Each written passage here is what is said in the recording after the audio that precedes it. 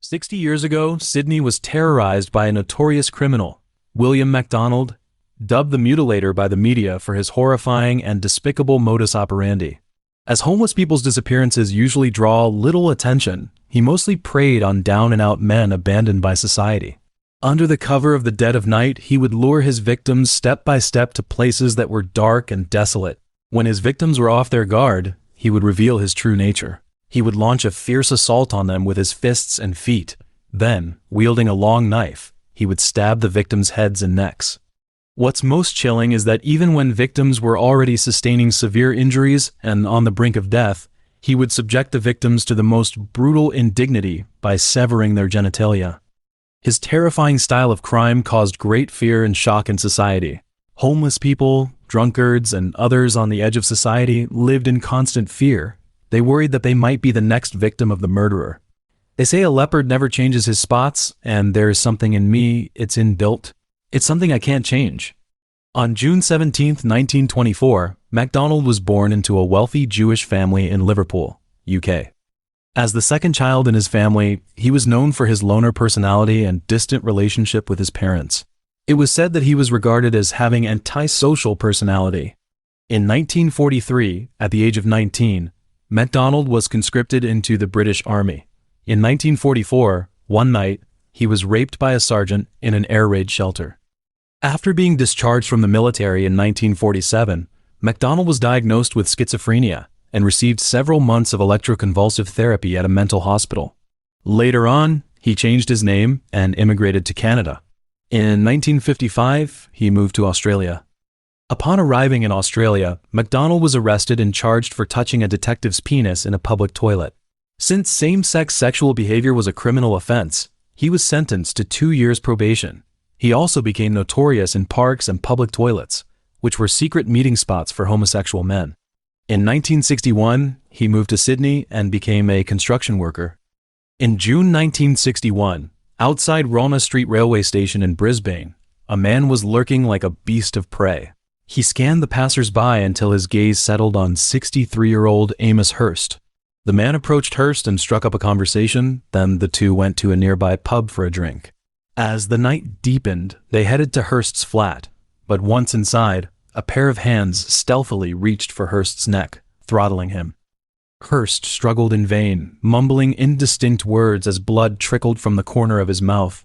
However, the blood seemed to ignite the darkness within the murderer's soul. He kept throwing heavy punches at Hurst's face until Hurst slumped lifelessly on the sofa. Then he placed Hurst on the bed, stripped him of his trousers and shoes, and pulled the sheet over him as if staging a funeral. The man carefully arranged the sheet, switched off the light, and left the flat. The man was MacDonald. Between 1961 and 1962, he committed 5 murders in Queensland and New South Wales. On June 4, 1961, a heinous murder occurred in Sydney. The victim, 41 years old Alfred Reginald Greenfield, was found naked, with over 30 savage stab wounds and his genitalia completely severed. MacDonald, the killer, was dubbed the Mutilator by the media for this brutal act. At the time, Greenfield was sitting on a park bench when MacDonald approached him, offered him a drink, and lured him to nearby baths with the promise of more alcohol. After Greenfield fell asleep, MacDonald stabbed him approximately 30 times, removed his genitalia, placed them in a plastic bag, and dumped them into Sydney Harbor. On a night in 1961, a horrifying murder occurred at the public toilet in Sydney's Moore Park. Ernest William Cobbin, 37 years old, met a fate similar to Greenfield. MacDonald, prowling the streets for prey that night, began his sinister plan upon encountering Cobbin. He cunningly approached Cobbin and lured him to the public toilet in Moore Park. Inside, after drinking beer together and as alcohol lowered Cobbin's guard, MacDonald put on a plastic raincoat. While Cobbin sat defenselessly on the toilet seat, MacDonald struck with a swift uppercut to Cobbin's neck and stabbed him with a knife, accurately severing Cobbin's jugular vein. Blood spurted onto MacDonald's arms, face, and raincoat. Cobbin tried to block with his arms, but MacDonald continued stabbing. Eventually, MacDonald severed Cobbin's genitalia, placed them along with the bloody knife in a plastic bag, and left the scene nonchalantly. On his way home, he washed off the blood from his hands and face as if nothing significant had happened. On March 31, 1962, in Darlinghurst, Sydney, A quiet night was shattered by violence. At the end of an alley, a man with his wife and young child saw Frank Gladstone McLean, injured and bleeding, huddled in the corner. The culprit was MacDonald.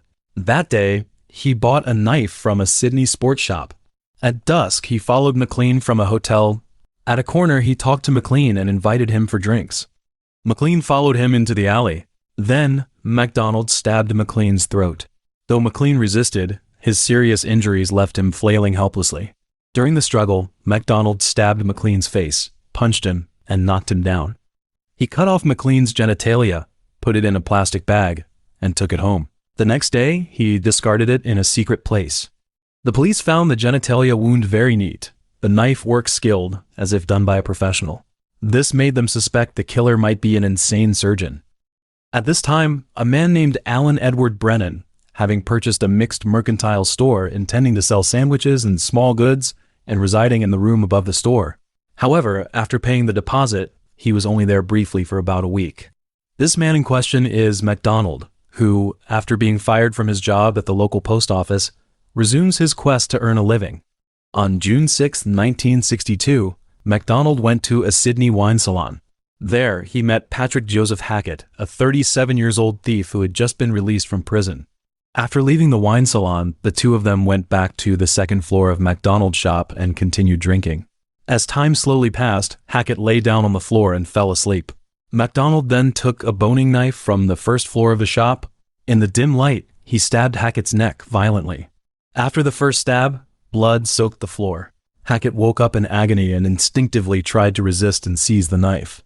In the struggle, the knife sliced MacDonald's hand, leaving a deep wound. But this did not stop MacDonald. He attacked fiercely again. With blood all over his face, Hackett was eventually stabbed in the heart by MacDonald's knife. He then tried to cut off Hackett's genitalia, but failed because the knife had become blunt. Exhausted, MacDonald collapsed on the floor and fell asleep, leaning against Hackett's body. The next morning, he awoke to find himself lying beside the corpse, his body covered in dried blood. Panicked, he quickly washed himself, then went to the hospital to have his hand wound stitched, claiming he had accidentally cut himself in the shop. After cleaning up the blood, he hurriedly left Sydney for Brisbane to evade the police. 3 weeks later, MacDonald's shop neighbors noticed a foul stench and the health department reported it to the police. The police found a decayed body. The autopsy indicated it was a man in his 40s, matching Brennan's age. They concluded that the victim was the missing shopkeeper Brennan and put a notice in the newspaper's obituary column. One of MacDonald's former post office colleagues saw the notice, believed it, and even attended a small memorial at a local funeral home. At that time, MacDonald had fled to Brisbane and then moved to New Zealand. Always anxious and thinking the police were after him, he was troubled by his twisted mind and urge to kill, which drove him back to Sydney.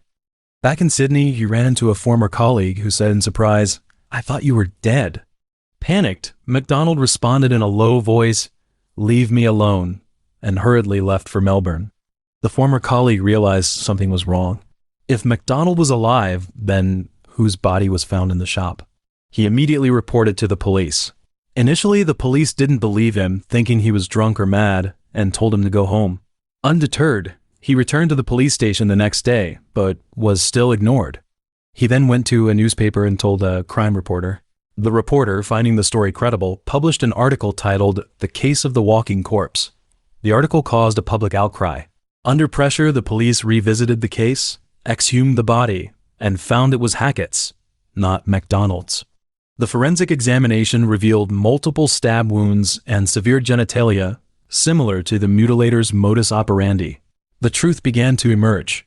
In the course of the police's all-out efforts to trace the case, they obtained a clear identification photo of MacDonald, which they quickly distributed to every newspaper across the country in the hope of soliciting valuable clues from the public.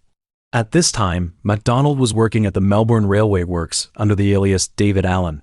In order to evade the police, he dyed his hair and grew a beard. However, his disguise was ineffective. His colleagues saw the photo in the newspaper and recognized him, informing the police. The Melbourne police acted swiftly and arrested him when he went to collect his weekly wages.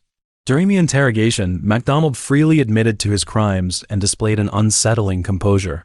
He provided a detailed account of each murder he had committed, He claimed that he was driven by an irresistible urge to kill. He mentioned being raped in his teenage years, an experience that left him with incurable psychological trauma. He stated that he often heard voices in his head telling him that his victims were the person who had sexually assaulted him. On August 15, 1963, MacDonald was formally charged with 4 counts of murder. In September of the same year, the trial began, becoming one of Australia's most sensational cases at the time. In court, MacDonald pleaded not guilty on the grounds of insanity and gave a detailed account of the murders. He calmly described how he castrated the victims, put their genitalia in plastic bags, and took them home. His graphic descriptions were so shocking that some jurors fainted in court and had to be removed. Despite evidence suggesting his mental issues, the jury ignored the insanity defense and found him guilty. The judge called it the most brutal case he had encountered in his years as a judge, reflecting a total disregard for human life. MacDonald showed no remorse and even stated that he would kill again if released. He was sentenced to 5 life terms consecutively. In 2003, MacDonald claimed he wouldn't last 5 minutes outside. He was held at the Long Bay Correctional Center's hospital and later moved to a psychiatric hospital. On May 12, 2015, MacDonald died from gastrointestinal obstruction. Before his death, he was the oldest and longest serving inmate in New South Wales. 13 years ago, the Canadian police created a task force known as Project Houston. They were assigned to look into the disappearance of a gay man. This man's name is Skanda. September 6, 2010, early morning, Skanda left the gay bar with an unidentified man. Before he left, Skanda left his pet dog at the bar, claiming he would be back to take it as soon as possible. But he never showed up again. During the time, an alarming post appeared on an internet forum. A man claimed he had killed and eaten a man in Toronto. The post was published just a few days after the time of Skanda's disappearance, so police speculated the man was most likely Skanda's killer. In the same year, a gruesome murder took place in Toronto. A man named Newman killed and dismembered a Chinese student. The incident attracted worldwide attention. Newman even posted videos about it on the internet. Police believe there was little chance that multiple murderers could exist in the same city. As a result, they thought Newman had begun his crimes long ago and Skanda was killed by Newman, but this speculation was eventually abandoned for lack of evidence. Months later, 2 disappearances with similar circumstances to the one in Skanda were linked by the police. The 2 missing men called Basir and Hamid, like Skanda, they from the South Asian, middle-aged, gay population, went missing one after the other between 2010 and 2012. Due to the 3 missing persons often used highly covert dating apps to meet people they had never met before. It was difficult for the police to identify the suspects or find any evidence relevant to the case.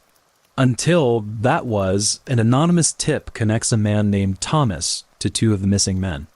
Thomas, a horticulturist, runs a landscaping business.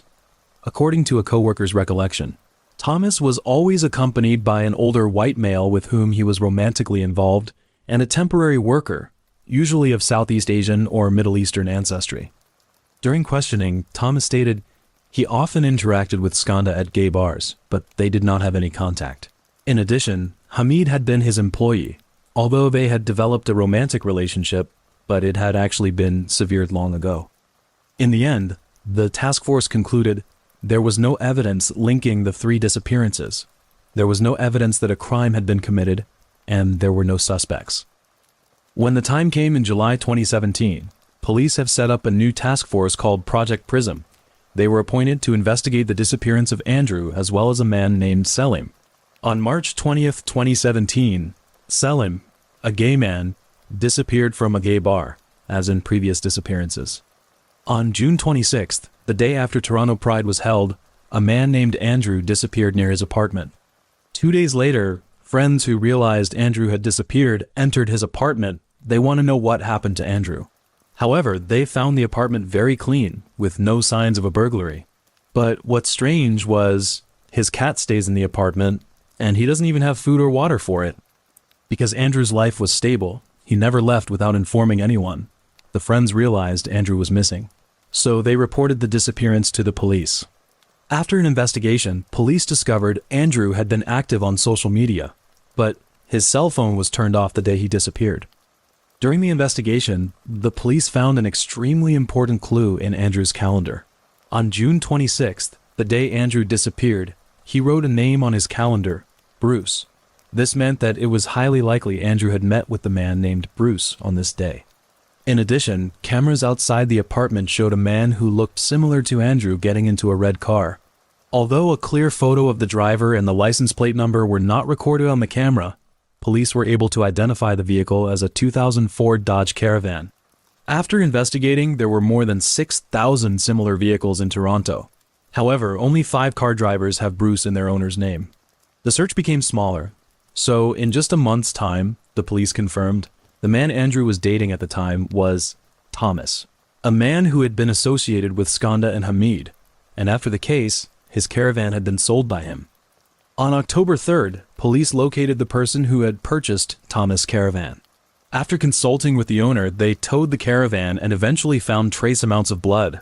Upon examination, this blood was identified as Andrew's. In January 2018, police officially began monitoring Thomas around the clock. The time came on January 18th when police officers watching Thomas noticed a boy had entered Thomas' apartment alone. Fearing the boy was in harm's way, the police called in a posse and forced their way into Thomas' apartment. The boy was tied to the bed. His head was wrapped in a black bag. His mouth was sealed with tape. The boy was known as John. He met Thomas through a dating app and the two had sex several times. At first, he was bound to his bed because John was gullible enough to believe Thomas' words. They agreed that for this date, John would have to be bound to the bed. However, things didn't go as he expected, and the police showed up just in time to save him. Later, police collected 5 cell phones, 5 computers, 3 digital cameras, and a dozen memory cards from the apartment, finding a great deal of disturbing photographic evidence. After the victims died, Thomas would pose their remains for photographs and sometimes dress them in leather coats and hats and put cigars in their mouths. At first, it was thought the number of victims would be high, because most serial killers start their criminal careers at a young age. So, a massive search began, with hundreds of police officers searching more than 30 properties connected to Thomas. They found the remains of a victim in one of the houses. At the house where Thomas kept his landscaping equipment, search dogs led officers to a large planter in which they found the remains of 6 victims, and eventually found the remains of an 8th victim in a nearby canyon. Meanwhile, they also reviewed all missing, unsolved murders in the area. But after 6 months of investigation, police said they believed 8 people were all of Thomas' victims. Thomas' story began in 1951. Born in Ontario, he was the second child and only son in his family, growing up on a farm. His mother was an Irish Catholic, and his father a Scottish Presbyterian, both devout in their faiths, which caused constant family discord. In his childhood, Thomas was short and fat with a feminine appearance. He later confided to a therapist that his father had doubted he was homosexual, and as a conventional man, tried to suppress him by making him do hard physical labor. At 23, Thomas married his wife, Janice, and they had 2 kids, Melanie and Todd. Professionally, he worked as a buyer for a department store, then a salesman, and later a sales representative for a clothing manufacturer. In the mid-1970s, Thomas' father was diagnosed with a brain tumor and admitted to a nursing home. When Thomas saw his mother with another man, he grew closer to his father. In 1978, his mother died of cancer. In 1981, his father passed away. After that, Thomas often attended the local church and actively participated in its various activities. In the early 1990s, Thomas confessed to Janice that he was a homosexual. He said he often struggles internally between being a competent husband and being a gay man. Janice didn't say much. She still chose to live with Thomas and continue to raise her 2 children. In the 20th century, influenced by conventional morality and culture, homosexuality was regarded as unnatural and immoral. They, labeled as heretics, faced social exclusion and condemnation. In such a hostile environment, they often concealed their true sexual orientation to avoid discrimination. For Thomas, he grew up knowing he was gay. Why he chose to hide? Perhaps because he had a strict religious father. Maybe it's the fear of ridicule from the entire community. Maybe it's because he didn't choose to come out with the fact that he's gay, but marry Janice instead.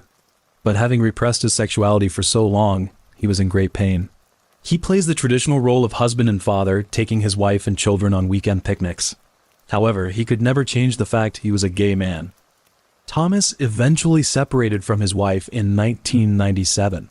Because there was no gay community in Oshawa, he chose to move to Toronto. While there, Thomas was very active in the gay community, frequenting churches and bars and building relationships with many men. According to media reports, Thomas was described by friends as an affable, gentle, ordinary man.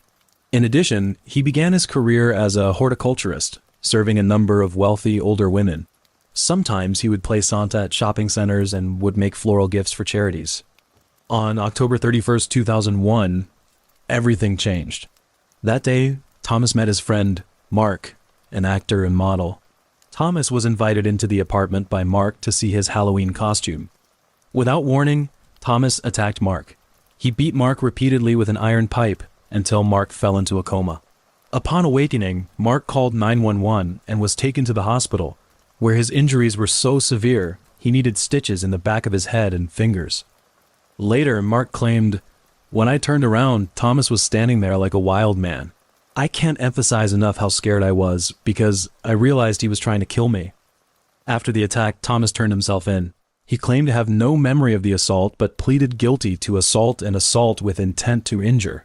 He received a relatively light sentence, 1 year of house arrest, a 6-month curfew, and 3 years of probation. This decision was largely based on a psychiatric report indicating he was unlikely to reoffend. The defense argued his sudden aggression might stem from a combination of anti-seizure medication and muscle relaxants he occasionally took. However, the conditions for obtaining a minor penalty are strict, if not a little unusual. While serving his sentence, Thomas was banned from the gay community.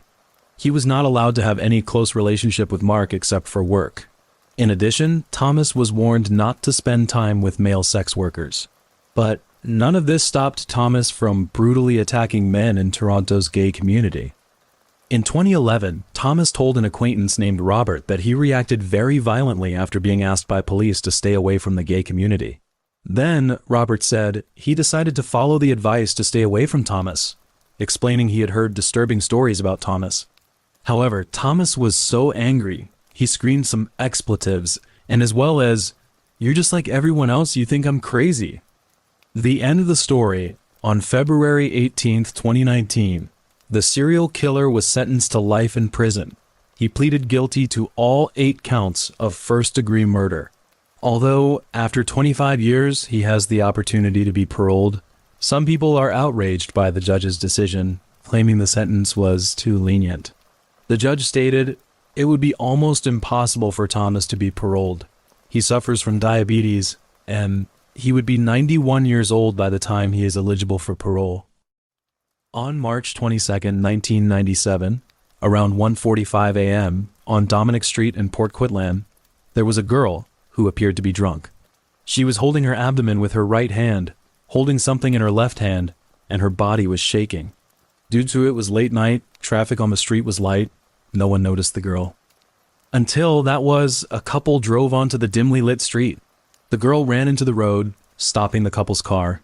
When the car lights shone on the girl, they saw this girl. Her chest and abdomen were covered in blood. She was holding a blood-stained knife and had a handcuffed wrist. So they called emergency services. An ambulance soon arrived and took the girl to a nearby hospital. Minutes later, a man rushed into the same hospital by car. He told the medical staff anxiously he had been slashed in the chest and neck with a knife. When asked who was the attacker, he said he had picked up some hitchhikers on the street. They attacked him after getting in the car. After the man was sent to the operating room, a nurse found a handcuff key in his belongings. It turned out an injured girl in the hospital had a handcuff on her left hand. So the nurse tried to see if the key could unlock the handcuff on the girl. However, it worked. Upon waking, the girl was questioned by the police about her situation and her relationship with the man who had the handcuff key. The girl's name was Wendy. She was a sex worker and a drug user. The man was her client and her attacker. His name was Robert. Before the case, Wendy was soliciting on the corner of Cordova Street and Princess Avenue in East Vancouver. Robert, who chose her as a client, took her to his trailer in a pig farm on Dominic Street. After they had sex, when Wendy was looking through a phone book to arrange a ride, Robert approached her from behind and handcuffed her left hand. Then, a violent fight ensued. Wendy was stabbed 4 times but managed to grab Robert's knife and slash his chest and neck. Learning of the development, police arrested Robert and charged him with attempted murder, assault with weapon, and forcible confinement.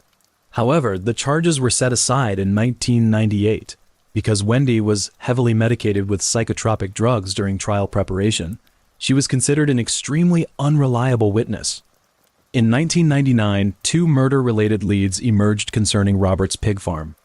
One came from an informant. He told the police that a single mother had witnessed a woman's remains hanging from a hook at the pig farm. Then, police investigated by questioning the mother, but she denied the claim. Another lead came from Bill. He was Robert's employee. Bill said Robert's friend claimed to have seen women's clothes, wallets, and ID cards at the pig farm. He thinks these items belonged to local missing women. But since Bill wasn't a direct witness, the police couldn't get a search warrant based solely on his suspicion. They needed concrete evidence of criminal activity or physical proof to take action against Robert. In 2001, the Vancouver Police Department and the Royal Canadian Mounted Police formed a joint task force to investigate crime in Vancouver.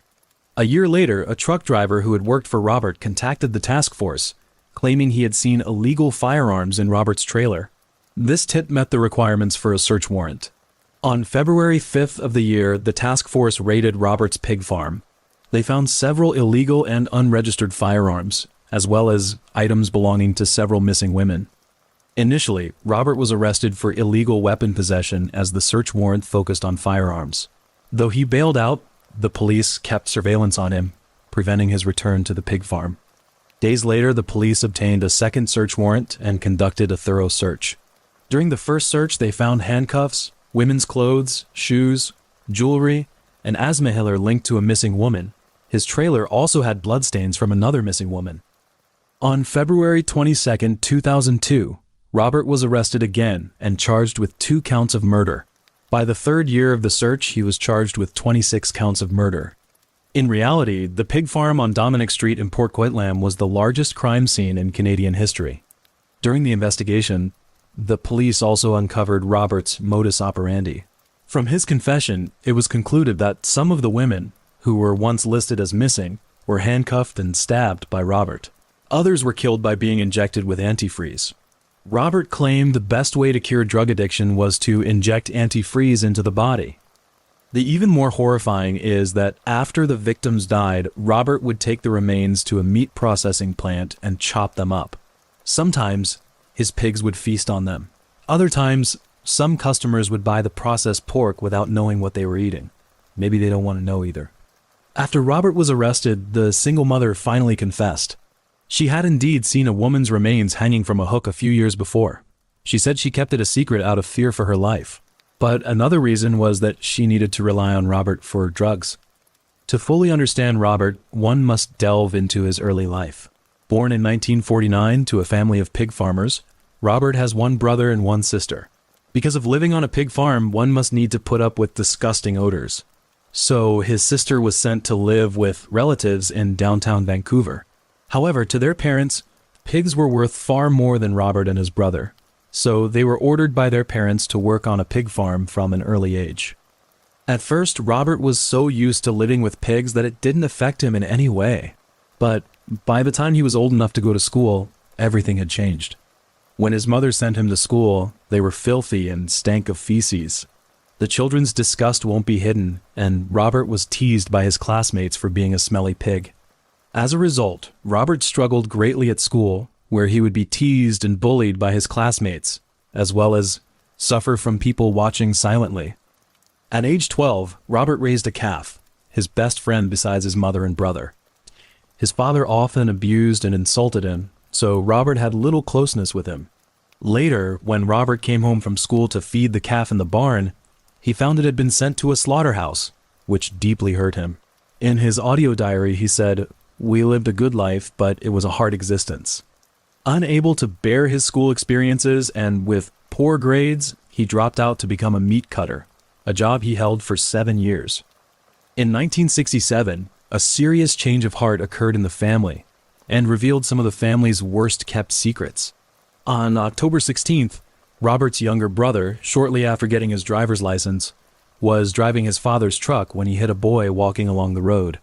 After the incident, the panicked brother fled the scene, found his mother, told her what had happened.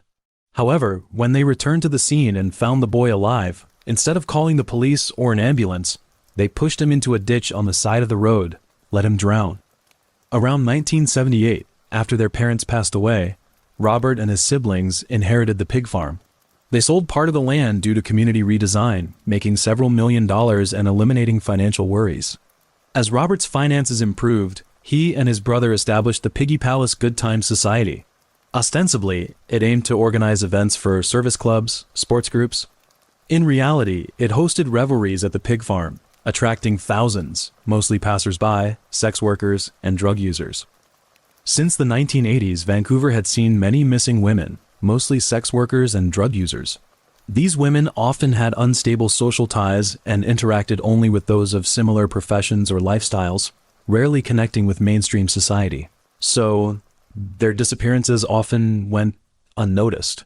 The police even set up a special unit to look into unsolved murders and missing persons cases, but it was disbanded due to limited progress and high costs.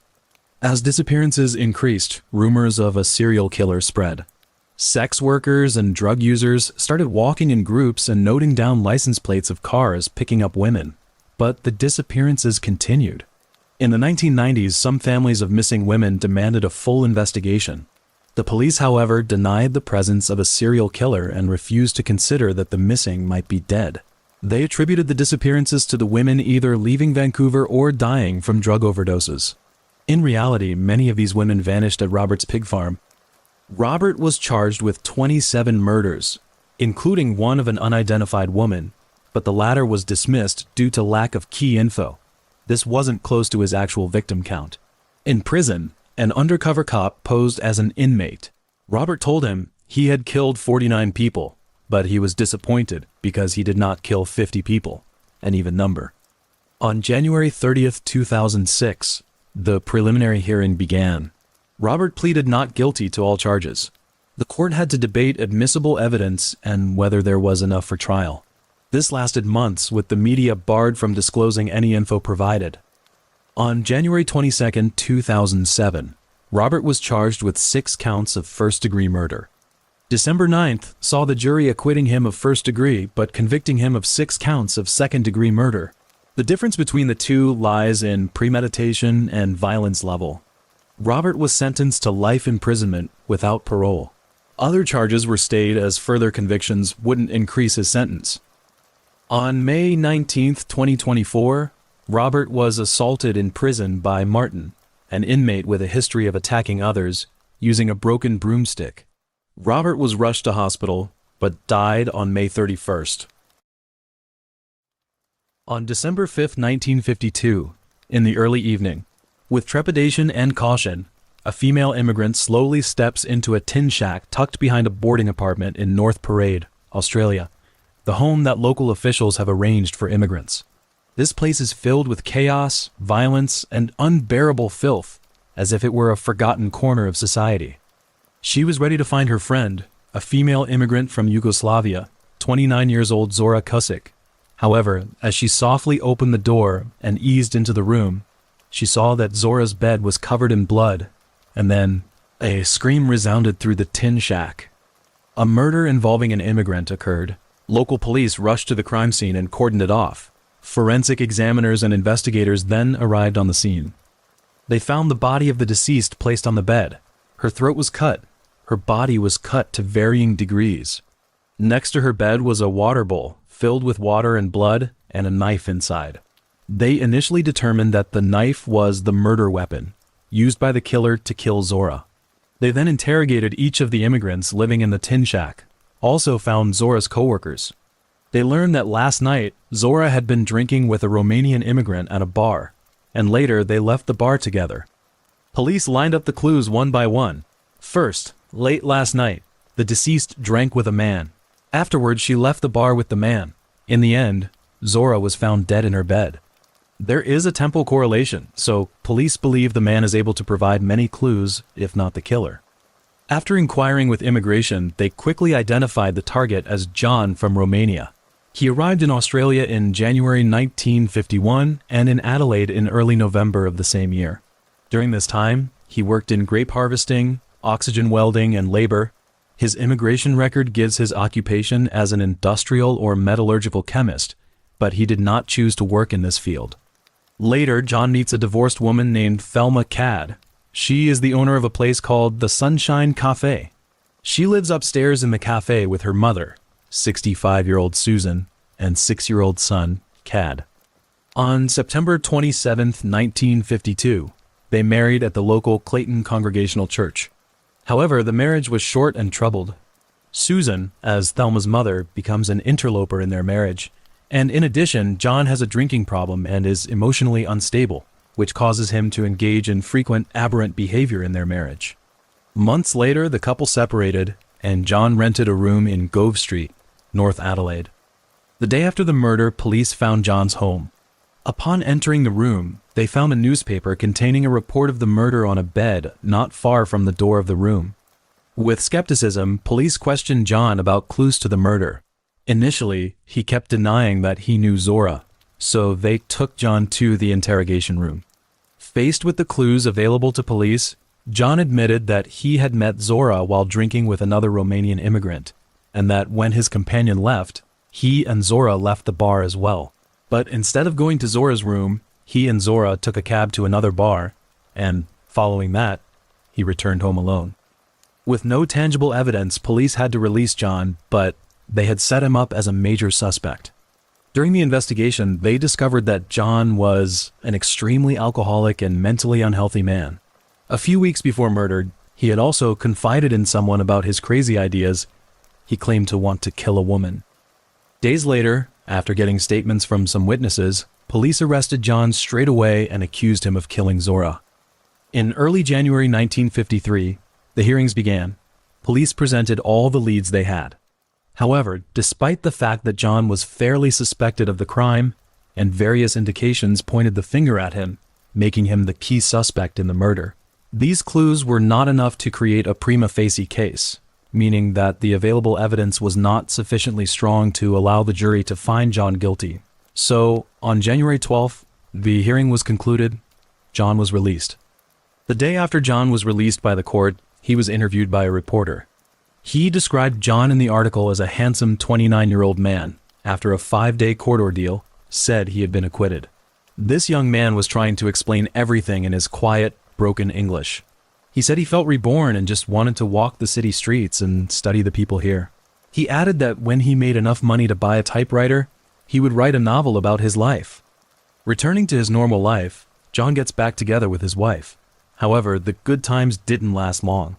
Susan continued her complaints about John, and Thelma blamed John all day long, but these were put up with by John. On April 11th, John's patience reached its limit. Late at night, he left the house, went to a bar to drink. That night, after leaving the bar, he staged a drunken rampage. He got into a fight with a young woman in a restroom on the Torrance River. Near a college footbridge, he found an iron bar with which he beat a man sleeping on the ground. Near Victoria Bridge, he met a couple with whom he drank, and then again, with that iron bar, beat the couple. Near a tennis court, he was chased by another man, whom he in turn beat with a barbell. In the early morning of April 12th, he was exhausted, covered in blood and carrying minor cuts. He went back to his room upstairs in the cafe.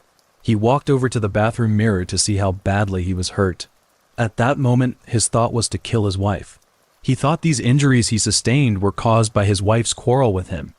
So, John picked up a hammer, walked slowly to the master bedroom. He killed Thelma by swinging a hammer directly at her head. Then, John walked to the other bedroom. Susan and Cadd were both sleeping there. First, he killed Susan by swinging a hammer. He did not intend to kill Cadd, but the loud noise had awakened the young child, and as Cadd continued to yell and scream, John killed him as well. Then, John headed for the parlor. The cafe employee, Verna, 24 years old, was sleeping there. Verna was woken up by Cadd yelling. In a sleepy haze, she saw a figure standing in front of her bed. John didn't say anything, he just thought, like he was thinking about the reasons why he had to kill Verna. However, the thought of killing was only fleeting. He immediately swung his hammer and began attacking Verna. At that moment, Verna reacted as well. She raised her arms in an attempt to protect herself. During the fight, John spoke up and said, "I killed my wife. Do you want to see her?" Coincidentally, Susan's room rattles, and he's surprised to say that there's someone alive in there. Then, abandoning his attack on Verna, he turned toward the room where the loud noise had been made. Verna was trying to escape. She turned around and jumped out the window. She was in her pajamas, covered in blood, and her face was exaggeratedly deformed. Luckily, several men heard her cries for help.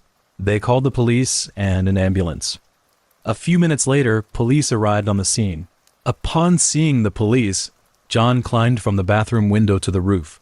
He jumped over a couple of roofs and accidentally walked into a dead end, whereupon he turned around and ran towards the street. However, a police officer was standing right on the street. He witnessed John, wearing a gray jacket, running towards him. He immediately pulled out his pistol and arrested John. Meanwhile, Verna explained everything to the police and she was taken to the hospital. Several police officers walked into the cafe with their guns raised, and eventually they found Thelma dead in her bed. Susan was still alive, but her condition was bleak. She died later that day in the hospital from a skull fracture. Cad was still alive. He was in a coma with a skull fracture and was taken to the children's hospital, where he died 11 days later. The sole survivor, Verna, was also treated for 2 depressed skull fractures and a spinal fracture. Within hours of his arrest, John admitted that he did kill Zora. He said he traveled with her in a cab to the Tin Shack. There, they drank beer together. And then he wanted to have sex with her. However, she said she needed 5 pounds. John was so angry that he just grabbed a pocket knife, killed and dismembered her. Finally, he washed his hands in a water bowl and left the knife in it. John claimed, "Because she asked me for money, so I refused her and killed her." During an interrogation, he also revealed a murder that had taken place in Paris. Late on the night of February 22nd, 1948, he murdered a 32-year-old Polish woman, Riva Kwas, a chemist, in a one-room apartment located in Paris. John claimed that he murdered her because she would not have sex with him, so he strangled her, adding, "I didn't have any intention of killing her, but I had a feeling that I had to kill her." In order to escape from his pursuers, he traveled to Australia. On July 22nd, 1953, the trial began. The prosecutor claimed that John had admitted his guilt in detail, and his only defense was insanity. During the trial, testimony was given by a psychiatric forensic pathologist named Southwood, who claimed the murderer suffered from a mental disorder called paranoid schizophrenia, and who said he was prepared to prove that the murderer was mentally defective to keep him from being convicted. The next day, a psychiatrist went against what Southwood had said, saying the murderer was a psychopathic personality that couldn't be proven. He said John wasn't insane, mentally disturbed, or defective, but that because of his personality or character, he was unwilling or unable to fit into society's normal standards. He also said that, based on all the evidence, John had decided that there was a sexual basis for much of his life, including his crimes. On July 29th, the last day of the trial, the jury returned a verdict of guilty. When asked if he wished to make a statement before the sentence was passed, John said, "I want to obey the rules, and I think I am not guilty." The judge then sentenced him to be hanged, and the date of execution was set for August 26th. The week before his execution, John even attacked a prison warden. On August 26, 1953, at 8 a.m., John was executed by hanging. At that time, the road to the prison was closed by the police 1 hour before the execution. Guards patrolled the prison precinct in case of demonstrations by opponents of the death penalty. But the hanging did not incite even a single public demonstration. There was a program on Danish television called American Dream. It would invite some young Danes living in the United States, talk about their lives and what they had seen and heard. In 1994, the program featured a 22-year-old young man. Before the interview began, the young man painted one part of his face black and the other white. He claimed that it was meant to symbolize good and evil. It was a strange thing, however. The young man was called Peter. He had killed his mother with his own hands 3 years ago, so it didn't seem too strange to appear that this was the case. During the interview, he recited a poem about the darkness and light of life. Peter enjoys people look at him differently. He even sees himself as a sort of embodiment of the forces of chaos and order. After the program aired, a psychiatrist watched the interview and, based on Peter's performance, he gave the young man a score of 39 on the antisocial personality scale, which is an extremely high score since there are only 40 out of 10. Peter was born on February 15, 1972, at Roskilde Westland University Hospital in Denmark. His father, Lundin, who was a Mason, served in the U.S. Army. While stationed in West Germany, he met a young German girl, Anna, Peter's mother. Later, they married and settled in Denmark, and Lundin even built their own house with his own hands. During his childhood, unlike his peers, Peter was often abused by his father, blamed by his mother. The young boy would always look out the window, gaze at his peers, who were accompanied by their parents. He envied those children who had parents with them and were able to play with them, because his father spends his days drinking at home, in addition to working on the construction site. When drunk, he would also beat Peter and Anna. Peter remembers that his father was once even arrested for beating them. In 1979, the emotional rift in the family became wider. Because of his chronic drinking, Lundin developed blood clots, and he lost some of his mobility and was unable to continue working. Financial difficulties have occurred in this family. At first, Anna had no choice but to mortgage the property in order to care for her young Peter. However, they were unable to pay the debt. The house was repossessed by the government. Later, because of the medical care in America and Lundin had served there, they decided to immigrate to America with 9-year-old Peter. They first bought a house in the town of Ormond Beach, Florida, where they operated a motel. A few years later, they moved to Maggie Valley, North Carolina, where they bought another house. As time passed, the emotional ties of this family finally broke. Anna no longer tolerates her husband's continued alcoholism. She chooses to divorce Lundin. The man didn't refuse. No one would like to have someone around them who was always accusing them, but his condition was for Peter to follow him. At first, the man moved around with 14-year-old Peter. They moved to Los Angeles, where they lived for a few weeks, and then to New York City and Boston. Because he couldn't find work, in the end, they stayed in Miami. Lundin found an apartment there and resumed working as a mason. Later, Lundin and Anna are reunited, and she once again follows Lundin and Peter. While attending school in Miami, Peter juggled various jobs to supplement his family's income, including working as a waiter. When he was 16, he decided, leave school, work as a mason with his father. Peter experienced his parents' quarrels, his family's financial difficulties, left his country, immigrated to America, where he was exposed to a new culture, a host of awful situations that challenged his perceptions. All these gradually pushed him toward antisocial personality disorder. In this period, he also came into contact with cocaine, cannabis, and other drugs, which he had never encountered in Denmark. Later, the family returned to Maggie Valley, where Peter also resumed his high school education. However, for Peter, studying was not his purpose. He also secretly sold marijuana to his classmates. In 1991, the poor family had long been in disarray. 19-year-old Peter, like his father, was completely addicted to alcohol and drugs. Both of them were often drunk and violent towards Anna, a situation so serious the well-meaning neighbors around them called the police several times to try to save Anna. However, when police came to the house to make inquiries, nothing was found. In April of the same year, at this time, Peter never went out. His hair and beard had not been groomed for a long time. Anna picked up the scissors, tries to cut Peter's hair. As a result, an extremely messy altercation occurs. Angry Peter choked Anna directly.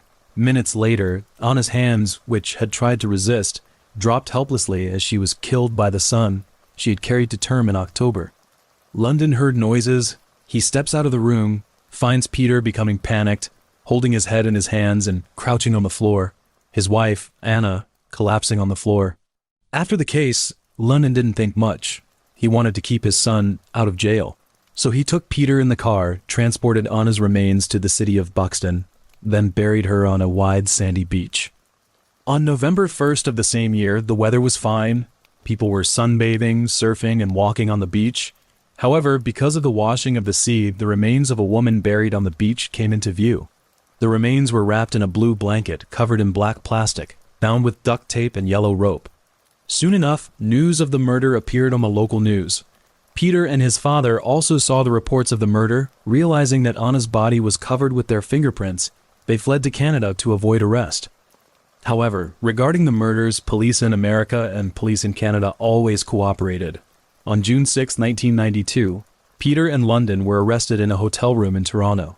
In July 1993, Peter was sentenced to 20 years imprisonment in Dale County, North Carolina. Meanwhile, Lundin was sentenced to 2 years imprisonment as an accomplice in the case. In addition, both men were ordered by the court to be deported to Denmark upon completion of their sentences. After Lundin had served his sentence, he was deported back to Denmark, where he remarried a new wife and had a child. While serving his sentence, Peter appealed his sentence and deportation. Although he failed to overturn his conviction, on February 16, 1995, his sentence was reduced to 15 years. During this time, he appeared on Danish television. Although Peter's sentence was reduced to 15 years, but, it is all know, Holdsham is located in North Carolina. At the time, all of the prisons in this state were so desperately short of prison capacity, they chose to halve the sentences of inmates incarcerated after a specific date. On June 4, 1999, Peter was escorted by the police to the airport in Copenhagen. Peter didn't go to find his father. In 1996, while serving his sentence, he married a woman named Tina, who has a teenage daughter. In fact, just because the program aired on Danish television, many Danish women contacted Peter, wanted to marry Peter.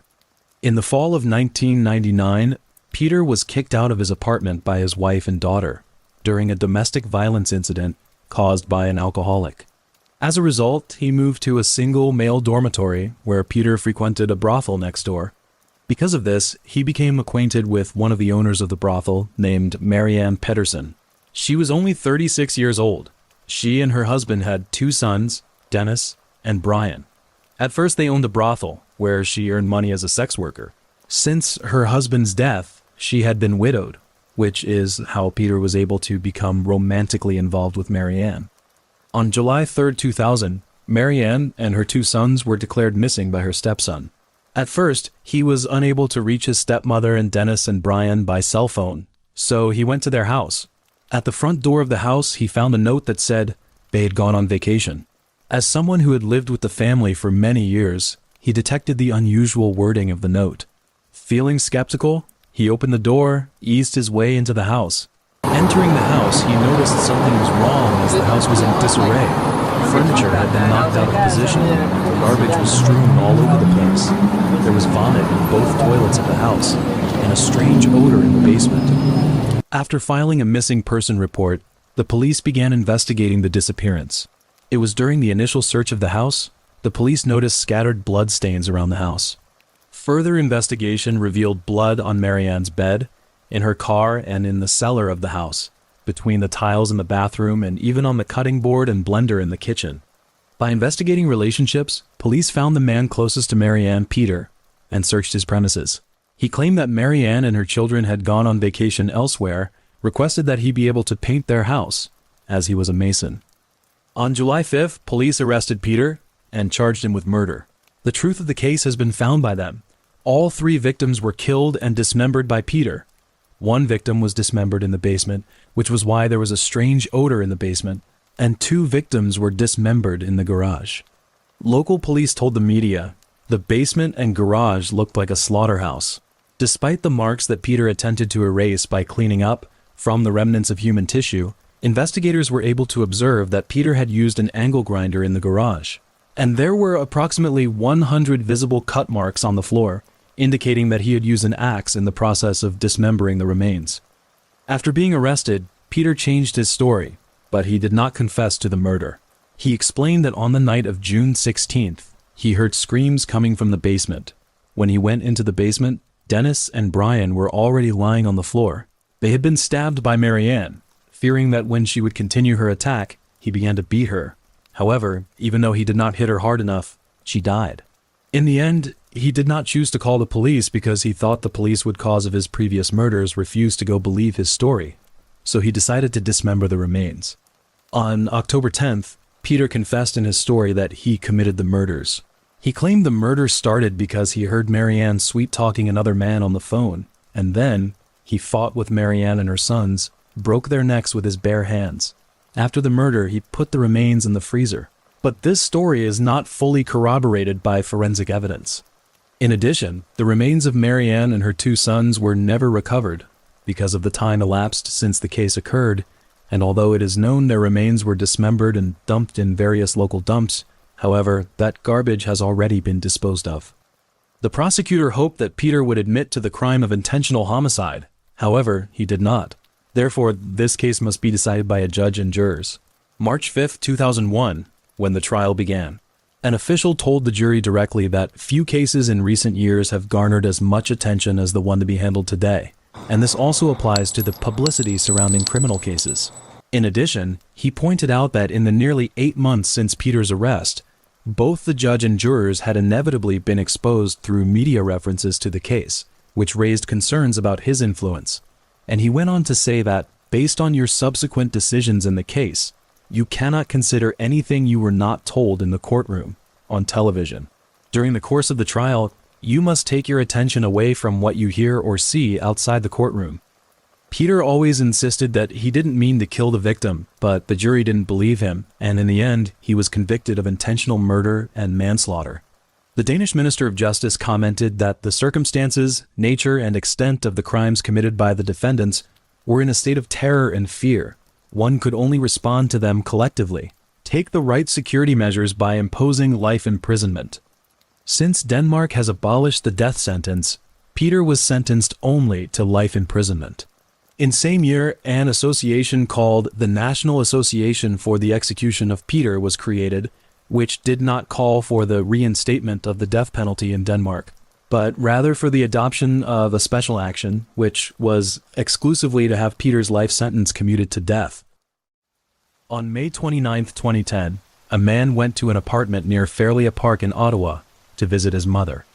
His mother had not called him for several days.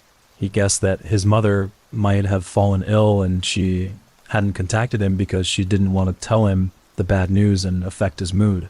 So he decided to visit her in person. When he knocked on the apartment door, there was no response from inside.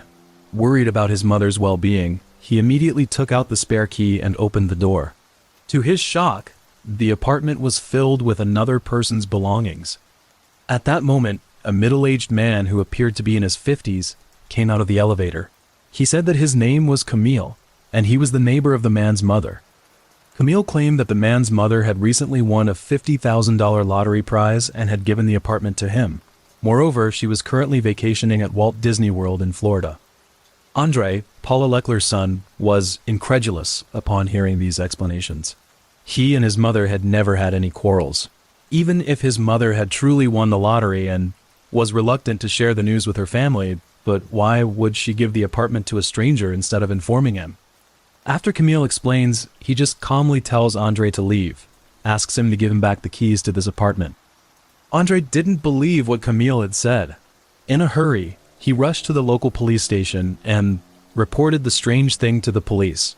He strongly doubted that his mother's disappearance was not due to her winning the lottery. Maybe Camille had harmed her. An alarm about a potential murder case alerted the investigators immediately. They dispatched some personnel to monitor Camille in the apartment building around the clock. Meanwhile, another team was sent to Florida to look for Paula's whereabouts. Camille, looking anxious, watched the plainclothes police below the apartment building. He made a phone call to have someone forge a letter from Paula. The person on the phone was a woman, an old friend of Camille's, who had always helped him forge letters. Soon after, a letter, supposedly from Paula, was handed to the police. In the letter, she explained that she had willingly given the apartment to her neighbor and hoped they would stop bothering him. Police didn't take the letter supposedly from Paula at face value. They sent a detective to summon Camille for questioning. The detective applied psychological tactics during the conversation. After 2 hours, Camille admitted to killing Paula and revealed his motives and the method he used. Early in 2010, he moved to a high-rise apartment building. There, he and Paula became neighbors. Compared to his apartment, Paula's was more spacious with a better view. Then Camille asked Paula to swap apartments, but she refused. Nobody would give up a better apartment for a worse one. On May 20th, Camille invited Paula to accompany him on a walk around Fairlea Park, and as they walked, they came to a small wooded area. There, Camille had dug a grave beforehand, and before inviting Paula for a walk, he stole a knife from the restaurant where he works. Upon entering the grove, there was no surprise as to how things unfolded, as he led Paula in the direction of the grave and then, with a knife in hand, he stabbed Paula in the back. After she fell painfully into a grave, Camille kept hitting her in the head with a rock, and eventually Camille buried Paula's body and took the keys to her apartment. Later, Camille moved all of his stuff to Paula's apartment and threw all of Paula's belongings in a dumpster. On June 3rd, Camille was charged with first-degree murder. During a media interview, he once again described his motives and the method he used. He spoke expressionlessly, as if he were not the one who had killed Paula. When asked how he had planned the murder, he said, "I just lost a fuse. I burned it. That's all." As is known, after the police arrest a murderer, they will conduct a thorough investigation into the criminal's past.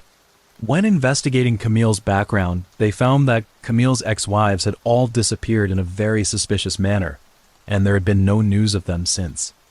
As Camille was charged with murder, the investigators had to suspect that his ex-wives had been murdered by him.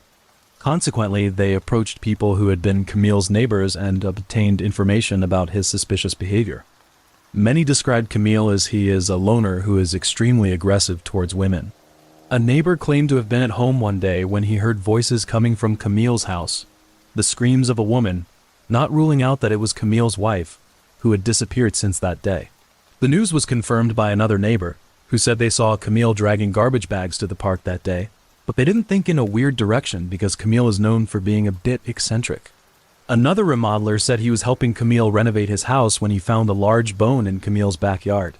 When pressed on the issue by police, Camille admitted that he did kill his two wives, but he refused to reveal the location of their remains.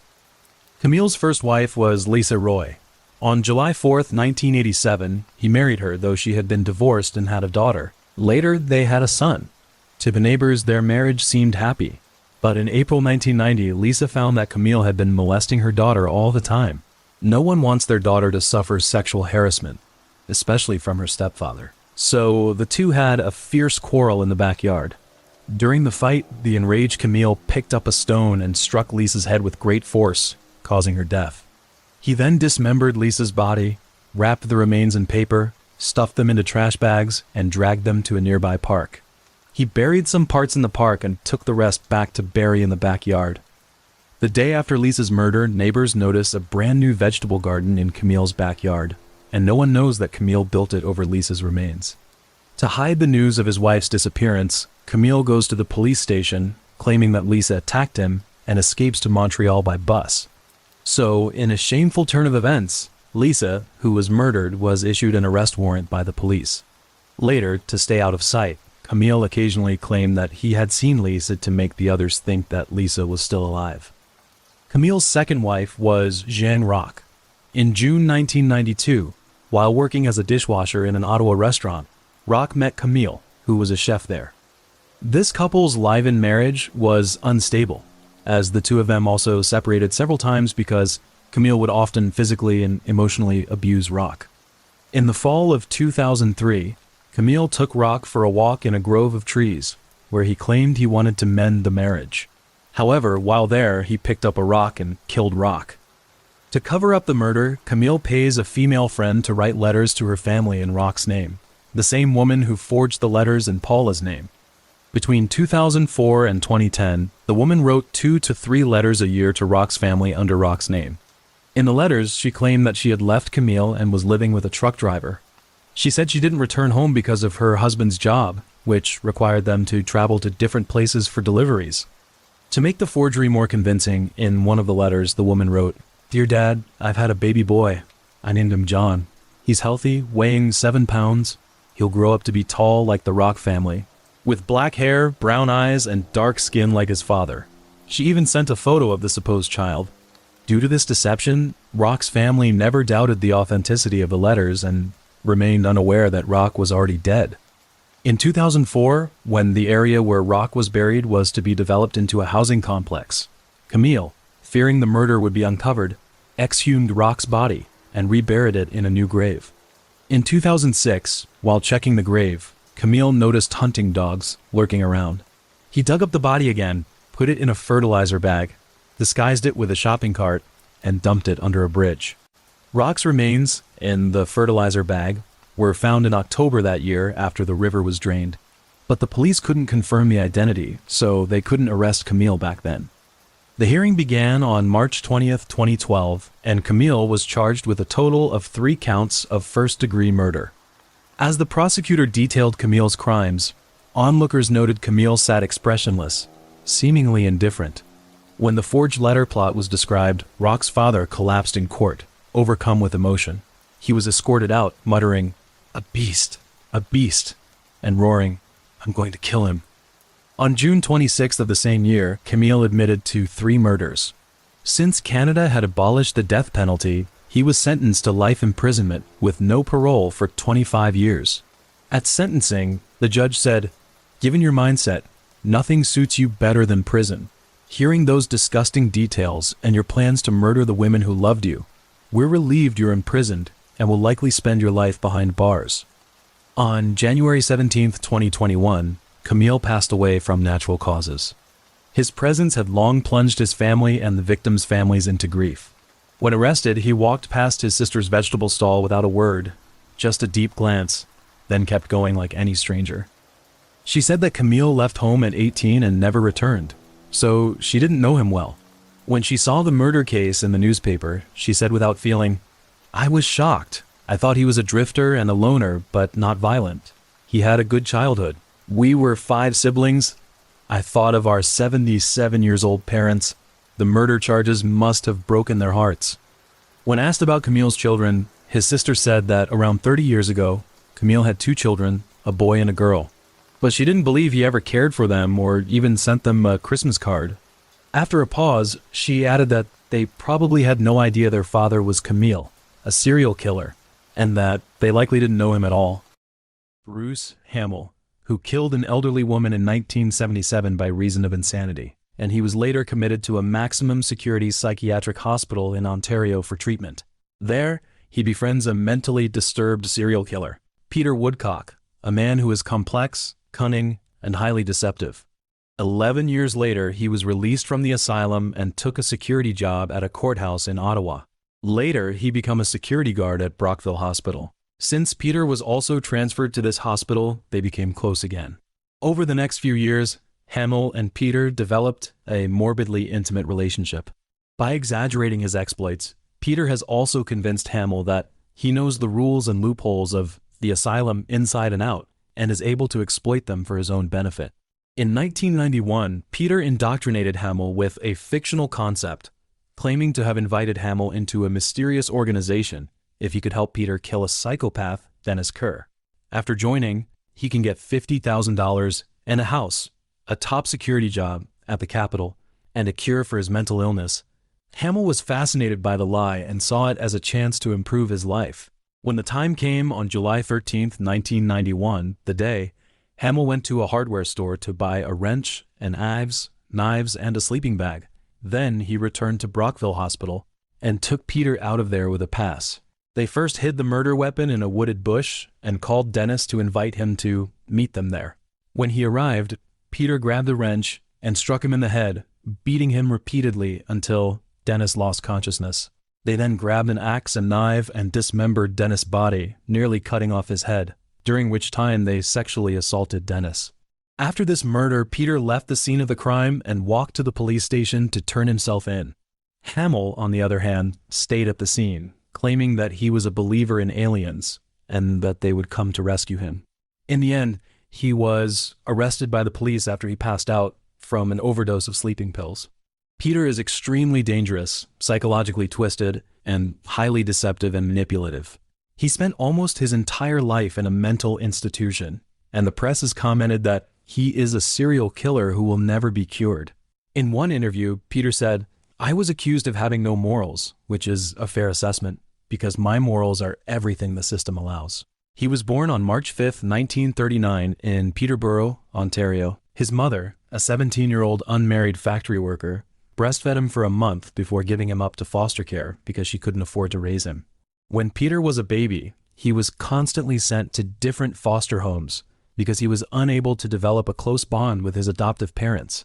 At 1 year old, Peter became afraid of anyone approaching him and spoke incoherently, like a strange whimper.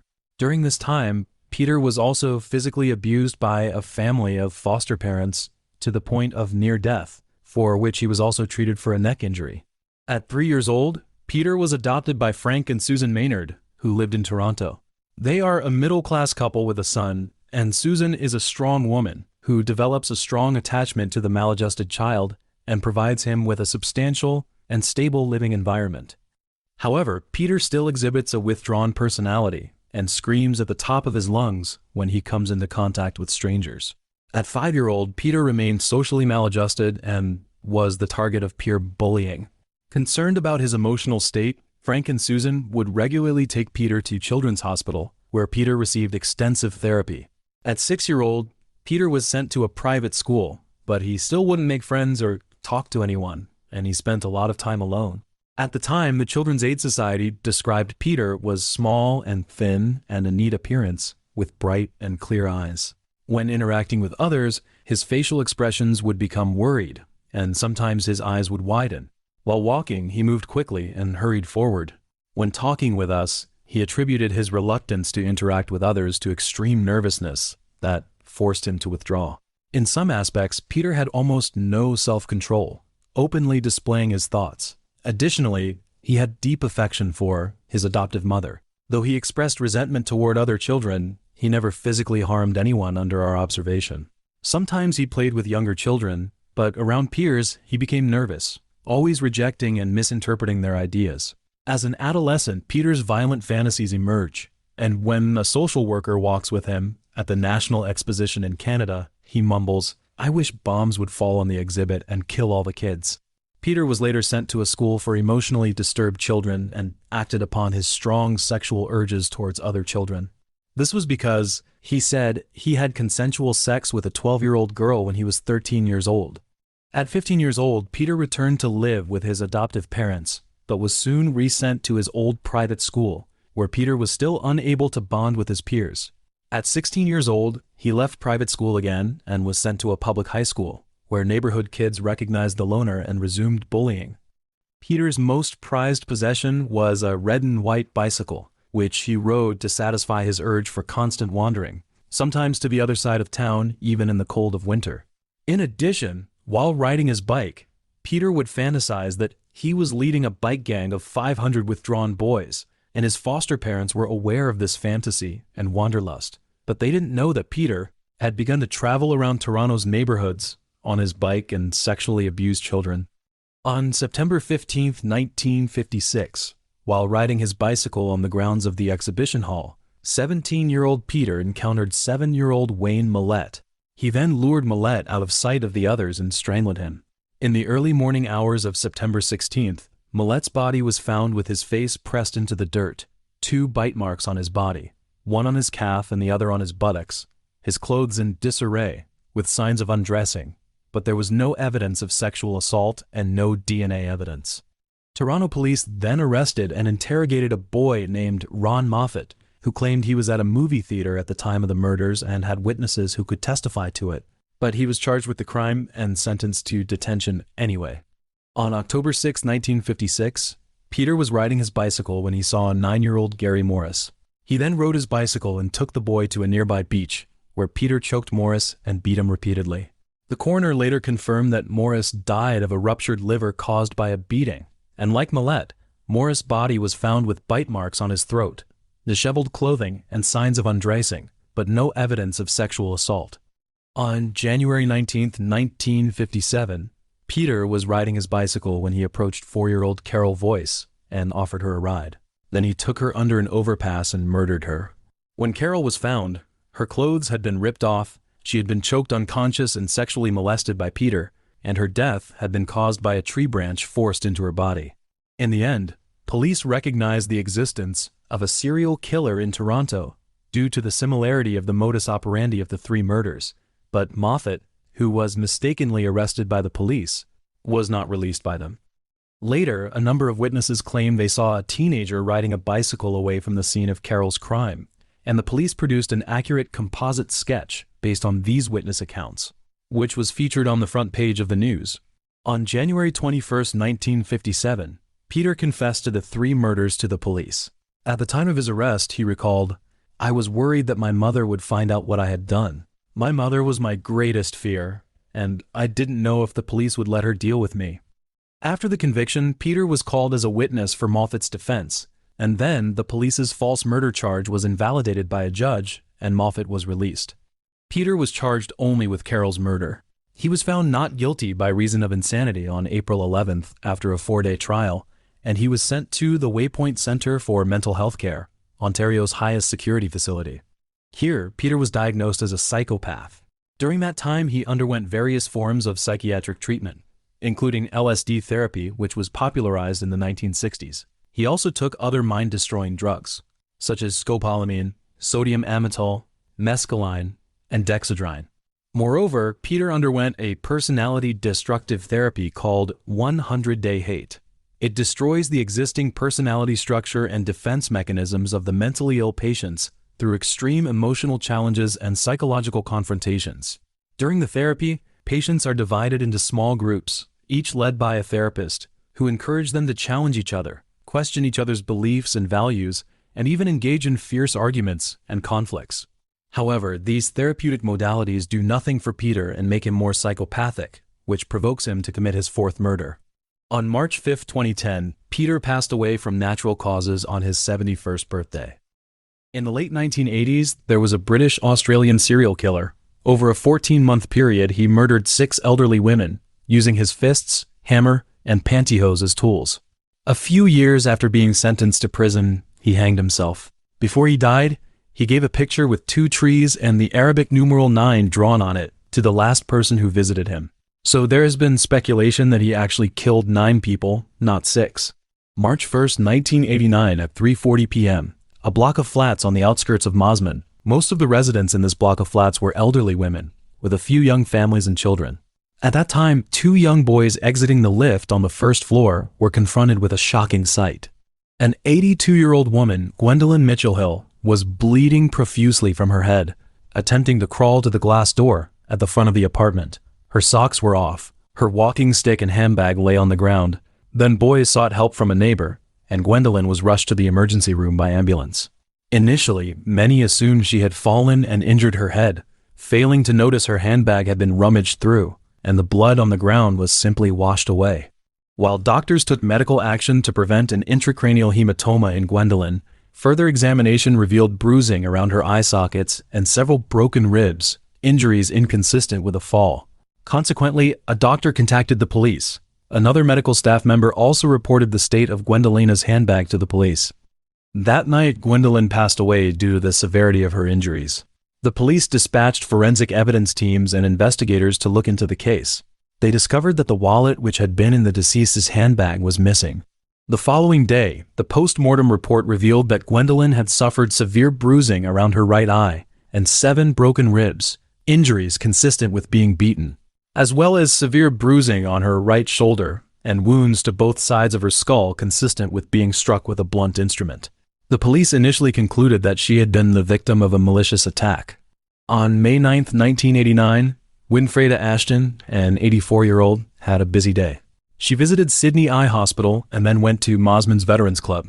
Around 2:30 p.m., after leaving the club, she went to a bank and a supermarket, chatting with a friend along the way. Before returning home, she checked her mailbox. In the evening, she was found lying face down beside a trash bin by a resident, her shoes and walking stick scattered on the ground. Like the previous victim, her handbag had been rummaged through, and her wallet was missing.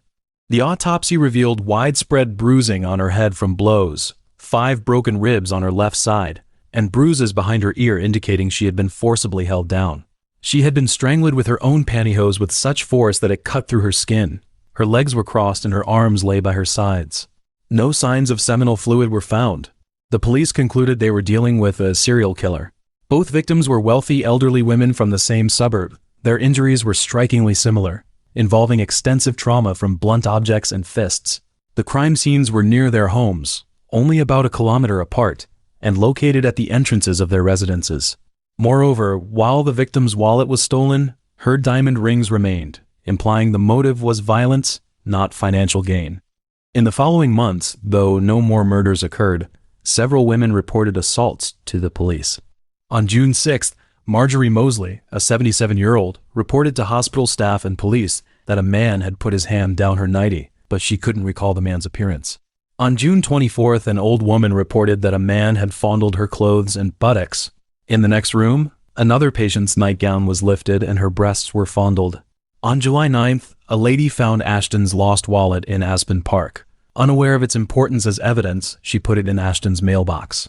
On October 18th, Doris Cox, an 86-year-old with a bloody face, was found sitting at her door. Her face was covered with grass, several teeth were knocked out, and she had head injuries.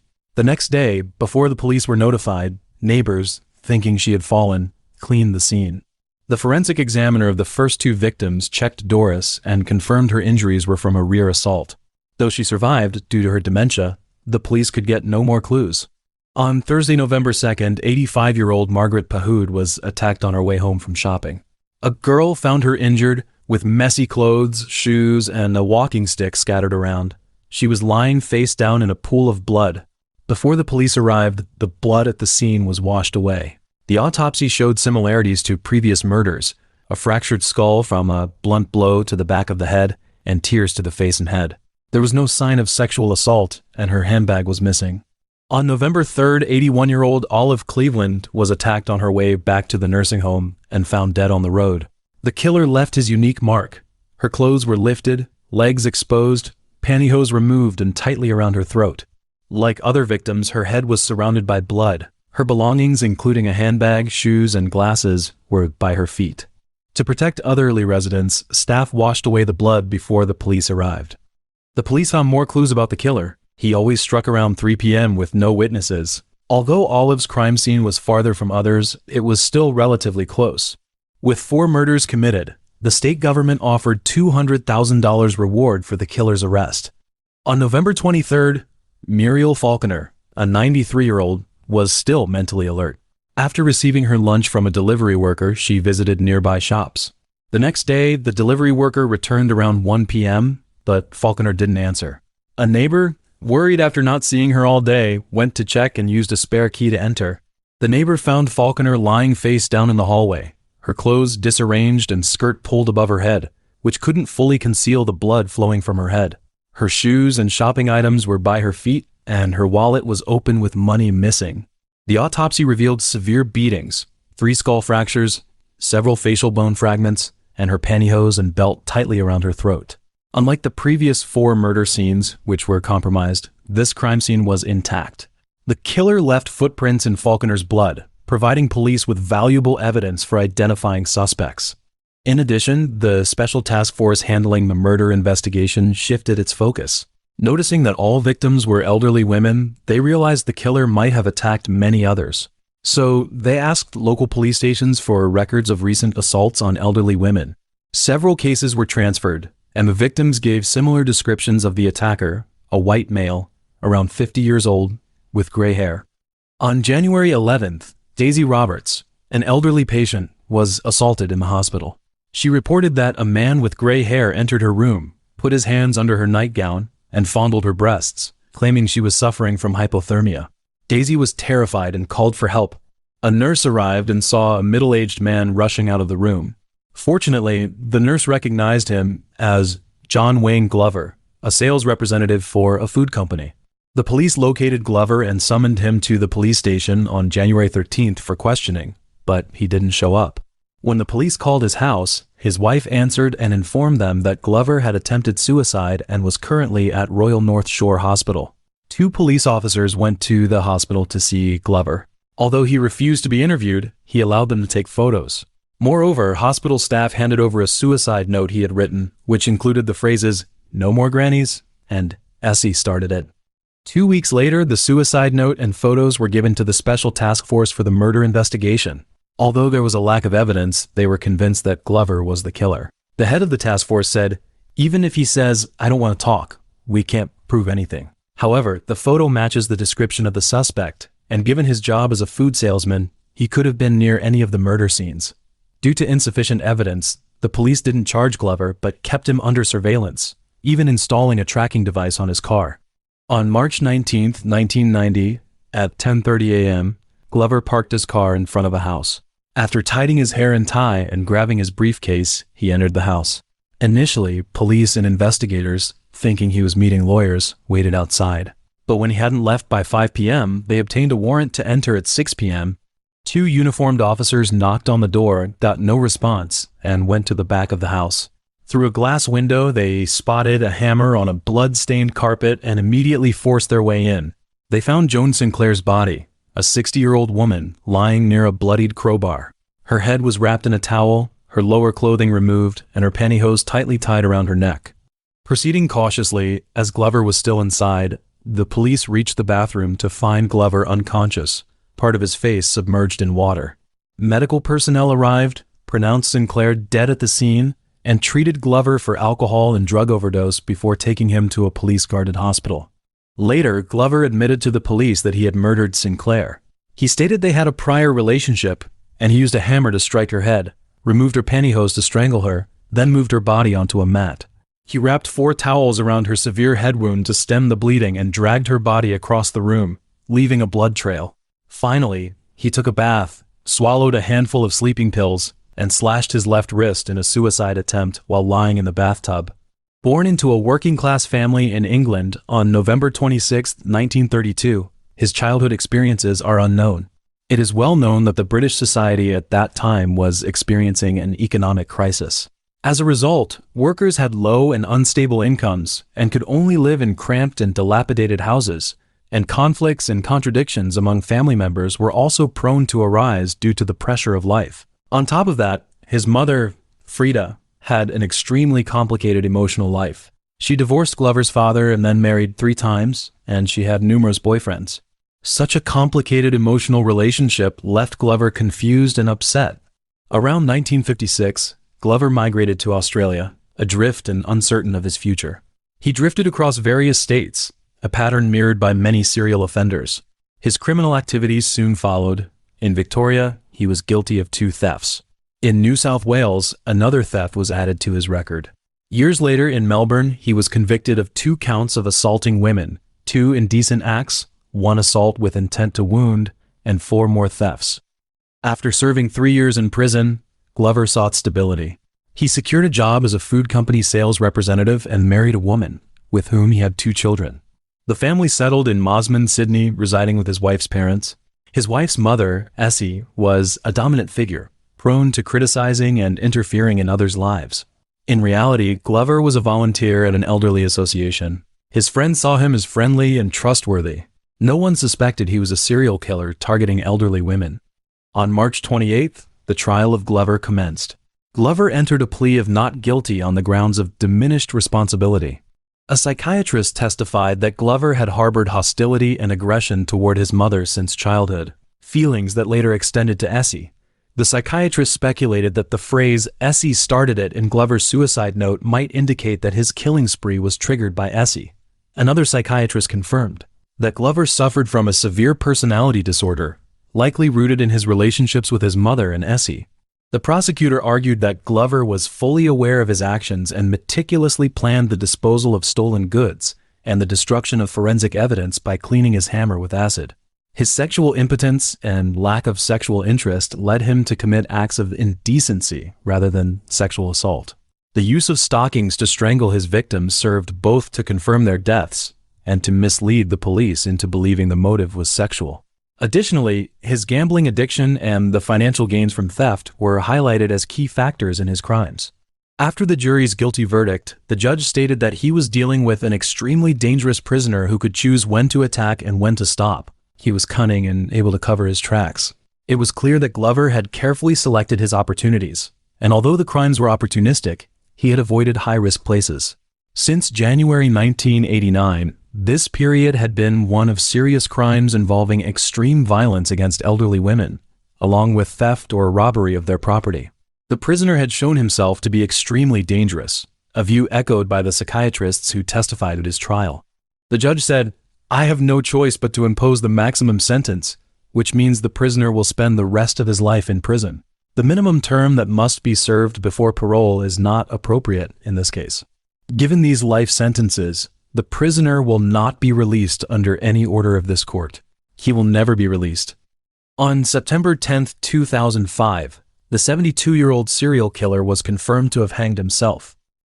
In the annals of criminal history, Certain individuals are eternally condemned for their heinous and atrocious deeds, and Luis Garavito is one such figure. Known as the Beast, he is Colombia's most infamous serial killer and one of the most brutal child murderers in modern crime history. During the 1980s and 1990s, he preyed on the most vulnerable in society, poor and homeless children, committing hundreds of murders. He not only killed these young victims but also subjected them to prolonged torture and sexual abuse. When many of the victims were found, they showed clear signs of extreme suffering, painting a horrifying and chilling picture that continues to haunt those who learn of his crimes. On January 25, 1957, Garavito was born in Genova, Quindío, a small town in Colombia. Despite its beautiful natural surroundings, the town suffered from severe economic and social underdevelopment, lacking basic education and healthcare resources. This meant the local security situation was dire, with high crime rates, leaving residents living in constant fear and insecurity. Garavito's family was really poor, and he and his siblings grew up not only neglected but also frequently abused. His dad was violent and harsh, and his mom, though gentle, couldn't protect the kids from their dad's brutality because she couldn't say much in the household. She herself was often abused by her husband. Garavito was a victim of bullying at school as well. Because he wore glasses, he was often teased and bullied by his classmates.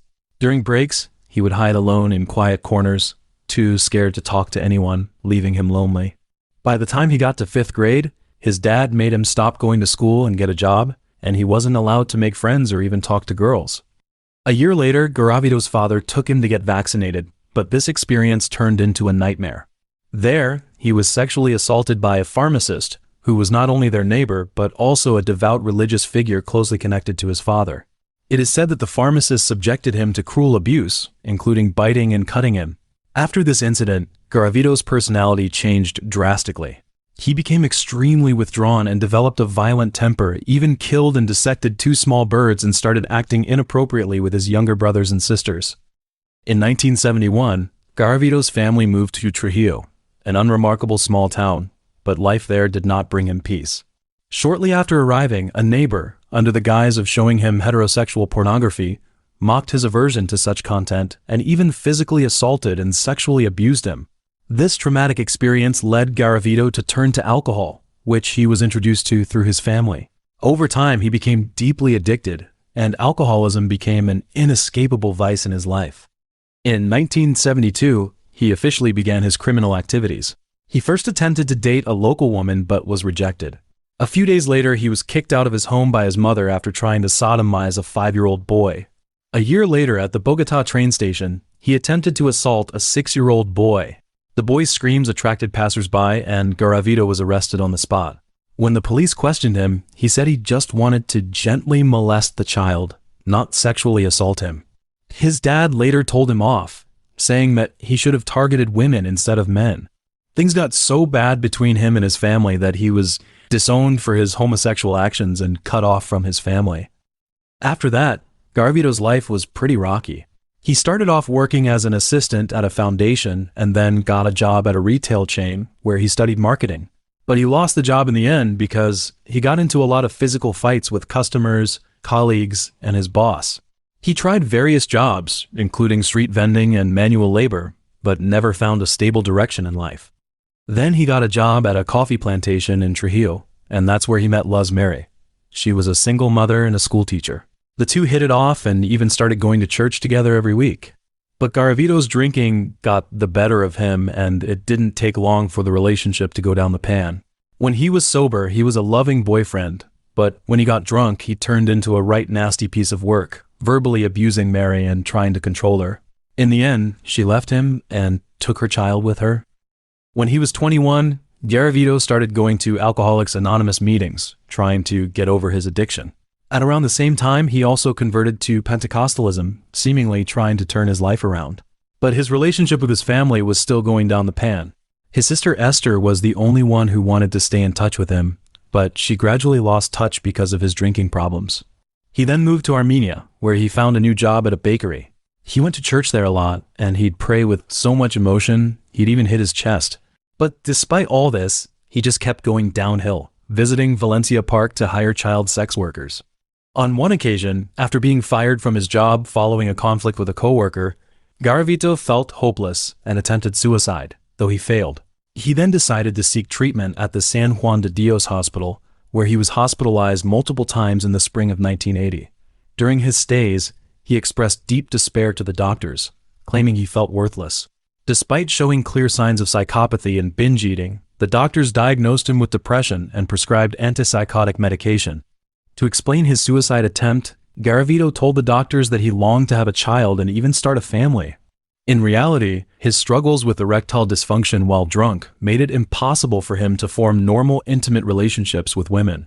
This frustration caused him immense pain, leading him to often lash out at his partners, venting his hatred and resentment toward his family.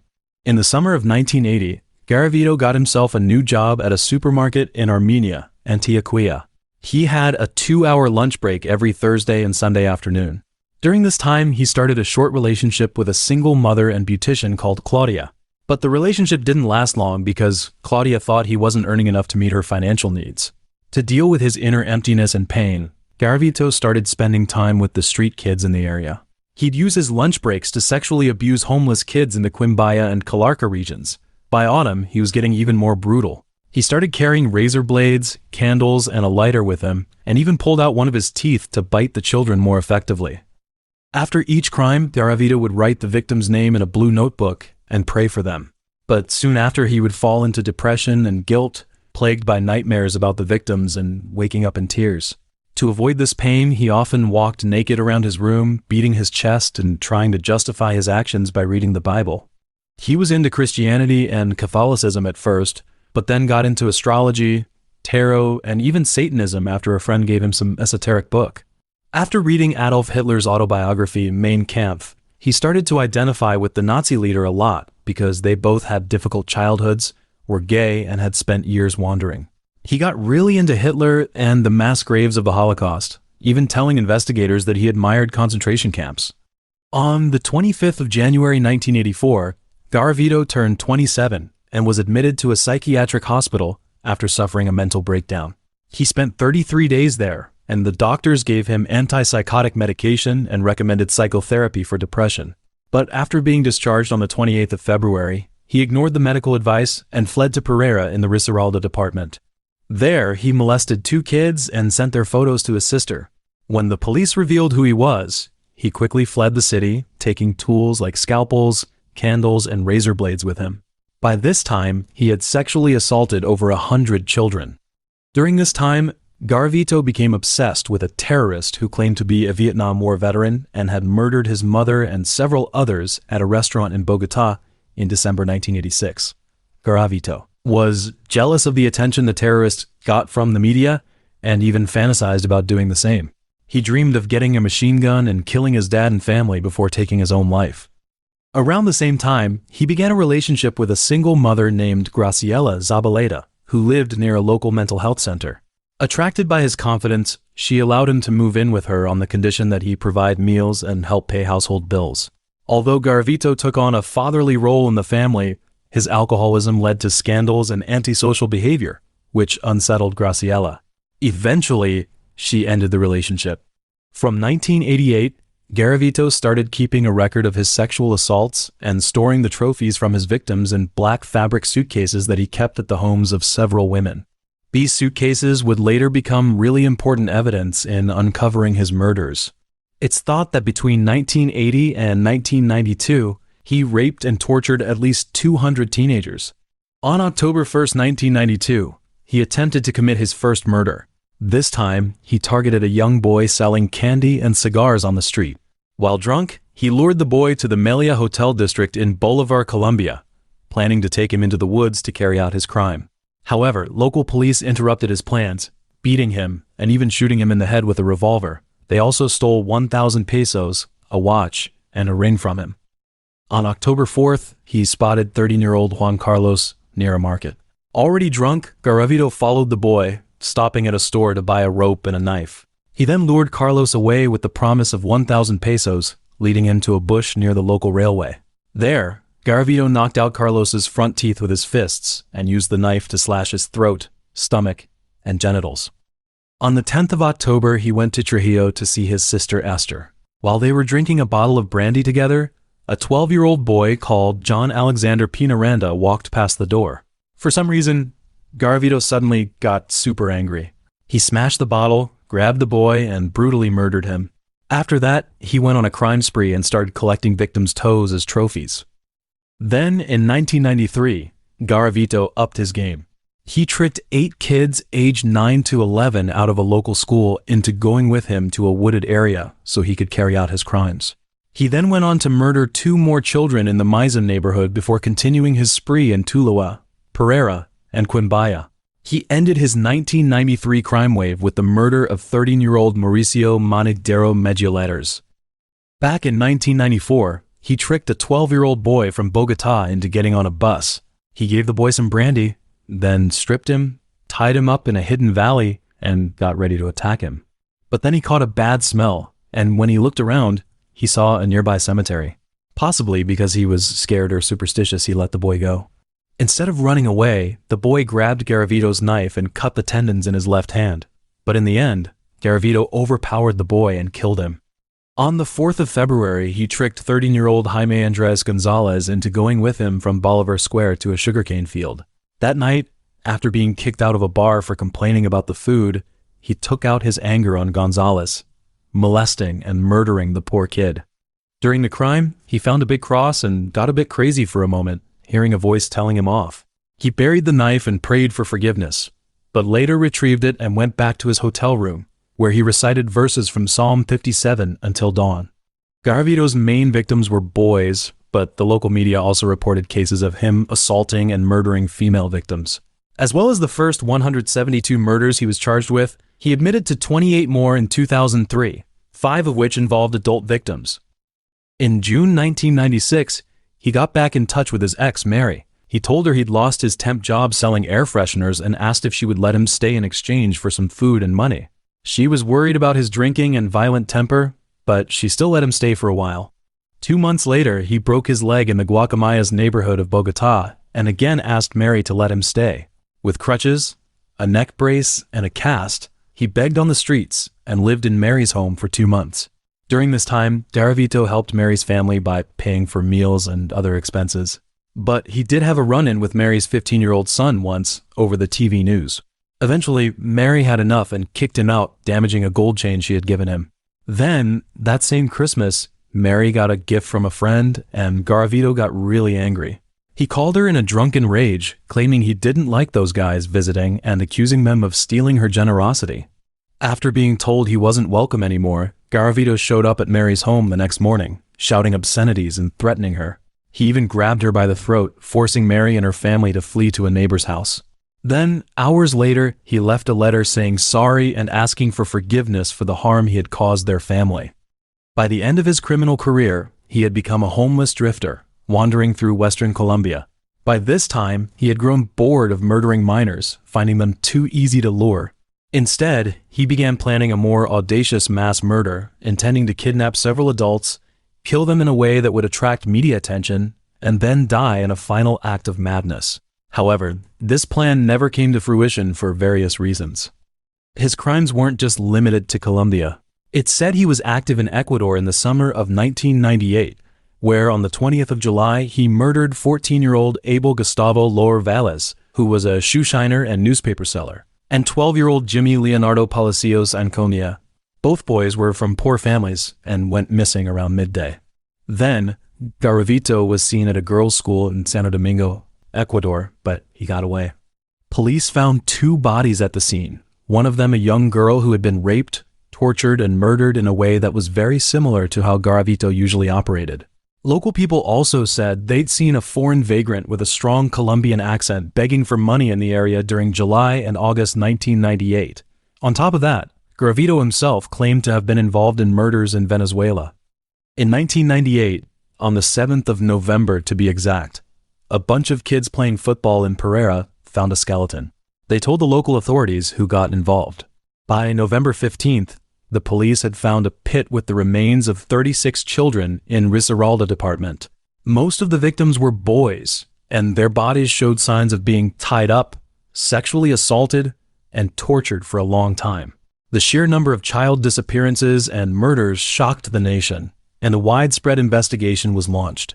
The sheer brutality of the killings made the authorities think at first that a satanic cult or an international child trafficking ring was behind it. But then prosecutors noticed a pattern: nylon ropes and bottle caps were being found at the crime scenes, which made them think the crimes were probably committed by one person. On the 6th of February 1999, near a sugarcane field outside Palmyra, police found two naked kids lying side by side on a small hill. The next day, a third child's body was found just meters away. All three victims had their hands tied up, showed clear signs of sexual abuse, and had their throats slashed really badly. They had bruises on their backs, genitals, legs, and buttocks, and the murder weapon was found at the scene. Police also found traces of the killer at the scene. That night, Garavito, heavily drunk, had fallen on top of one of the kids' body with a cigarette in his left hand. The cigarette set afire and left him severely burned.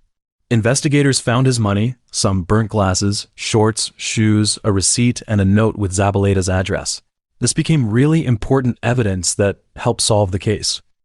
From the burnt glasses, police deduced that the killer was a middle-aged man with astigmatism in his left eye, walked with a limp, and stood between 163 and 167 centimeters tall. Initially, they mistakenly arrested a 44-year-old local sex offender named Pedro Pablo Aram Erez Garcia, who was suspected due to his limp. However, child disappearances continued during his detention. Meanwhile, a detective began to suspect Garavito was the real culprit. They contacted Mary, who said she hadn't seen Garavito in 12 months, but handed over a black fabric suitcase he had left behind. When police opened the suitcase, they found it filled with photos of young boys, detailed murder diaries, victim tallies, and bills. A few days later, Garavito was arrested for trying to rape 12-year-old John Ivan Sabagal. On the 22nd of April 1999, he bumped into Sabagal selling lottery tickets in Villavicencio. Garavito said he was a local politician called Bonifacio Moreira Lescano, threatened the boy with a knife, and forced him into a taxi. He then made the boy climb over a barbed wire fence leading to a secluded hillside. There, Garavito tied up Sabagal and kept asking, "Am I a sadist?" He threatened the boy with a blade, shouting obscenities while masturbating. At that moment, a 16-year-old homeless boy overheard the commotion and threw rocks at Garavito, who then chased the teenager with a dagger. Then, both boys made it to the Rosa Blanca farmhouse in Villavicencio. There, they encountered a 12-year-old girl who cleverly lured Garavito into the woods, causing him to get lost. Local police later spotted him emerging from the woods around 7 p.m. Although Garavito provided a fake ID and claimed to be a politician, the officers remained suspicious. On July 4th, when Garavito's DNA sample matched the sample found in the victim, their suspicion was confirmed. In October, after more than 12 hours of interrogation, Garavito confessed to his crimes. He admitted that he often sought out young boys while drunk and explained that he himself was a victim of childhood sexual abuse. He then confessed to approximately 140 murders and was ultimately convicted of 138 counts of murder. He was sentenced to 1,853 years and 9 days in prison, the longest sentence in Colombian history. However, under Colombian law, the maximum prison term is capped at 40 years. Due to his cooperation with authorities in locating victims' remains, his sentence was further reduced to 22 years. He was eventually transferred to a maximum security prison in Valledupar, Cesar Department, Colombia. Fearing he would be killed by other inmates, he was held in solitary confinement. While in prison, Garavito expressed some hope for the future, even telling a Colombian senator that he planned to enter Congress, become a pastor, marry a woman, and help abused children after his release. But things didn't go as planned. In 2021, he tried to get an early release, but the judge turned it down because he hadn't paid back the victims' families. His health was also getting worse at the same time. In the end, he died on the 12th of October 2023 at a hospital in Valledupar at the age of 66, suffering from severe eye cancer and leukemia. In the dark chapters of human history, there always emerge some chilling figures. Cloaked in human skin, they are monsters devoid of morality and legal constraints, pushing the boundaries of evil to the extreme as serial killers. Westley Allan Dodd, a convicted American serial killer, is one such individual. Parks, libraries, and movie theaters, places that should be havens for children's joyful growth, became his hunting grounds. His targets were the most innocent group, naive and unsuspecting young boys. He disguised himself as a friendly adult, exploiting children's trust, using candies and toys as bait to lure them to secluded corners. There, he satisfied his twisted desires through sexual assault, then brutally ended the children's lives with a cold blade. His diary was filled with morbid fantasies and violent desires. Not only did he record his crimes, but he also attempted to warn parents on how to protect their children from sexual assault through a pamphlet, posing as an expert. Before his execution, he claimed to have found God and expressed so-called apologies to his victims. He said, "I believe in the teachings of the Bible. I will go to heaven, although I have doubts about it, but I really want to believe that I can find those 3 little boys, give them a hug, and tell them how sorry I am. I wish to love them with true love and not harm them in any way." But no matter what he said, it couldn't change the fact that he was a criminal or make the families he hurt feel better. On Monday, July 3, 1961, Westley was born in Toppenish, Yakima County, Washington. This small city, located in the Yakima Valley, is notorious for its high crime rates, particularly violent and property crimes, and has a population predominantly composed of Native Americans and ethnic minorities. Westley's family environment was fraught with tension and violence. His parents had an extremely hostile relationship, frequently engaging in fierce arguments and even physical altercations. On one occasion, his father injured his mother's eye during a quarrel, leaving Westley, the eldest son, and his brother to tremble as they witnessed the scene. If they attempted to intervene, their father would punish them with a belt. Westley never heard any affectionate words from his parents, such as, "I love you." This emotional void left him feeling lonely and neglected. When Westley was arrested for murder, his father admitted to being overly strict in disciplining his children, while his mother expressed shock and anguish over his crimes, denying any lack of a positive family atmosphere. However, in 2016, their other son was arrested for attempting to sexually abuse a 13-year-old girl, further exposing the severe issues in the family's upbringing and socialization. During Westley's formative years, he preferred contact with boys his own age over girls. At the age of 9, he showed a preference for boys, and this tendency became more pronounced at the age of 13, when he began contacting boys in the neighborhood and displaying some unusual behavior. His father noticed the behavior and inquired about it with a local newspaper and learned that it could be homosexual-like behavior.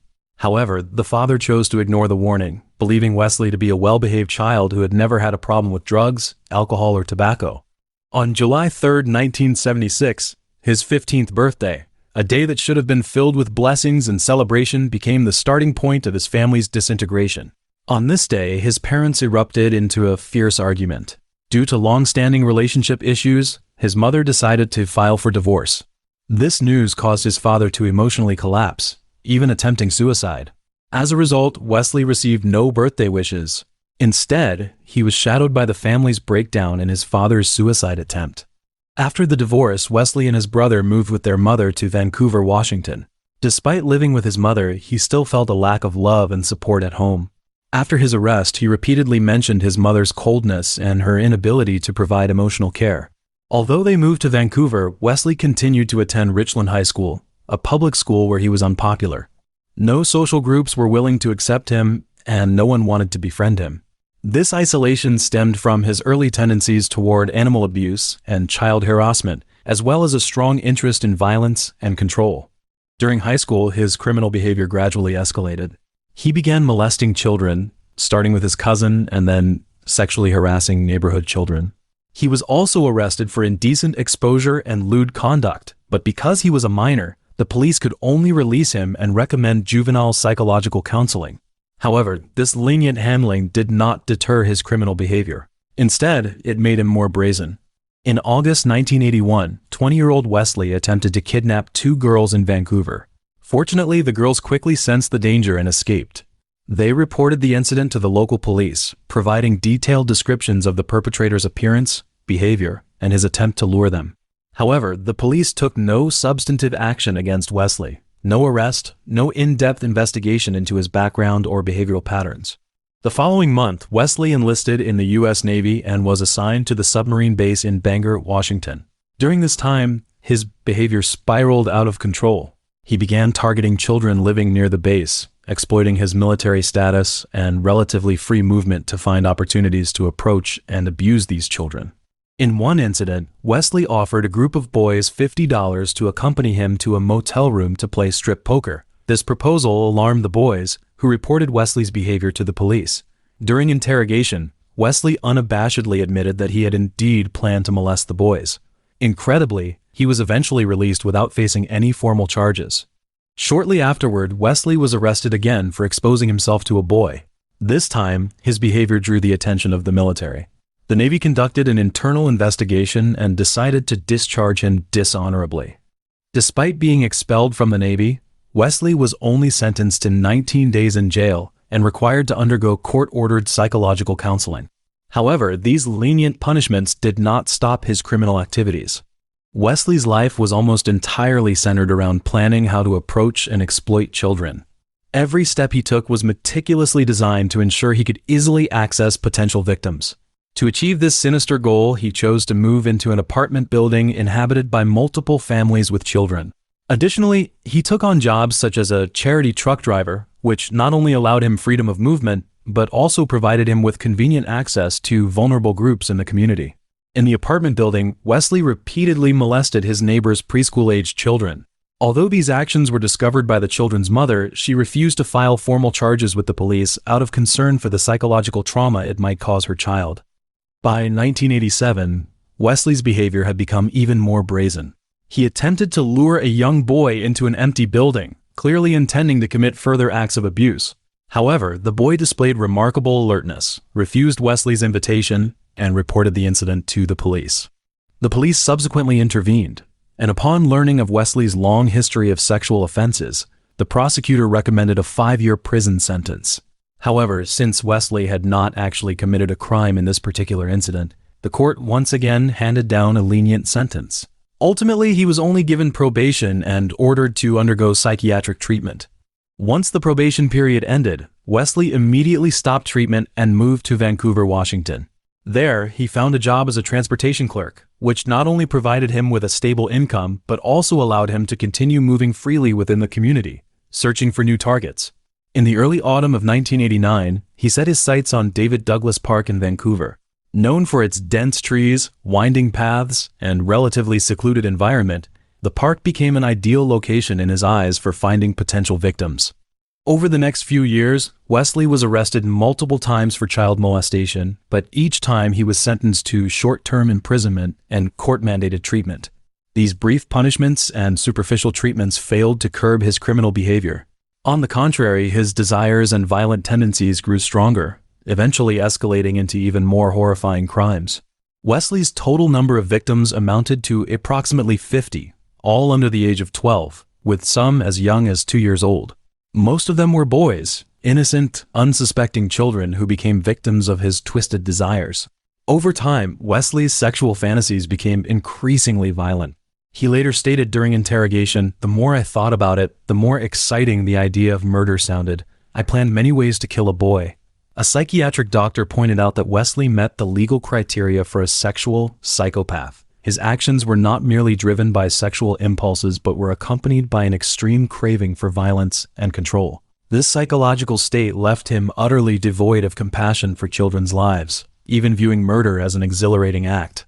On September 4, 1989, Westley entered the park carrying a sharp fillet knife and several shoelaces. His goal was clear: to find a young boy and carry out the murder he had repeatedly rehearsed in his mind. At the time, the park was filled with the laughter and playful noises of children, while Westley, like a lurking predator, calmly observed his surroundings. Soon his gaze locked on to 11-year-old Cole Nair and his 10-year-old brother William Nair, who were playing in the park, completely unaware of the danger approaching. Westley approached them with a friendly demeanor, using lies and deceit to lure them to a secluded corner, far from the sight of others. There, Westley forced the two brothers to undress and tied them to a tree with the shoelaces he had brought. He then sexually assaulted both children, the entire process filled with violence and control. After the assault, his violent actions did not stop. He took out the fillet knife and repeatedly stabbed Cole and William until they collapsed in a pool of blood. Then he fled the scene, leaving the two children in the woods. Shortly after, other park visitors discovered Cole and William. Cole was found dead at the scene, while William tragically passed away on the way to the nearby hospital. However, Westley did not stop his depraved actions. After the murders, he created a scrapbook containing news articles and clippings about the case. This scrapbook not only documented his crimes, but also served as a tool to satisfy his twisted psyche. On October 29th, Westley drove to Portland, Oregon, where he encountered 4-year-old Lee Isali and his 9-year-old brother Justin playing in a local park. Lee was sliding up and down on a slide while Justin watched nearby. Westley approached them with a friendly demeanor and successfully convinced Lee to play with him using lies. Justin was preparing to go home, and Westley told Lee that he would drive him home. The naive Lee believed him and got into his car without suspicion. He took Lee to his apartment in Vancouver without drawing any attention along the way. Once inside the apartment, he ordered Lee to undress, tied him to the bed with rope, and sexually assaulted him. Not only did he abuse Lee, but he also photographed the entire process, as if these images were trophies of his twisted desires. Then Lee was forced to spend the night in his apartment, during which Westley continued to abuse him while meticulously documenting every detail in his diary. The next morning, Westley strangled Lee with a rope and hung his body in a closet, taking photographs of it. These photos became part of his collection, a grim record of his complete disregard for life. Westley later admitted to the police that he had not initially intended to kill Lee, but felt compelled to do so to prevent the boy from becoming a witness to his crimes. To cover up his actions, Westley stuffed Lee's body into a garbage bag and discarded it in the bush near Vancouver Lake. For the following month, Westley kept a low profile, spending most of his time in his apartment. He wrote down plans for future child abductions and even constructed a homemade torture rack for his next victim. On November 13th, Westley's criminal activities came to the end. That day, he drove to Camas, Washington, a small town about 12 miles east of Vancouver. His target was a 6-year-old boy, James Kirk II, at a local theater. As usual, he attempted to lure the boy away from the theater. However, this time, his plan did not go as expected. When he tried to carry James out of the theater lobby, the boy began to struggle violently and cried out loudly. His cries caught the attention of theater staff, who quickly became suspicious of Westley. Faced with their pursuit, Westley had no choice but to release James and hurriedly fled to his car in an attempt to escape. Meanwhile, James's mother's boyfriend, William Graves, arrived at the theater. Upon being informed that the boy had nearly been abducted, he immediately left the theater and chased after Westley. He soon spotted Wesley's car, which had broken down on the side of the road due to engine trouble. To avoid alerting the kidnapper and to buy time, Graves pretended to be a helpful passerby and offered to assist with the car repairs. The moment Westley let his guard down, Graves swiftly subdued him and brought him back to the theater, where staff called the police. The Camas police arrived promptly at the scene. During the investigation, the Camas police quickly realized that Westley might be connected to the murder of Lee Isali, which the Portland police were investigating. They contacted the Portland Police Task Force and took Westley to the Camas police station for initial questioning. He was then transferred to the Clark County Jail in Vancouver, where Portland detectives interrogated him for 3 days. Under pressure, Westley eventually confessed to all 3 murders, the deaths of Cole, William, and Lee. With his confession, the police swiftly searched Westley's residence.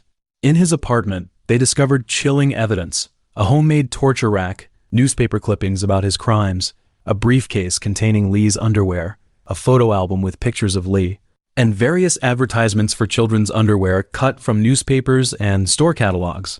Additionally, the police found Westley's diary, in which he detailed the events of each murder, his psychological state, and his plans for future crimes. Westley was formally charged with aggravated first-degree murder in the deaths of Cole, William, and Lee, as well as the attempted kidnapping of another child. During his trial at the Clark County Superior Court, the prosecution read excerpts from his diary and presented photos of Lee's captivity to the jury, revealing the brutal details of his crimes. However, the defense called no witnesses and presented no evidence, arguing only that he was legally insane. Ultimately, the jury found Westley guilty and agreed with the prosecutor's request for the death penalty. Throughout the trial, Westley remained eerily calm. He claimed that defending himself was pointless and criticized the U.S. judicial system as a failure. In 1990, Westley was formally sentenced to death for the murders of Cole and William, as well as the rape and murder of Lee. Under Washington state law, Westley had the option to choose between lethal injection or hanging. He chose hanging, stating that he wanted to end his life in the same manner he had taken Lee's. His choice of execution method sparked some controversy. The American Civil Liberties Union filed a lawsuit, arguing that hanging violated the Eighth Amendment of the U.S. Constitution, which prohibits cruel and unusual punishment. Although the case reached the Washington Supreme Court, it did not halt Westley's execution, primarily because he himself had chosen hanging. Less than 4 years passed between Westley's conviction and his execution. He refused to appeal his case or the death sentence, insisting that he could not control his impulses and would kill again if released. In a court brief, he stated, "I must be executed before I have a chance to escape or kill someone else. If I do escape, I promise you I will kill and rape again, and I will enjoy every minute of it." He also claimed that death would free him from the guilt of his murders. While awaiting execution, Westley wrote a pamphlet advising parents on how to protect their children from predators like himself, a deeply ironic act, as if he were attempting to justify his crimes in some way. At 12:05 a.m. on January 5, 1993, Westley was executed by hanging at the Washington State Penitentiary in Walla Walla. This marked the first hanging in the United States since George York and James Latham were executed in Kansas in 1965. On the day of the execution, a crowd gathered outside the prison, with some supporting the execution and others protesting the death penalty. The media extensively covered the event, even detailing the history of hanging, the sound of the trapdoor, the type of rope used, and how the rope was prepared for optimal effect. For the last meal, Westley requested grilled salmon and fried potatoes. Standing on the gallows' second floor, he delivered his final words. "Someone once asked me, I don't remember who, if there was any way to stop sex offenders. I said no, but I was wrong. I said there is no hope, no peace, but I was wrong. Hope exists. Peace is here. I have found both in the Lord Jesus Christ. Look to the Lord, and you will find peace." Then 12 local and regional media members, prison officials, and family members of the 3 victims witnessed the execution. After being pronounced dead by the prison doctor, Westley's body was transported to Seattle for an autopsy. The King County medical examiner found that he had died quickly within 2 to 3 minutes, but not from a broken neck. Following the autopsy, his body was cremated, and the ashes were given to his family. Aileen Wuornos became a name that struck fear across America in the late 20th century. Her criminal career spanned just 1 year, from 1989 to 1990. But in that short time, she carried out a series of chilling murders on the roads of Florida. Her method was simple yet highly deceptive. She'd stand by the road acting like she needed a ride and lure in some unsuspecting guy with a car. Sitting in the car, she'd chat with them, making them feel relaxed. When they got to a secluded spot, she'd pull out a gun and shoot them coldly. Then she'd ditch them on the side of the road or in the woods and drive off in their cars. Most of her victims were regular, middle-class guys who probably never thought that the seemingly helpless woman they picked up would turn out to be a killer. During her trial, she claimed she acted in self-defense, saying those men had tried to rape and harm her. Just before her execution, in what seemed like a moment of madness, she left behind a cryptic statement. "I would just like to say I'm sailing with the Rock, and I'll be back like Independence Day with Jesus, June 6th, like the movie, big mothership and all. I'll be back." Aileen was born in Rochester, Michigan, on February 29, 1956, into a life of hardship. Just 2 months before she was born, her mom divorced her dad. After the divorce, Aileen and her brother were left to live with their mother in a tiny, run-down room, and their mom was just 16, had no steady job, and could not really take of them. In January 1960, as Aileen approached her 4th birthday, instead of receiving a gift, she was suddenly abandoned by her mother without warning. The 2 children were handed over to their maternal grandparents, a Finnish-American couple who legally adopted them, but this new home was far from a safe haven. Her grandparents were heavy drinkers, and their days were consumed by alcohol and arguments, and they often resorted to violence against the children. Eileen's childhood was marked by abuse and sexual assault. Her grandfather frequently subjected her to physical and sexual abuse, even forcing her to undress before beating her. But in 1992, her uncle claimed that her grandfather had never abused her. Some experts think that Eileen's criminal behavior was linked to her psychopathic personality and psychological trauma. She was diagnosed with borderline personality disorder and antisocial personality disorder, both of which are largely rooted in the sexual abuse she endured as a child and her later involvement in sex work. When Aileen was 11, she started doing sexual things with boys at school in exchange for cigarettes. Even more shockingly, her own brother was involved, having sexual contact with her. That same year, Her father was sentenced to life in prison for kidnapping and sexually assaulting a 7-year-old girl. Although she had never met him, her father's crimes only added to the chaos and brokenness of her childhood. In 1970, at the age of 14, Eileen became pregnant after a long period of sexual abuse by family and friends. Just a year earlier, her father had killed himself in prison because he was mentally unstable. On March 23, 1971, she gave birth to a boy at a welfare facility. The father's identity was unknown, and the child was eventually put up for adoption. For this kid, leaving this shattered family was likely the best outcome. A few months later, Eileen's grandmother passed away from liver failure caused by years of heavy drinking. And her grandfather kicked her out of the house, forcing her to drop out of school and begin a life of homelessness. She ended up wandering the woods near her hometown, surviving by continuing to engage in sex work. This cycle of homelessness and desperation pushed her further into a life of crime. On May 27, 1974, at the age of 18, Eileen was arrested in Jefferson County, Colorado, on charges including drunk driving, disorderly conduct, and firing a gun from a moving vehicle. Later, she faced additional charges for failing to appear in court. By this time, her temper had grown increasingly volatile. 2 years later, Eileen hitchhiked to Florida, where she met 69-year-old Louis Gratz Fell, the president of a yacht club. They quickly married, and their wedding even made the local newspaper. She was after his money, while he was drawn to her youthful energy. However, their happiness was short-lived. Just a few weeks later, Eileen was arrested for assaulting someone in a bar and beating Fell with a cane. Fell obtained a restraining order against her. After returning to Michigan, Eileen was arrested again on July 14, 1976, at the Bunny Club in Mansalona, for throwing a cue ball at a bartender's head and causing a disturbance. On July 17th, her biological brother died of esophageal cancer. As the beneficiary of his life insurance, she received $10,000. 4 days later, Fell filed for divorce, citing the restraining order. For Eileen, $10,000 was a significant sum of money, but as the saying goes, people often lose wealth that exceeds their ability to manage it, and Eileen was no exception. Within 2 months, she had squandered the entire amount on luxury items and a new car, which she later destroyed.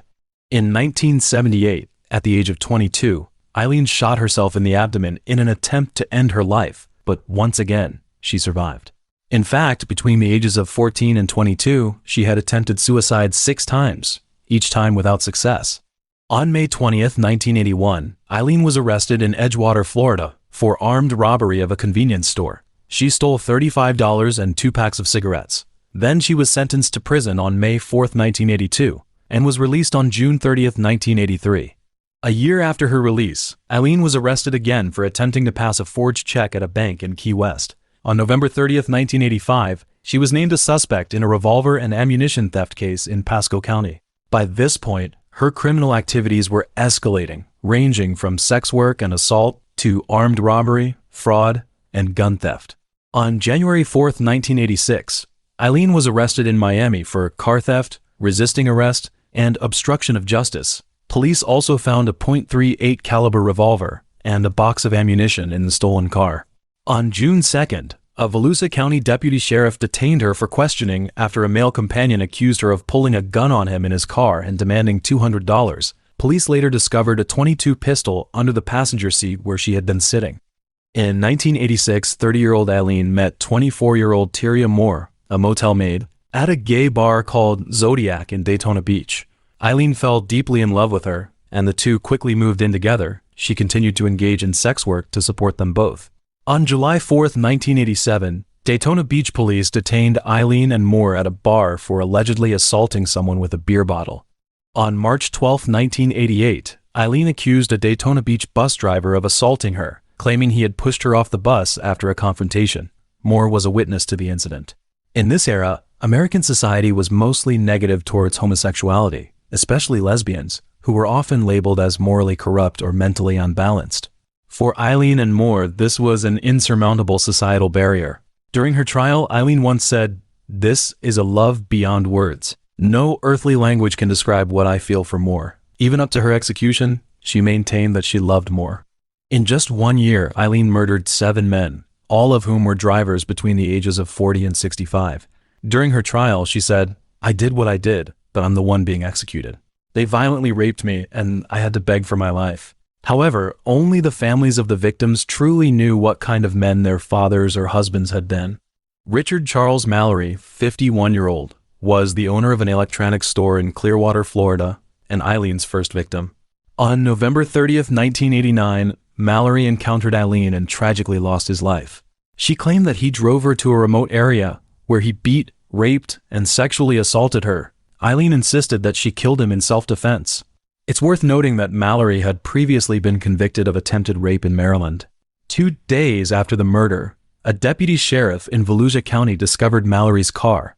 On December 13th, his body was found in a wooded area several miles away. The autopsy revealed that he had been shot multiple times, with 2 bullets striking his left lung, which was the direct cause of his death. David Andrew Spears, 47-year-old, was a construction worker from Winter Garden, Florida. On May 19, 1990, he was reported missing. 2 weeks later, his body was discovered along a highway in Citrus County, a scene that was both shocking and grim. The autopsy revealed that Spears had been shot 6 times, all from a .22 caliber handgun, which directly caused his death. Charles Edmund Carskadden, 40-year-old, worked part-time as a rodeo cowboy. He went missing on May 31, 1990, after meeting Eileen. A few days later, his body was found in Pasco County, Florida. The autopsy showed he'd been shot 9 times, all from a .22 caliber gun. What was really disturbing was that his body was wrapped in an electric blanket and was already badly decomposed. Witnesses also said they saw Eileen driving his car, and she'd sold a gun confirmed to be his to a local pawn shop. Peter Abraham Seams, 65-year-old, was a retired sailor. In June 1990, he left Jupiter, Florida, planning to drive to Arkansas, but he never arrived. On July 4, 1990, his car was found in Orange Springs, Florida. Despite a huge search, his body was never found. Troy Eugene Burris, 50-year-old, was a sausage salesman from Ocala, Florida. He disappeared on July 31, 1990. A few days later, his body was found in the woods along State Road 19 in Marion County, Florida. The autopsy showed he'd been shot twice, and that's what killed him. Charles Richard Humphreys, 56-year-old, was a retired Air Force major who'd also worked as a child abuse investigator and police chief. He went missing on September 11, 1990, after meeting Eileen. His body was found the next day in Marion County, Florida. The autopsy showed he'd been shot 7 times in the head and chest. His car was later found in Sewanee County. Walter Gino Antonio, 61-year-old, was a truck driver, security guard, and part-time cop. On November 19, 1990, his body was found near a logging road in Dixie County, Florida. He was almost naked, and the autopsy showed he'd been shot 4 times. 5 days later, his car was found in Brevard County. His murder was the last in Eileen's string of killings. On July 4, 1990, Eileen and Moore were involved in a car accident while driving Seams's vehicle. Although they abandoned the car at the scene, a woman witnessed the incident. Unsure of what had happened but aware of the news reports about Seams's murder and his missing car, she reported what she saw to the police. Later, investigators discovered some of the victim's belongings at a pawn shop. The receipt found there had fingerprints that matched those left in Seams's car. Coincidentally, Eileen had a prior criminal record in Florida, and her fingerprints were already in the police database. Since Seams was the 4th victim in this series of murders, the police concluded that Eileen, who had been driving his car, couldn't possibly be uninvolved in the case. On January 9, 1991, Eileen was arrested at the Last Resort Biker Bar in Volusia County. At the time, the police had issued a warrant under the name Lori Grody, one of the aliases Eileen used to hide her true identity. She frequently used different fake names to avoid being tracked by law enforcement. So when she was arrested under this name, she was completely caught off guard, thinking it was only for a minor charge. The next day, the police located Moore in Pennsylvania. They pressured her, warning that she could receive immunity from prosecution if she cooperated with the investigation and provided testimony. She then returned to Florida with the police. Before the trial began, she was placed in a motel. Because Eileen was deeply in love with her, when Moore followed the police's instructions and pleaded with Eileen to help clear her name, Eileen confessed to the murders just 3 days later. In November, something completely unexpected happened. A 44-year-old woman named Arlene Prail legally adopted Eileen through formal proceedings. She was a horse farm owner and a devout Christian. In January 1991, she had seen Eileen's photo in the newspaper and felt a powerful sense of purpose. She believed it was God's calling and decided to help this woman who had been cast aside by society. Prale stated that she wanted to give Eileen a sense of family warmth and show her that someone truly cared. She firmly believed Eileen was misunderstood. On January 14, 1992, Eileen went on trial for the murder of Mallory. Typically, past criminal records aren't admissible in criminal trials. But under Florida's Williams rule, the prosecution was allowed to introduce evidence related to her other crimes to demonstrate a pattern of unlawful behavior. 2 weeks later, with Moore's testimony aiding the case, Eileen was convicted of Mallory's murder. During sentencing, defense psychiatrists testified that she was mentally unstable, diagnosing her with borderline personality disorder and antisocial personality disorder. 4 days later, she was sentenced to death in the Mallory case. In fact, Eileen's defense team had worked tirelessly during the trial to present evidence showing that Mallory had previously been convicted of attempted rape in Maryland and had served time in a maximum security correctional facility for sex offenders. They argued that Mallory, the victim, had strong antisocial tendencies and tried hard to exonerate Eileen. However, the judge rejected these arguments as evidence and denied their request for a retrial. Eileen told the judge, "I want to admit to you that Mallory did violently rape me, as I said, but the others did not, they just wanted to." Over the next year, Eileen was sentenced to death 5 times for the murders of Humphreys, Burris, Spears, Charles, and Antonio. Since Seams's body was never found, Eileen was ultimately sentenced to death 6 times in total. She was then held in the Women's Death Row Unit at Broward Correctional Institution under the Florida Department of Corrections before being transferred to Florida State Prison to await execution. In 1996, Eileen's appeal to the U.S. Supreme Court was denied. 5 years later, in a petition to the Florida Supreme Court, she stated her intention to fire her legal counsel and terminate all pending appeals. She wrote, "I killed those men, robbed them, and was as cold as ice. I'd do it again. There's no chance of keeping me alive or anything because I'd kill again. I have hate crawling through my system. I'm one of those people who hates human life. I'd kill again." She also said, "I'm so sick of hearing she's crazy. I've been evaluated so many times. I'm sane, I'm rational, and I'm trying to tell the truth. I'm a person who hates human life intensely, and I'd kill again." She claimed that all 7 men had either raped or attempted to rape her while she was working as a prostitute, but she later withdrew her self-defense claims, stating she killed them to rob them and avoid leaving witnesses. She explained that she withdrew the self-defense argument because she had already spent 10 years in prison and couldn't bear it any longer. She wanted to die. Although her lawyers argued that she wasn't mentally competent to make such a request, Eileen insisted she knew what she was doing, and a court-appointed panel of psychiatrists supported her claim. On October 9, 2002, Eileen was executed by lethal injection. She declined a last meal, opting only for a cup of coffee.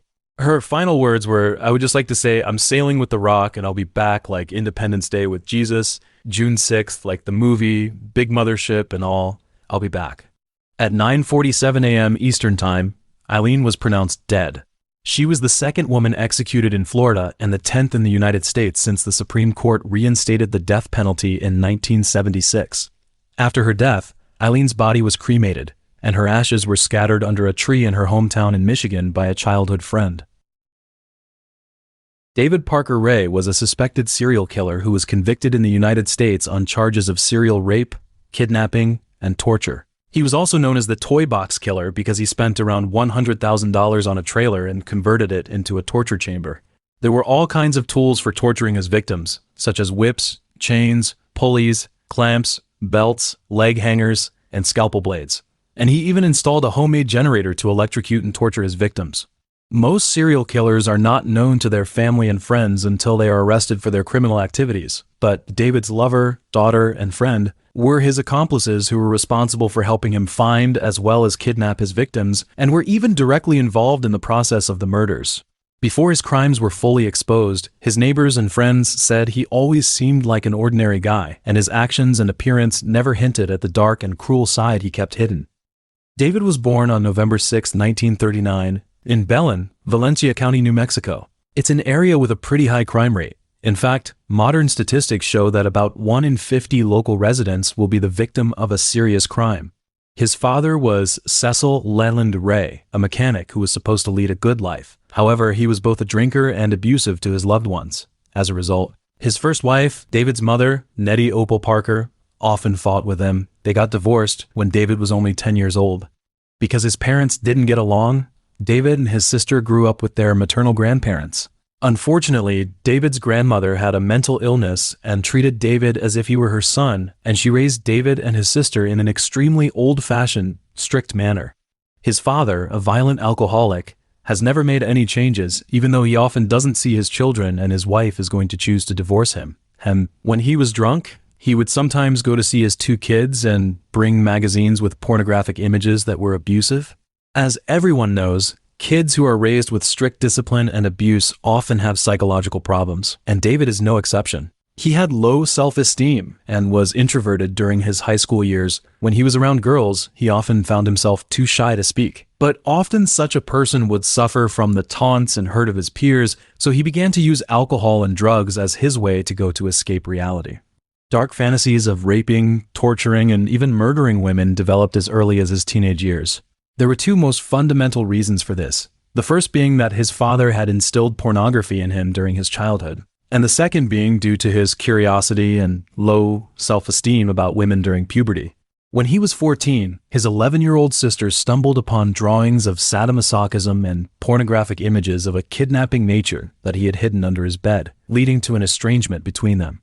After graduating from high school, David joined the U.S. Army, and after his discharge, he worked as a mechanic by trade and then as a maintenance man for the State Parks Department in Truth or Consequences, a job that didn't end until after he was arrested for murder.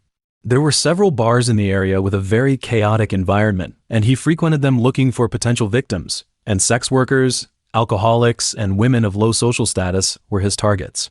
His first murder has always remained a mystery, as no one has been able to locate the alleged first unidentified victim. But in a recorded message, he even said that he had been sexually assaulting women since he was a child, and had revealed to his first wife that he had committed the first murder of his life at the age of 18. But no matter how hard the police and detectives tried, they were never able to confirm that this claim was true. David's base of operation was his soundproofed cargo trailer where he kept many sex toys, torture tools, syringes, and even detailed charts with different methods of torturing his victims, and a mirror mounted on the ceiling of the trailer which he said allowed his victims to see themselves being tortured. And inside the trailer, he also had a carefully modified wooden device into which he would lock his victims, bend them over with their buttocks exposed, and restrain them before allowing his dogs and some of his friends to rape them. While the victims were being physically abused, he would also play a tape designed to break down their psychological defenses by saying, "I like to play mind games. When we are completely finished with you, you will be injected with a series of hypnotic drugs which will make you highly susceptible to hypnosis, auto-hypnosis, and hypnotic suggestion. And over the course of the days, you will be injected with a continuous stream of the drugs as I play with your body and mind, and when it's all over, you won't remember a damn thing about this place." David abducts several women every year and holds them captive for 2 or 3 days at a time. How many people he has raped, tortured, and murdered over the years is unknown, as most of his victims basically have a nervous breakdown after the ordeal. So no one bothered to report his crimes, and the police have found no evidence of anyone else being murdered. As to why there is speculation that he has murdered many people, it is because he had a diary, and the diary detailed what he did to each of his victims, and his accomplices also said that the murdered victims were buried in a nearby ravine after being dismembered, or in a lake. David had a total of 3 accomplices, the first being his daughter Glenda Zhang Ray, who in 1986 tried to expose David to the police for kidnapping and torturing women and selling them to buyers in Mexico. But the operation was not carried out because the allegations were too vague and there was no evidence of actuality. For some unknown reason, she became involved in his criminal activities a few years later.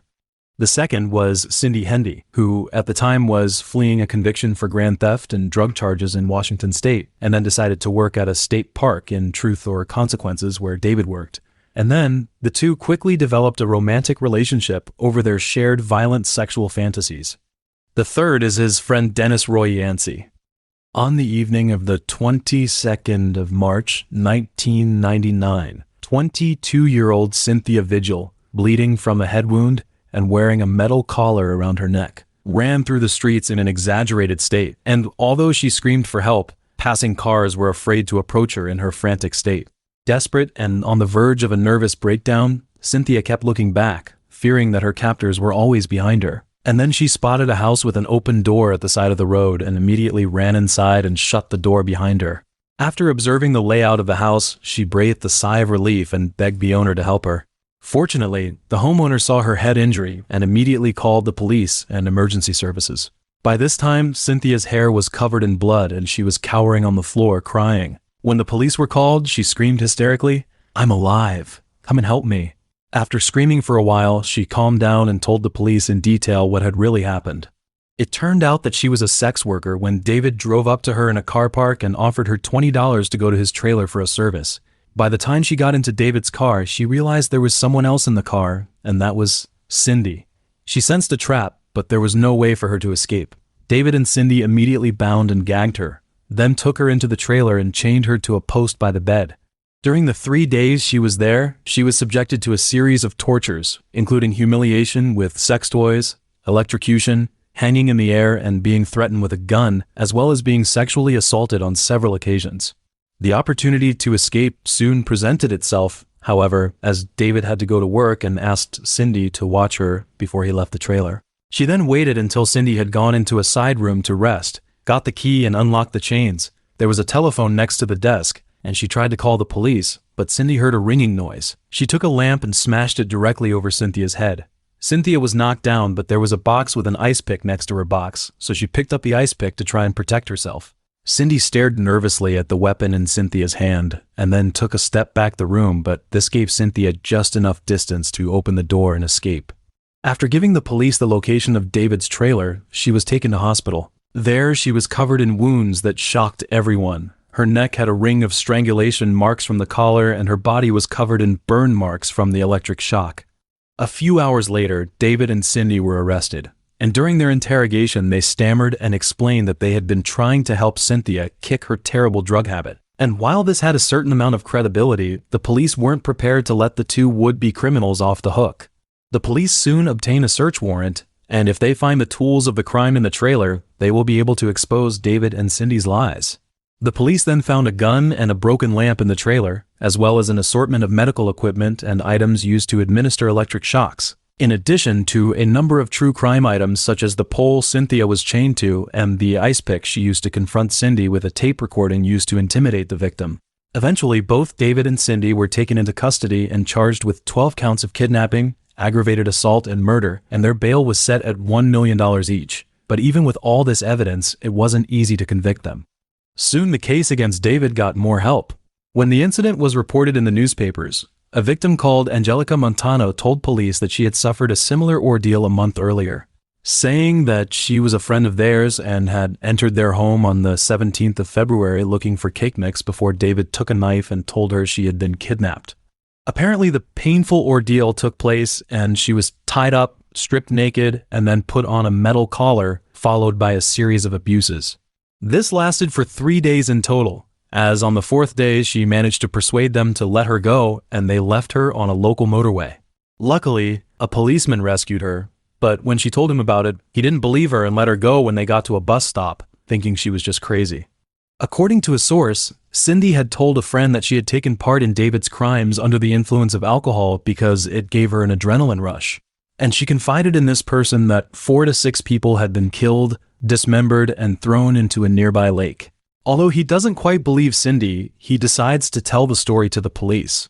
In the end, Cindy is willing to sign a plea bargain with the prosecutor, and in exchange for a significant reduction in her sentence, she provides extensive details about David's murder, and also reveals that Glenda, David, and Yancey were involved in the murder of a young woman together. Her name was Sylvia Marie Parker, and at the time of her disappearance she was only 22 years old and the mother of 2 young children, and then investigators quickly located Yancey, who was 27 years old, and brought him in for questioning. During questioning, Yancey provided information about the sadistic, masochistic behavior he had witnessed, including in David's trailer, and described photographs he had seen of David's ex-wife in a restraining position, as well as seeing David torturing a girl in the trailer, but insisting that the girl had consented to being tortured. During the second questioning, Yancey changed his story. He said that he knew the murdered Marie, who was in fact his ex-girlfriend. On the 5th of July 1997, he went to a bar with David and Glenda. At first he thought they were going to do a drug deal, but the father and daughter went in and took Marie out, where they handcuffed her and warned her that they would kill her if she talked. Yancey, in turn, sat in the back of the car with Marie and was responsible for calming her. They then took Marie to the trailer. During this process, Yancey considered calling the police, but he was afraid that David would kill him, and he knew that Marie had been held for 3 days and repeatedly tortured. On the 4th day, David and Glenda came to Yancey and told him that they were finished with her. They gave Yancey a rope and instructed him to strangle her, which he did, and then together they dumped the body in a remote location. After it was over, David threatened him with the same fate if he revealed what had happened. He tried to tell the police where Marie's body was, but he was unable to find the exact location, and it is possible that David moved the body because he feared Yancey would snitch. On the 10th of April 1999, Yancey was arrested on suspicion of murder and also charged with kidnapping, tampering with evidence, and conspiracy, and his case ended with 2 15-year sentences for 2 counts of second-degree murder and 1 count of conspiracy to commit first-degree murder. Cindy's charges were reduced from 25 to 5 counts of conspiracy and accessory after she provided detailed information to help in these cases, and she was sentenced to 36 years in prison to be released in 2019. After seeing the ongoing news coverage, an elderly woman reported a bizarre incident to the police. Her son's ex-wife, Kelly Garrett, had inexplicably disappeared for 3 days. When she appeared in public, she was ragged and mentally ill, often incoherent. They assumed that Kelly was in hiding and using drugs, causing the problems, so they let her go. But it wasn't until she read the reports that she thought Kelly might be suffering not from drug addiction but from David's torture. Eventually, the police found Kelly, who was identified as the woman who had been tortured and beaten on the video, but she had only fragmentary memories of what had happened. And those memories included being taken to the trailer by Glenda, David threatening her with a knife while Glenda took control of her, and then being stripped naked and tied to a bench in a small room. And she remembered exactly what was in the trailer, and she remembered being subjected to several types of sexual assault. After a few days of torture, probably due to her mental breakdown, David thought that such a person would not be a problem for him, so he let her go. On the 26th of April, Glenda was arrested and charged with abducting women for the purpose of sexual torture, and David's charges were increased to 37 counts. At her trial, her lawyer stated that Glenda strongly and categorically denied any criminal connection with her father and predicted that more arrests would be made before the end of the case, which ended with a 9-year prison sentence. A judge ruled that the criminal cases against Cynthia, Angelica, and Kelly would be separated, meaning that David would be tried separately. And the judge also ruled that most of the evidence found in the trailer during the 1999 raid would not be admissible in Kelly or Angelica's case, including David's tape recordings, even though he had detailed his kidnapping and torture habits. The first trial was for Kelly's crimes, and David was charged with 12 counts of sexual abuse, kidnapping, and conspiracy. Kelly took the stand to testify about what David had done to her, but her memory was fragmented and did not convey well that she had been forced to do these things. Although it was possible that she had been drugged, this could not be proved. The judge then declared a mistrial, and despite deliberating for over 8 hours, the jury claimed that they couldn't agree on the 12 charges. 2 of them felt that David was not guilty of assault. They felt that the victim had failed to convince them. One of them said, "I'm not sure he tortured her. After all, there are lots of people who like rough sex." When Kelly heard the news, she was in tears. She didn't know why they didn't believe her or how she could convince people that she didn't have such evil thoughts or want to be subjected to such torture. Perhaps realizing that he would never get away with his crimes, David remembered the daughter, Glenda, and in an effort to gain leniency for her, he agreed to a plea bargain, and then Glenda received 5 years probation, because in David's mind, freedom was the last gift he could give her. In the end, in 2001, he was sentenced to 224 years in prison for kidnapping and sexually assaulting 3 young women.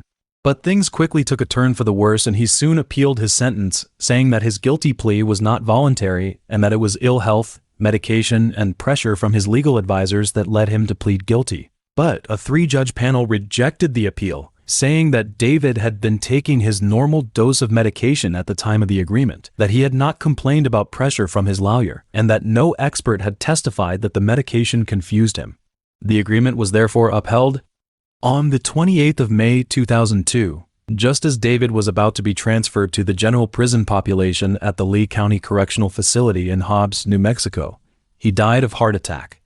The following are several murders suspected to have been committed by David, most of which were reported to the police by Cindy, but could not be convicted until there was too much evidence or the victim's remains were found.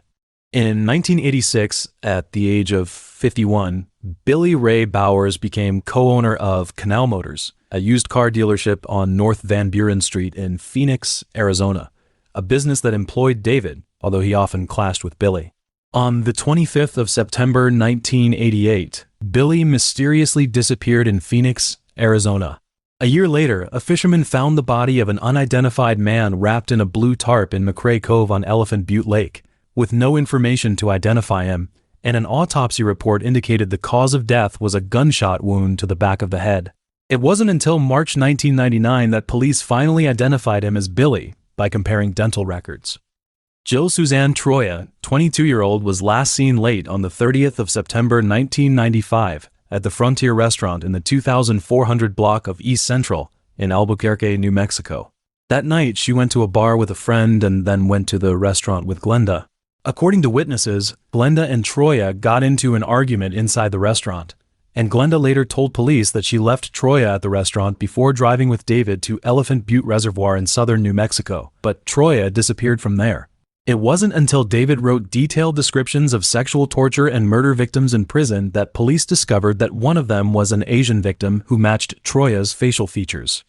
The police also found among the victim's belongings a letter dated June 1990 from an Australian man called Mark to a young woman called Connie, who David's diary described as an 18-year-old white woman with long blonde hair, a birthmark on her chest, and a height of 160 centimeters, who he had abducted and murdered in December 1995.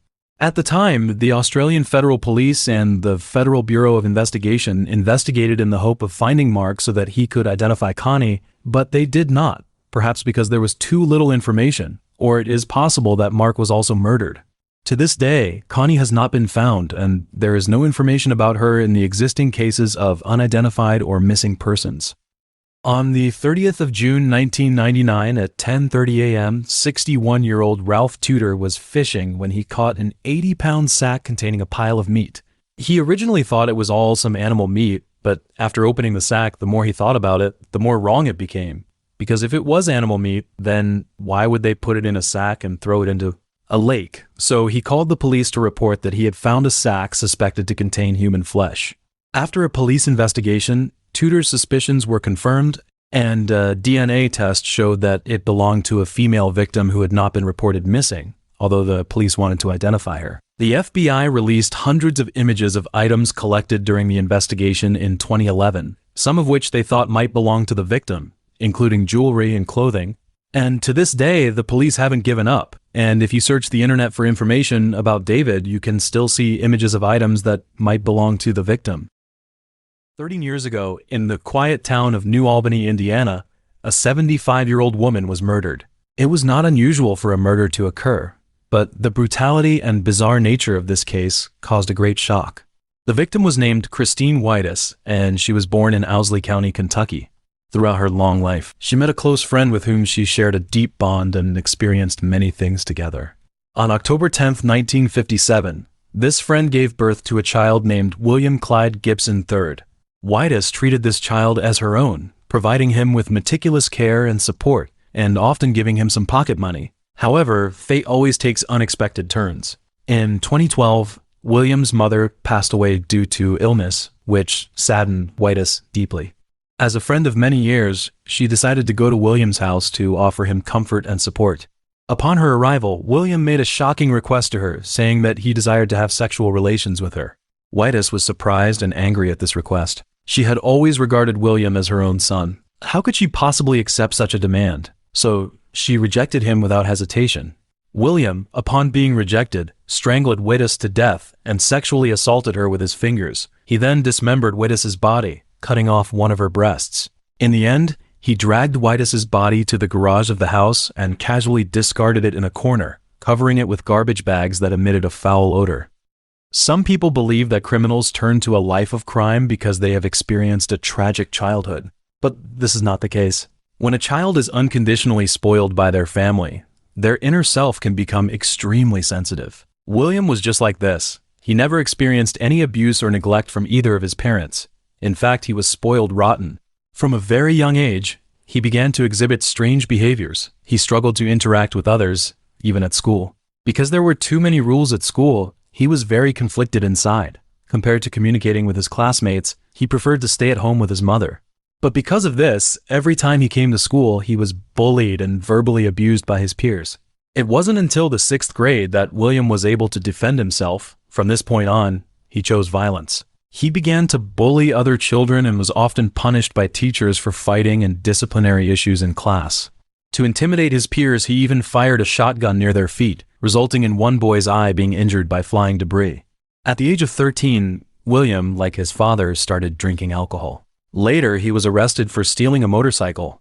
Eventually, William dropped out of school and continued with his minor crimes, such as driving under the influence and reckless driving.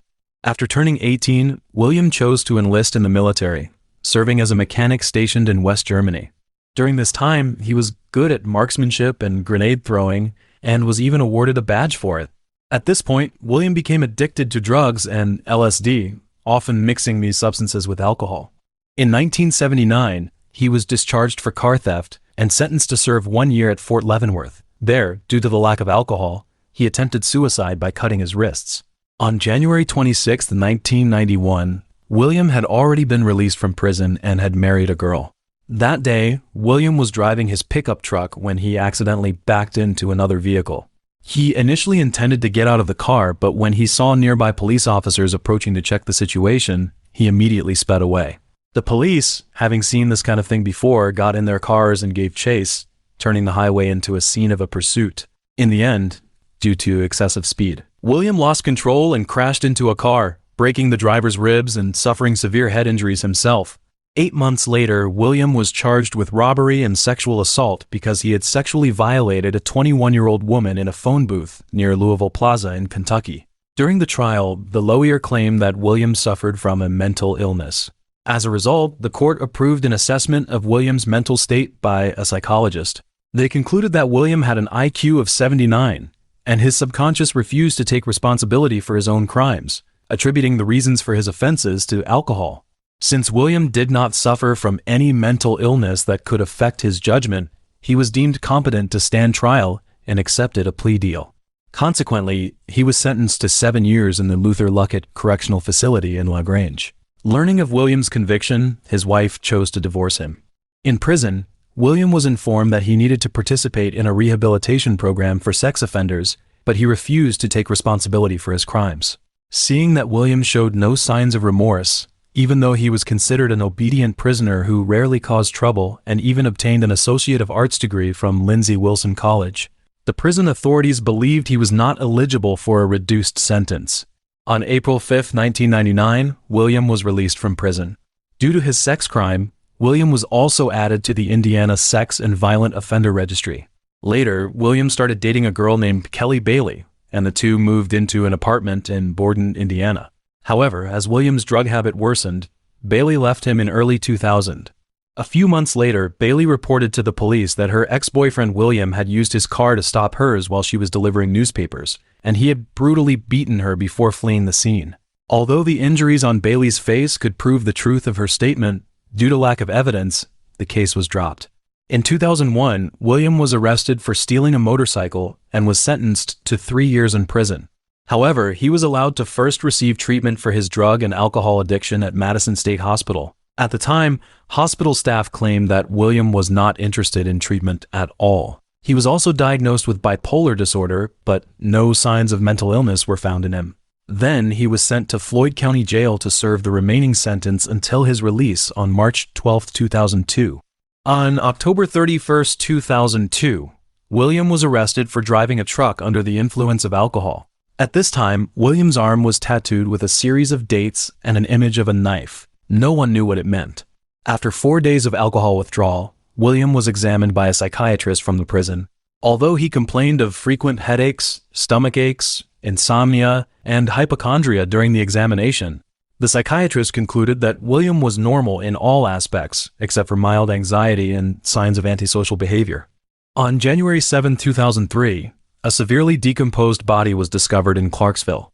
The victim showed obvious signs of abuse, with several stab wounds on the throat. Through dental records, the victim was identified as 44-year-old beautician Karen Sue Hodella from Port Orange, Florida. Investigators first considered her boyfriend as the suspect. However, during the interrogation, Hodella's boyfriend claimed that she had come to visit him in Jeffersonville in October 2002. The two had spent a few days in local bars, but around October 10th, Hodella left without saying goodbye and disappeared. In May 2003, William sued the prison, claiming that the prison staff improperly denied him access to medication for mental illness and kept him in a dirty environment. However, the lawsuit was dismissed by a federal judge who considered it to be baseless. William liked to hang out in bars and met many people there. On February 21, 2006, he stole a wallet and $300 from a female acquaintance's bag. Then her husband found William's car and arrested him on charges of theft. William was sentenced to 3 years in prison and was not released until 2009. After his release, William found a job where he was described as a diligent worker. He also received positive reviews from friends and neighbors for frequently attending local church activities and helping his sick mother. In late August 2011, he stopped participating in church activities because his mother fell ill and was sent to a nursing home. On January 18, 2012, his mother passed away at Floyd Memorial Hospital. Many neighbors believed that his mother's death had a significant psychological impact on William, as he became melancholic and stayed at home all day. On March 24th, William met 35-year-old Stephanie Marie Kirk at a bar in New Albany. They rode a motorcycle together and went to a motel where they spent the day using drugs and having sex. William then took Kirk back to his home, where they argued over some drugs. In a fit of anger, William strangled Kirk to death and sexually assaulted her corpse before burying her in the backyard. On April 19, 2012, the day after William killed Wittes, his sister came to his house. She wanted to get the car left by their mother, who had died a few months earlier. As soon as she entered the house, she went straight to the garage. The light in the garage was dim, and while checking the car, she noticed a pile of garbage in the corner with a mannequin inside. At first, she didn't think much of it, but when she got closer, she saw a pool of blood on the ground. The mannequin looked too realistic, like a human corpse. She immediately called the police and reported everything. Later that day, William was arrested for driving under the influence. The car he was driving belonged to Wittes. 5 days later, the victim was identified as Wittes, and the clues connected. William was charged with murder. A few days later, the tattoos on his arm were identified as a series of dates. After collecting information, the investigators found that the dates corresponded to the day Hodella was murdered. William then confessed to the murder and led the police to the place where he buried Kirk. On May 23rd, he was charged with 3 counts of murder. During the trial, the prosecutor presented an interview with investigators after William's arrest, in which he claimed that evil had overcome him and forced him to commit the murders. On October 25, 2013, William was found guilty of murdering Wittes in a jury trial. The jurors took less than 20 minutes to find William guilty of all charges. In the subsequent sentencing, he was sentenced to death. He told the judge that it was no big deal and that he deserved it. For the trials of the remaining 2 murder cases, William changed his plea. He waived his right to a speedy trial and chose to plead guilty to the murder of Hodella. As part of the plea deal, the evidence presented in this trial would not be used in subsequent trials as evidence or as a factor to aggravate his sentence. In the trial of the last murder case, William once again chose to plead guilty. He waived his right to a jury trial, but despite this, the prosecutor remained determined to seek the death penalty for William. On August 15, 2014, William was again sentenced to death. The judge stated publicly that this was the only appropriate sentence for such a brutal killing. After being imprisoned, William filed multiple appeals against his death sentence, but all were rejected by the Indiana Supreme Court. Later, William confessed to being responsible for an additional 30 murders, but there was no evidence to support these claims. One serial killer is mostly remembered for 2 strange fetishes. Not only did he have a necrophilia, but he was also morbidly fascinated by women's shoes. Back in the late 1960s, Jerome Henry Brudos had a horrific murder spree in the Salem, Oregon area. He picked on petite, fragile-looking women, and the tortures he inflicted on the kidnapped or trapped women were horrifying. They would be strangled and beaten to death with blunt objects, and even after they were already dead, he would not leave them alone. Jerome would cut off their body parts as his trophies and dump those women in the local rivers.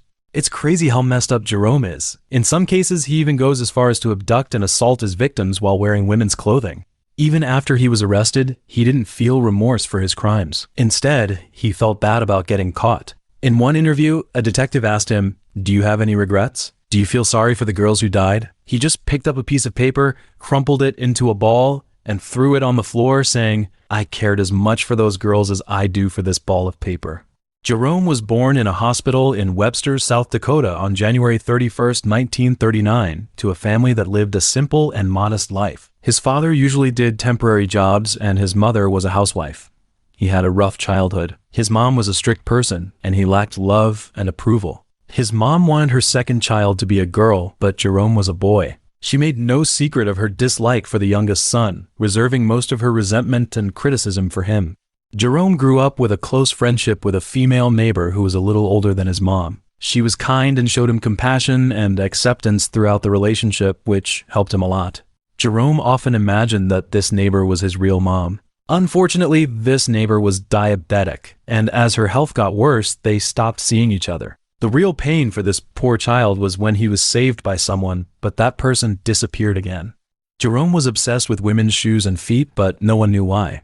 One time, when Jerome was 5, a teenage girl fell asleep in his bed, and he couldn't stop staring at her high heels. He tried to take her shoes off, and she got scared. Instead of yelling at him, she just told him to leave the room. Another time, Jerome found a pair of leather high heels with rhinestone inlays while exploring the local dump. He brought the shoes home and showed them to his mom in the heels and women's clothing, but his mom was disgusted and screamed for him to lose the heels, then beat him severely and burned the clothes. When he was 7 years old, he tried to steal his teacher's high heels, and when he was caught, he admitted to the theft but did not explain why he did it. Because of Jerome's dad's job, they moved around a lot. Eventually, they moved to Salem, Oregon, where Jerome was about 12 years old and well into puberty. But he hadn't changed at all, and he even developed a fetish for women's underwear. Jerome said a neighborhood boy took him to touch and smell some girl's underwear, and that's why he did it. Women's shoes and lingerie had already turned Jerome on, but his height and severe acne made him very self-conscious and shy around women. At 14, he started masturbating to porn mags and often had dreams about women. When his mom found semen stains on his bed, he was punished and forced to wash the sheets. At 15, he started stalking young women in the area, taking quiet photos of several of them, and stealing and keeping many of the women's undergarments and shoes. Although none of these offenses were violent, it's clear that he developed violent fantasies of forcibly possessing women at this time. When he was 16, he started acting weird. He dug a tunnel under his house and made a little room in it. He did this because he had some kinky ideas about catching women, even though he didn't really keep anyone there. That is, until Jerome came up with a pattern of crime. He'd lure a neighbor girl into his bedroom under one pretext and then find an excuse to leave the room. A few minutes later, a masked, knife-wielding man forced the girl to strip naked and he took a bunch of pictures of her before running off. Then, a short time later, Jerome came back wearing a shirt with his hair a mess and a cut on his cheek. He told the girl that an intruder had locked him in the family barn with a knife. In the year after that, Jerome did it again and again, hurting a bunch of girls, but because they weren't physically or sexually assaulted and went into Jerome's bedroom on their own, no one told the police about it at the time.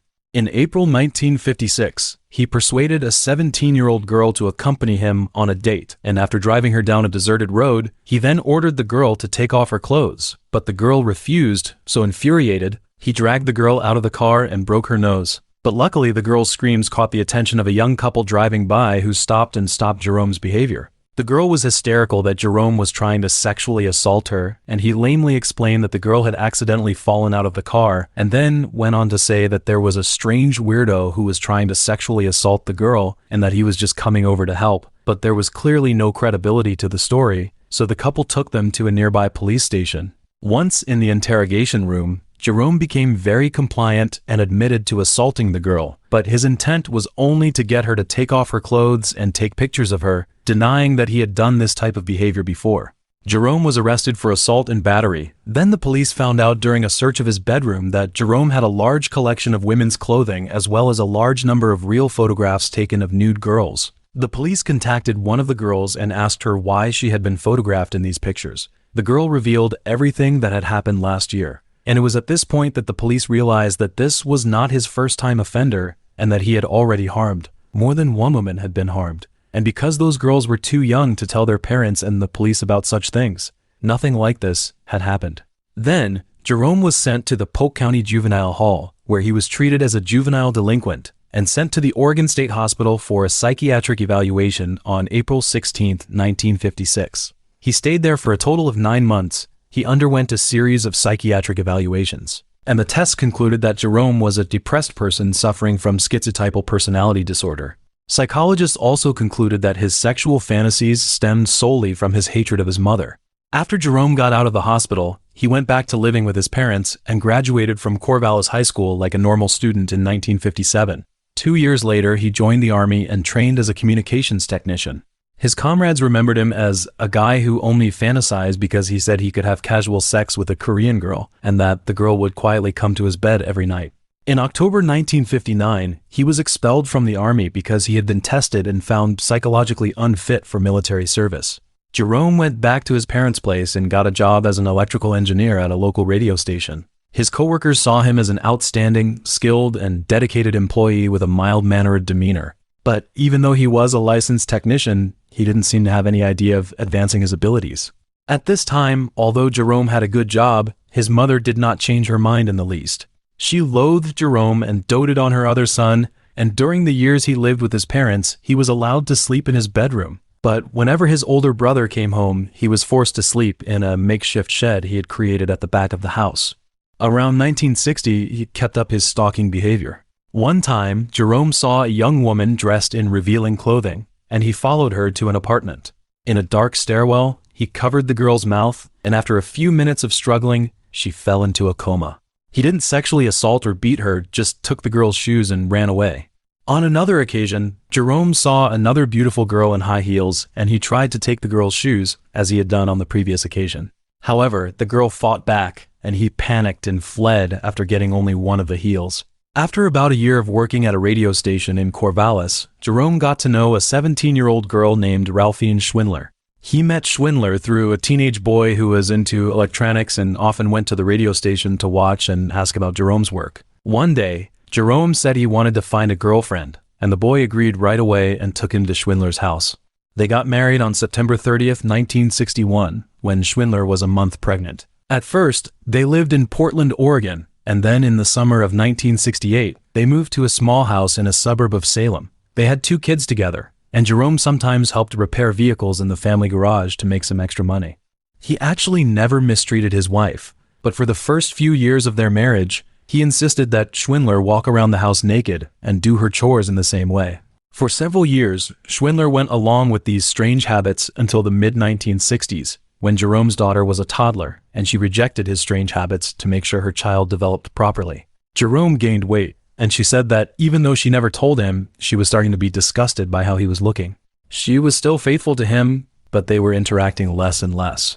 She was spending more time with her daughter and her female friends, and Jerome was spending more time working on the house or in his garage workshop.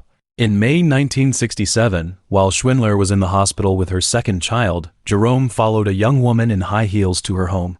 He waited until nightfall, then went into her apartment and strangled the girl. He later said that when he first went into the house, he didn't plan to rape the girl, but seeing her lying there all pretty and vulnerable turned him on so much that he sexually assaulted her. Then, he took her high heels and left. The next year, he was arrested by Corvallis police on the grounds of the women's dorm at Oregon State University. He was charged with stealing women's clothing, and he was arrested by the police while still wearing high heels and women's underwear. Between 1968 and 1969, Jerome kidnapped and killed at least 4 young women and attempted to kidnap at least 2 others. After each victim was abducted, he would ask them to wear different underwear and shoes, and then he would take his camera and photograph the women. Linda Catherine Slauson, the first known victim, was from Aloha, Oregon.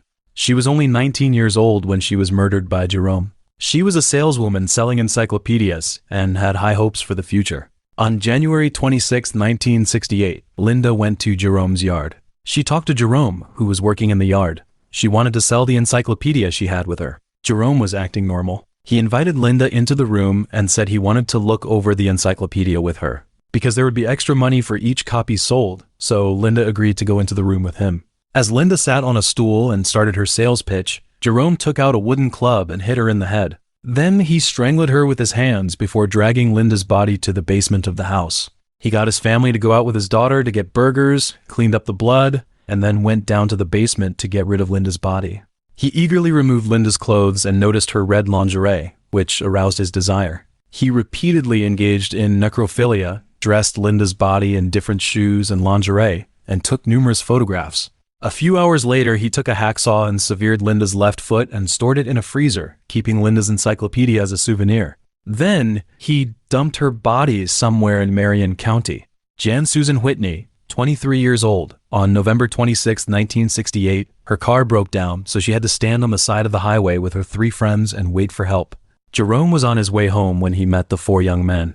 He kindly examined Whitney's car and claimed that he could fix it, but he asked the pretty young girl to come with him home to get the tools to fix the car. Whitney and her 3 friends agreed after a short discussion, and because of the long wait, 2 other friends chose to ride with Jerome because their homes were nearby and they wanted a ride. Jerome dropped the 2 off at their destination, and then he drove Whitney to his home, ostensibly to pick up the repair tools. But in reality, instead of doing that, he quietly went back to the back seat of the car because she was feeling so tired that she didn't notice exactly what Jerome was doing and put up little resistance before being strangled to death by Jerome with a leather luggage strap.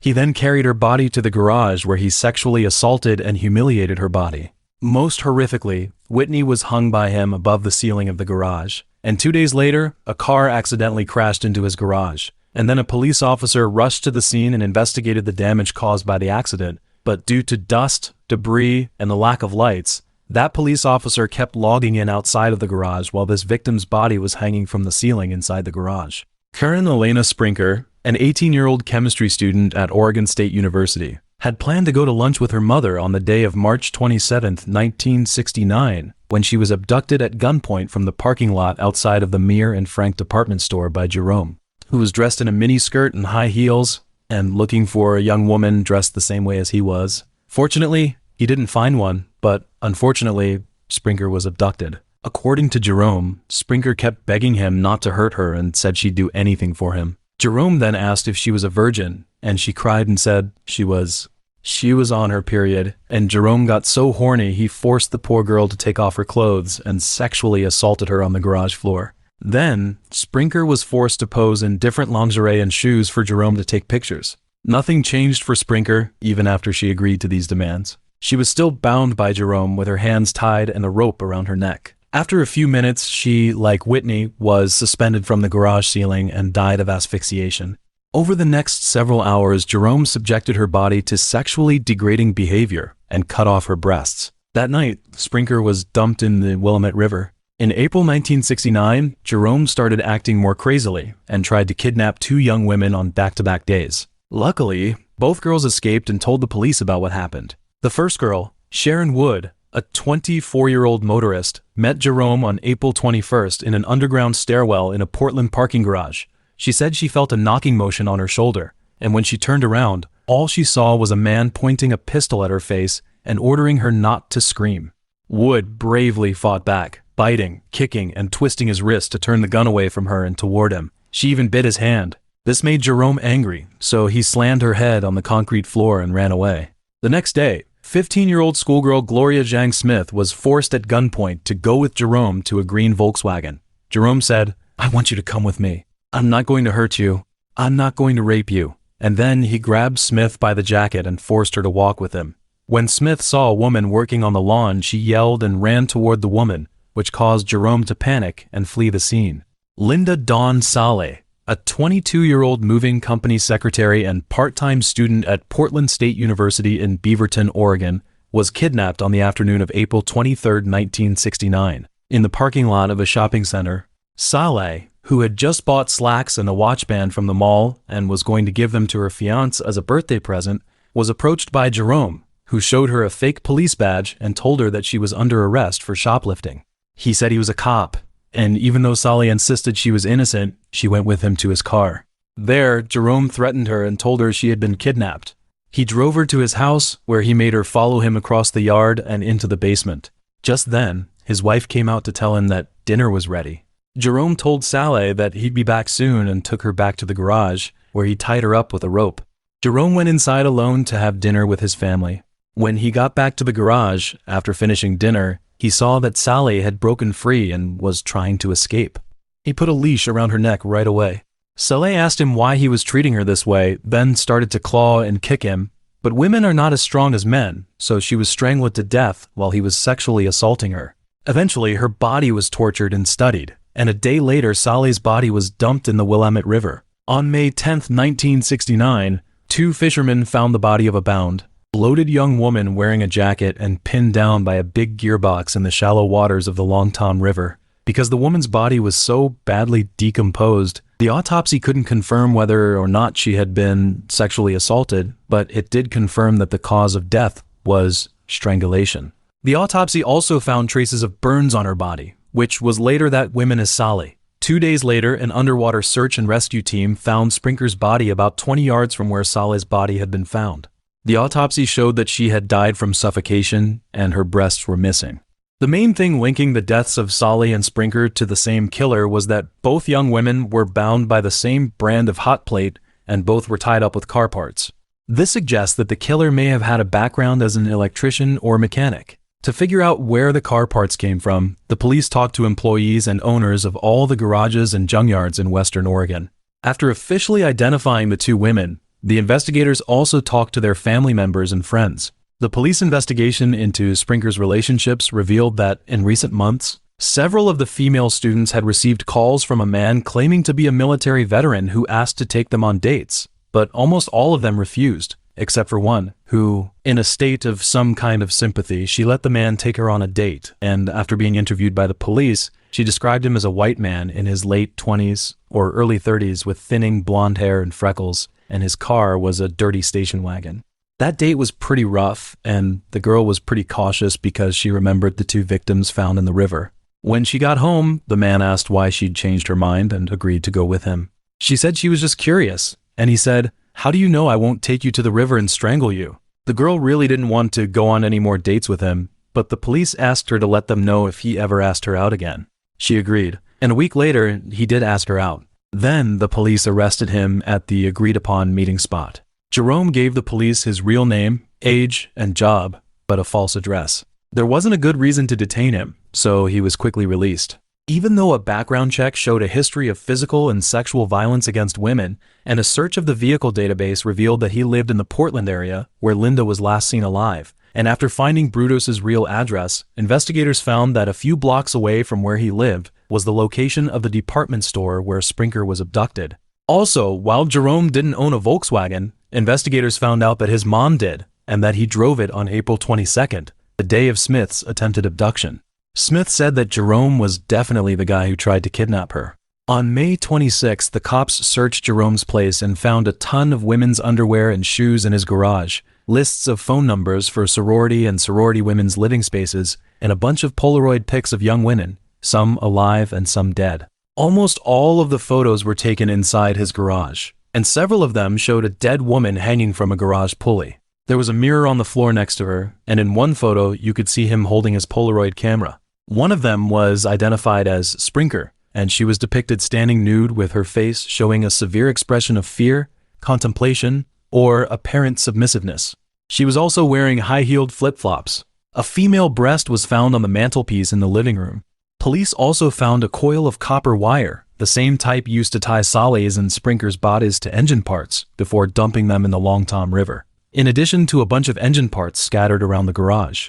On May 29th, as the murder investigation went on, investigators had enough evidence to link Jerome to the attempted abduction of Smith to arrest him. And the next night he called his wife and asked her to destroy any more incriminating evidence, but his wife refused.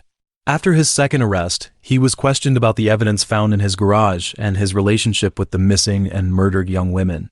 Investigators had identified 3 of these women as Whitney, Sprinker, and Saleh. Jerome initially denied any involvement in any of the cases, arguing that the evidence was circumstantial, but after a few days he began to gradually reveal his sexual fetishes and described how they were deeply ingrained in his psyche and daily life. By early June, Jerome had confessed to all 4 murders to the investigators and then described them to the police and psychologists. He started with Linda's murder, admitting that it was because of a pair of attractive high-heeled shoes the young woman was wearing when she accidentally came into his house to sell encyclopedias. Then he described each of his subsequent murders and attempted kidnappings in detail.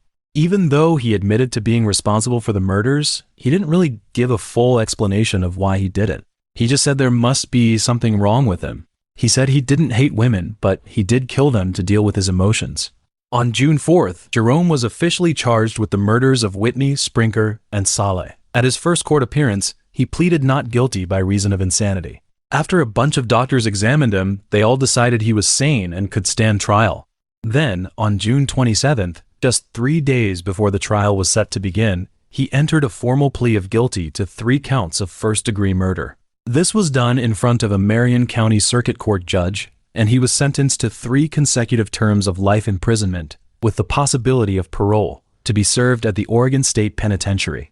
On August 7th, Schwindler was formally indicted for the first-degree murder of Sprinker. But these charges were based on the statement of an eyewitness who claimed to have seen Schwindler assisting Jerome in forcing a young woman under a blanket into their house on the day of Sprinker's disappearance. At the September trial, other witnesses refuted the eyewitness statement. The following month, Schwindler was found not guilty. After he was locked up, Jerome turned into a model inmate. In the 1970s, he was assigned clerical duties, using his electronic skills to maintain the prison's computerized record-keeping system and to install the cable television network. He was also trusted with the storage, repair, and maintenance of the prison's vending machines. As a convicted sex offender, he was physically assaulted a bunch of times by other inmates, all of whom he refused to name as his assailants. While he was in prison, Jerome went to a lot of parole hearings. His victims' families went to these hearings too, and they wanted him to stay in prison forever. On June 21, 1995, he found out that he was going to spend the rest of his life in prison. Jerome died of liver cancer in the Oregon State Penitentiary on March 28, 2006, at 5:10 a.m. He was 67 years old. He was the longest incarcerated inmate in the Oregon Department of Corrections, having served a total of nearly 37 years. When someone heard about Jerome's death, a family member of one of the victims spoke about how she felt. She said, "As soon as I heard he died, I started crying. It wasn't for him. It was for our family. He put our family through hell." Around 12:30 a.m. on April 17, 1974, a girl was walking towards the train station. Along the way, 3 men from the U.S. Army asked her for directions. As a token of gratitude, they invited the girl and claimed they would drive her home. The girl agreed, but after she got in the car, they held a knife to the girl's throat and drove to a remote field. The girl was brutally sexually assaulted. One of the men even took photos of them sexually assaulting the girl. Then, they drove the girl back to her home. This poor girl had no intention of keeping silent. On the contrary, she came up with a good idea. Before getting out of the car, she pretended that she was interested in a violent sexual life and asked them for their phone number, hoping to continue next time. After returning home, the girl first cried in her room to release her tension, then reported the attack to the police. Following the police's instructions, she lured one of the men, named Lonnie David Franklin Jr., to the train station. The police were hiding there. As soon as they spotted the man, they immediately rushed over and arrested him. As time moved into the 1980s, the Los Angeles Police Department, under public pressure, established a special task force to investigate a mysterious individual known as the South Side Slayer. From 1983 to the end of 1985, at least 13 sex workers were inexplicably stabbed and murdered. Due to the similarity of the victim group, they were all black women who had a long history of drug use and engaged in sex work. Before their deaths, they were sexually assaulted, then killed with a handgun or strangled with a rope, and finally dumped on the streets, alleys, or in garbage piles in South Los Angeles. So the detectives were convinced that these murders were committed by the same person. However, most of the victims were poor women, black women, drug users, and sex workers. Early on, almost no one cared about their lives. It was not until September 1985, when the death toll reached more than a dozen, that the LAPD described these cases at a press conference and asked the public for clues. In January 1986, the number of murders identified as committed by the Southside Slayer had risen to 15. The LAPD increased the number of detectives involved in the investigation of this case. However, there was no information about the killer. As a result, angry people formed a group called the Black Coalition Fighting Back Serial Murders. In March 1986, they collectively pressured the Los Angeles City Council, demanding that they value life and increase the reward for information leading to the killings from $10,000 to $25,000. By the end of 1986, more and more victims were being discovered. But conflicting modus operandi and suspect descriptions led investigators to question their initial belief that there was only one killer, and evidence indicated that there were multiple serial killers. In South Los Angeles at the time, at least 4 of whom were beginning their murders. In 1987, the Special Task Force investigating the Southside Slayer began to downsize because it had spent a lot of money and manpower without achieving results. In the following years, the police found that several murders committed by 5 serial killers were included in the Southside Slayer serial murder case. And in addition, some murders were found to have been committed individually by pimps or clients of the sex workers. However, the original killer was never found. While Lonnie was arrested by the police, he was charged with sexual assault and kidnapping. He was sentenced to 40 months in prison. Less than a year into his sentence, on July 24, 1975, Lonnie was discharged from the U.S. Army. After being released from prison, he worked as a sanitation worker in Los Angeles. For him, he was well acquainted with the locations of the city's alleys, garbage bins, and dumps. On August 10, 1985, the body of Deborah Jackson, the first victim of the Southside Slayer, was found in an alley. She was 29 years old and had been shot 3 times in the chest and sexually assaulted. In 1986, Lonnie got married to a woman, and they had 2 children together. In the eyes of his neighbors, Lonnie was a popular person. He had an outgoing personality and often interacted with his neighbors. He was also enthusiastic about his car, which was an orange car with a luxurious interior. In August 1986, the body of 34-year-old Henrietta Wright was discovered under an abandoned mattress. The following year, the remains of 23-year-old Barbara Ware, 26-year-old Bernita Sparks, and Mary Lowe were found. In 1988, the remains of 22-year-old Latricia Jefferson and 18-year-old Alicia Alexander were discovered. All of them were shot to death with a .25 caliber handgun. In November 1988, 30-year-old Enietra Washington was walking down the street on her way to a friend's house. A black man driving an orange Ford Pinto stopped next to her. He offered her a ride, but Washington refused. Then the man said, "That's the problem with you black women. People can't be good to you." Hearing this, she got into the car.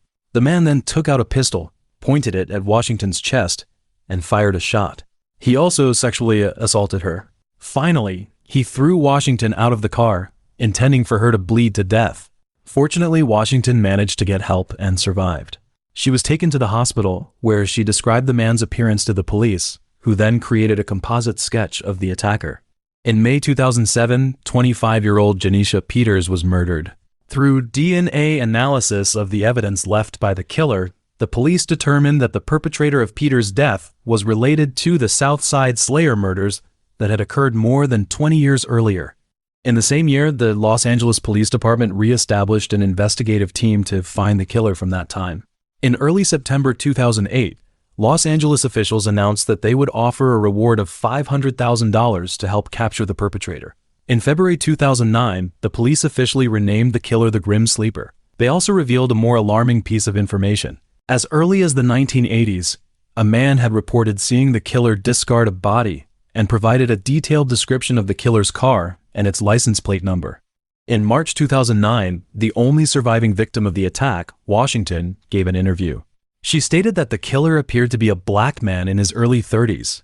He looked neat, almost eerily so, wearing a black polo shirt and a pair of khaki pants. She also described the interior and exterior of the killer's car.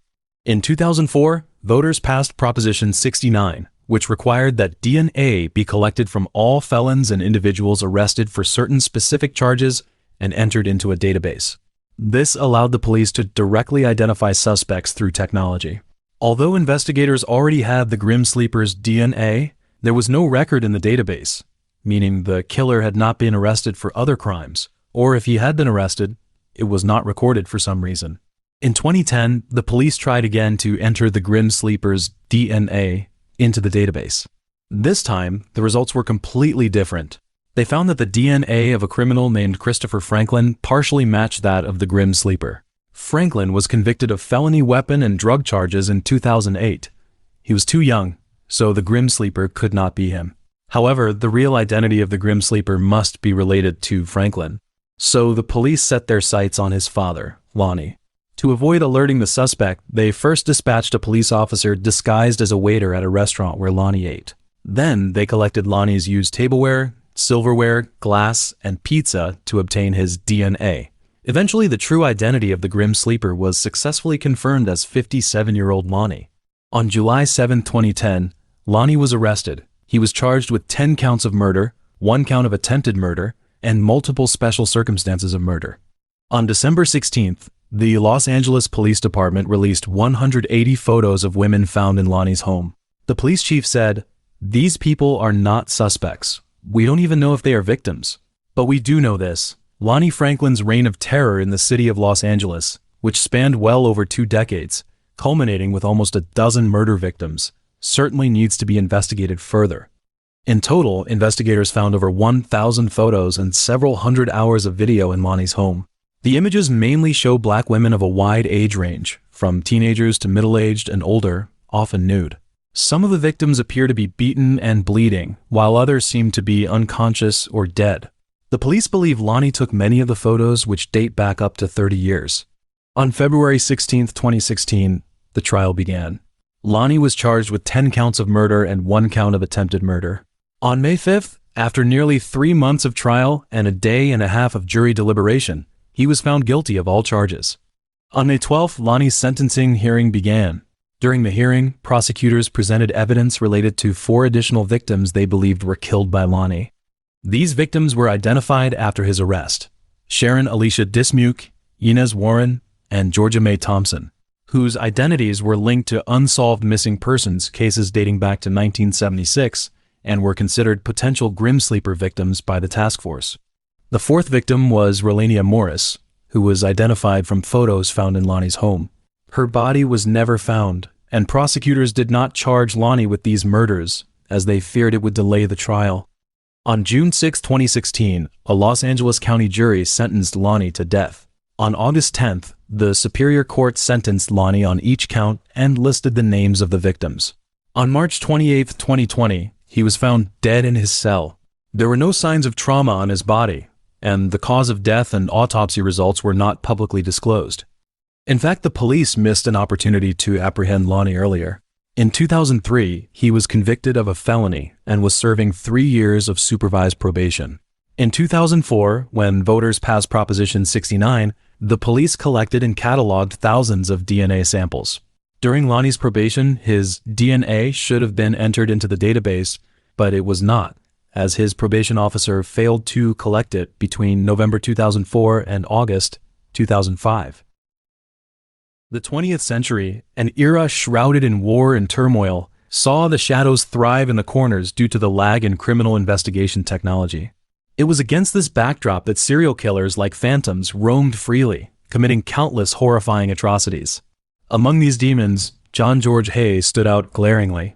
Known as the acid bath murderer and the bodiless killer, his methods were particularly chilling that he dissolved his victims in concentrated sulfuric acid.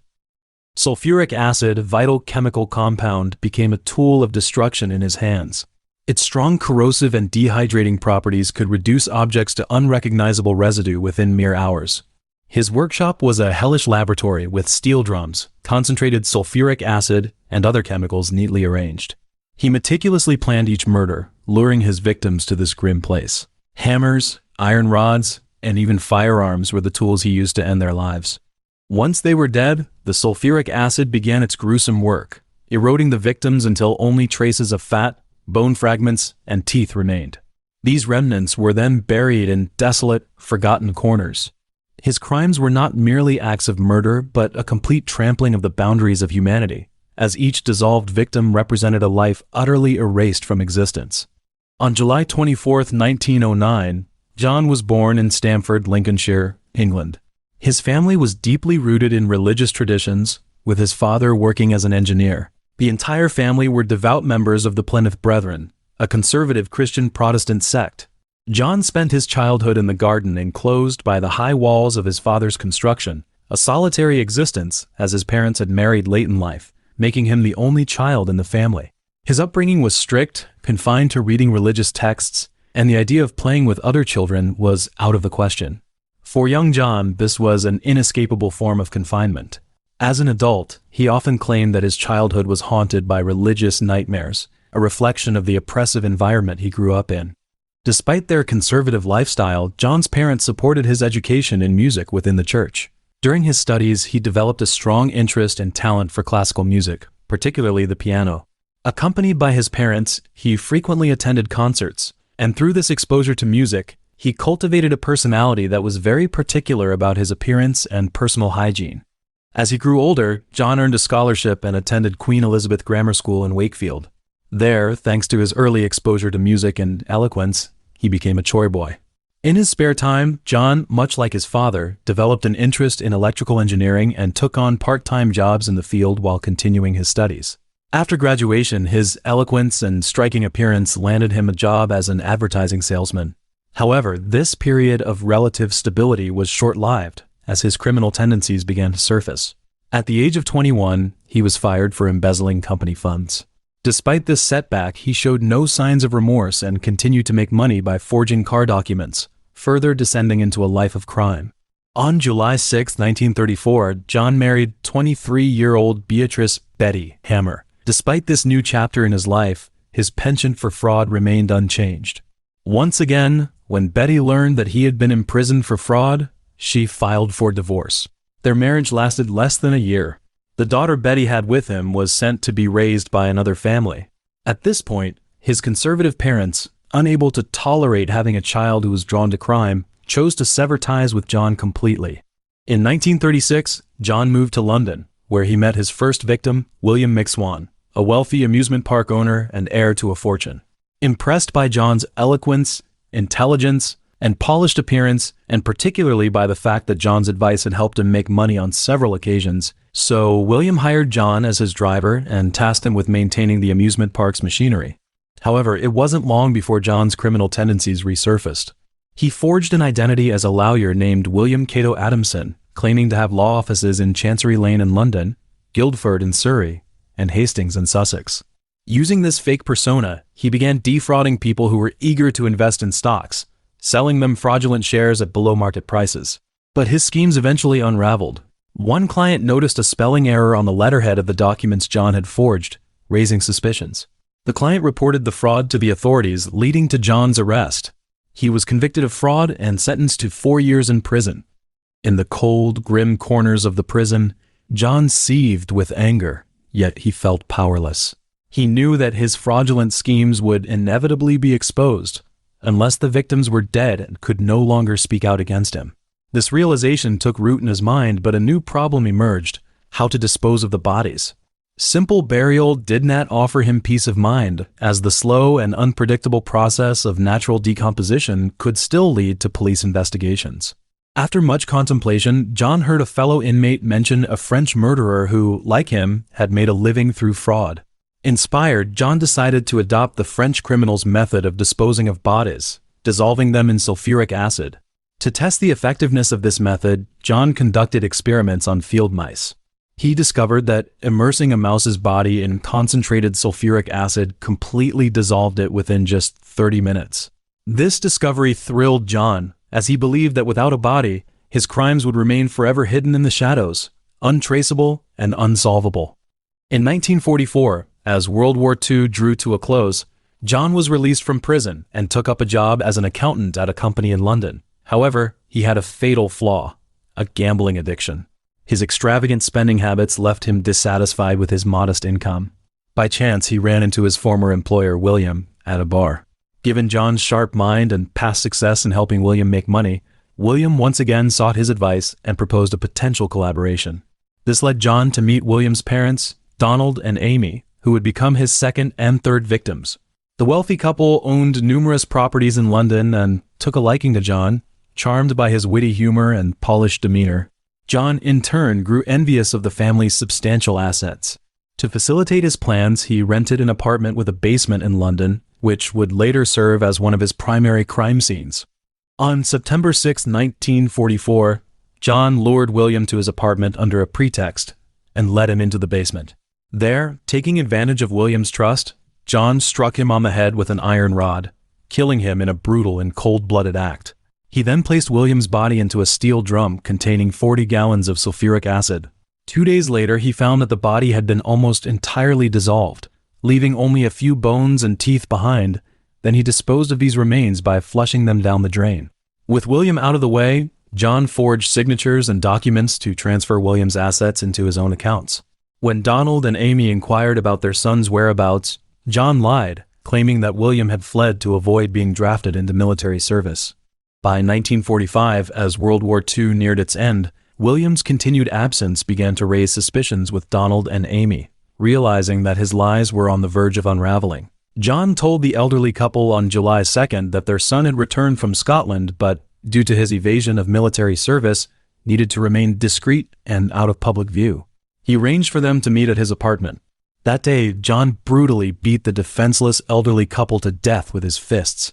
He then disposed of their bodies using sulfuric acid, just as he had done with William.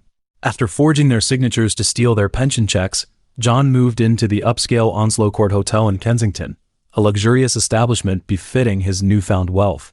He also rented a workshop in West Sussex, which would serve as another location for his gruesome crimes. At the hotel, John lived the life of a wealthy socialite, indulging in lavish spending and gambling. However, his gambling addiction meant that no matter how much money he acquired, it would inevitably be squandered unless he quit. To sustain his lavish lifestyle, in 1947, John targeted another couple for murder and robbery, 52-year-old Archibald Henderson and his 41-year-old wife, Rose née Berlin. At the time, the couple was preparing to move and planned to host a housewarming party. Rose contacted John, inviting him to play the piano at the event. During his visit to Archibald's home, John stole a revolver, which he intended to use in his next crime. On February 12, 1948, John lured Archibald to his workshop under the pretense of showing him a newly invented machine. Once there, he used Archibald's own revolver to kill him. That same evening, John deceitfully informed Rose that her husband had fallen suddenly ill at his home and convinced her to come to the workshop, where he also murdered her. As with his previous victims, John placed both bodies in a steel drum filled with 40 gallons of sulfuric acid, dissolving them. The remaining bodily remnants were buried. Through forged signatures, John liquidated the couple's assets. Curiously, he spared their dog. John's next and final victim was 69-year-old Olive Durand Deacon, a wealthy widow of a lawyer who also resided at the Onslow Court Hotel. John ingratiated himself with Olive by posing as a suitor, presenting himself as a successful and affluent engineer. To Olive, John appeared young, handsome, and wealthy, which easily won her trust. On one occasion, John overheard Olive discussing with a friend her idea of creating artificial fingernails. Seizing the opportunity, on February 18, 1949, John lured Olive to his workshop under the guise of developing a new type of artificial male. Once there, he shot her in the back of the neck with Archibald's revolver, stole her valuables, and placed her body in a steel drum filled with sulfuric acid. 2 days later, Olive's friend reported her disappearance to the police and provided a crucial lead. Olive had last been seen heading to John's workshop. The police immediately launched an investigation and discovered John's extensive criminal record of fraud and theft. Upon searching his workshop, they found a briefcase containing a receipt from a dry cleaner for Olive's coat, forged documents related to his previous victims, and a diary meticulously detailing his crimes. Because John's workshop lacked a drain, unlike his previous basement, he had to dispose of the bodies by pouring the contents of the steel drum onto a rubble pile. This oversight gave the police a crucial opportunity. During their investigation, a forensic examiner discovered 13 kilograms of human fat, part of a human foot, gallstones, and several teeth in the area. Later, when John was brought in for interrogation, his first words were, "Frankly, tell me, what are the chances of anyone being released from Broadmoor?" Referring to the high-security psychiatric hospital, the interrogator replied that he couldn't discuss such matters. John then said, "All right, if I tell you the truth, you won't believe me. It sounds too fantastic, too unbelievable." He proceeded to confess to killing 9 people, though the police were only able to conclusively identify 6 victims due to insufficient evidence for the other 3. On July 18, 1949, John's trial began. During the proceedings, he confessed to the judge that he was mentally disturbed, claiming that he had drunk the blood of his victims. He recounted a childhood dream of sustaining himself on blood, which resurfaced after a car accident in March 1944. He described a vision. "I saw before me a mass of crosses, which gradually turned into a forest. At first, it seemed as if dew or rain was dripping from the branches, but as I approached, I realized it was blood. The entire forest began to writhe, the trees, dark and upright, oozing blood. Then a man emerged from the trees, covered in blood. When the cup was full, he approached me and said, "Drink," but I couldn't move. This chilling account earned him another nickname, the Vampire Killer. The prosecution, led by the Attorney General, urged the jury to reject John's insanity defense, arguing that his actions were premeditated and malicious. The defense, however, called multiple witnesses to testify to John's mental instability.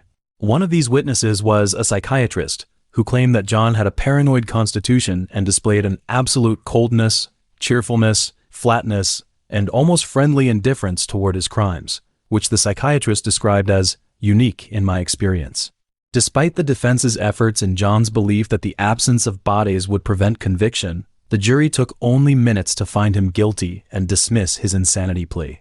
The judge sentenced him to death. On August 10, 1949, John George Hay was executed by hanging at Wandsworth Prison. His crimes and the macabre details of his methods left a lasting mark on criminal history. On the night of February 17, 1970, in Fort Bragg, North Carolina, the tranquil air was tinged with an ominous foreboding. That evening, a bloody tragedy tore through the community, shattering its peace. A young doctor, Jeffrey Robert MacDonald, experienced a nightmarish assault in his own home. He suffered stab wounds to his chest, bruises on his forehead, and minor injuries to his limbs. However, compared to him, the fate of his pregnant wife and 2 young daughters was far more tragic. They were killed on the spot during the attack. The surviving husband claimed that a group of intruders had broken into his home, chanting, "Acid is groovy, kill the pigs," before launching a frenzied assault on his family.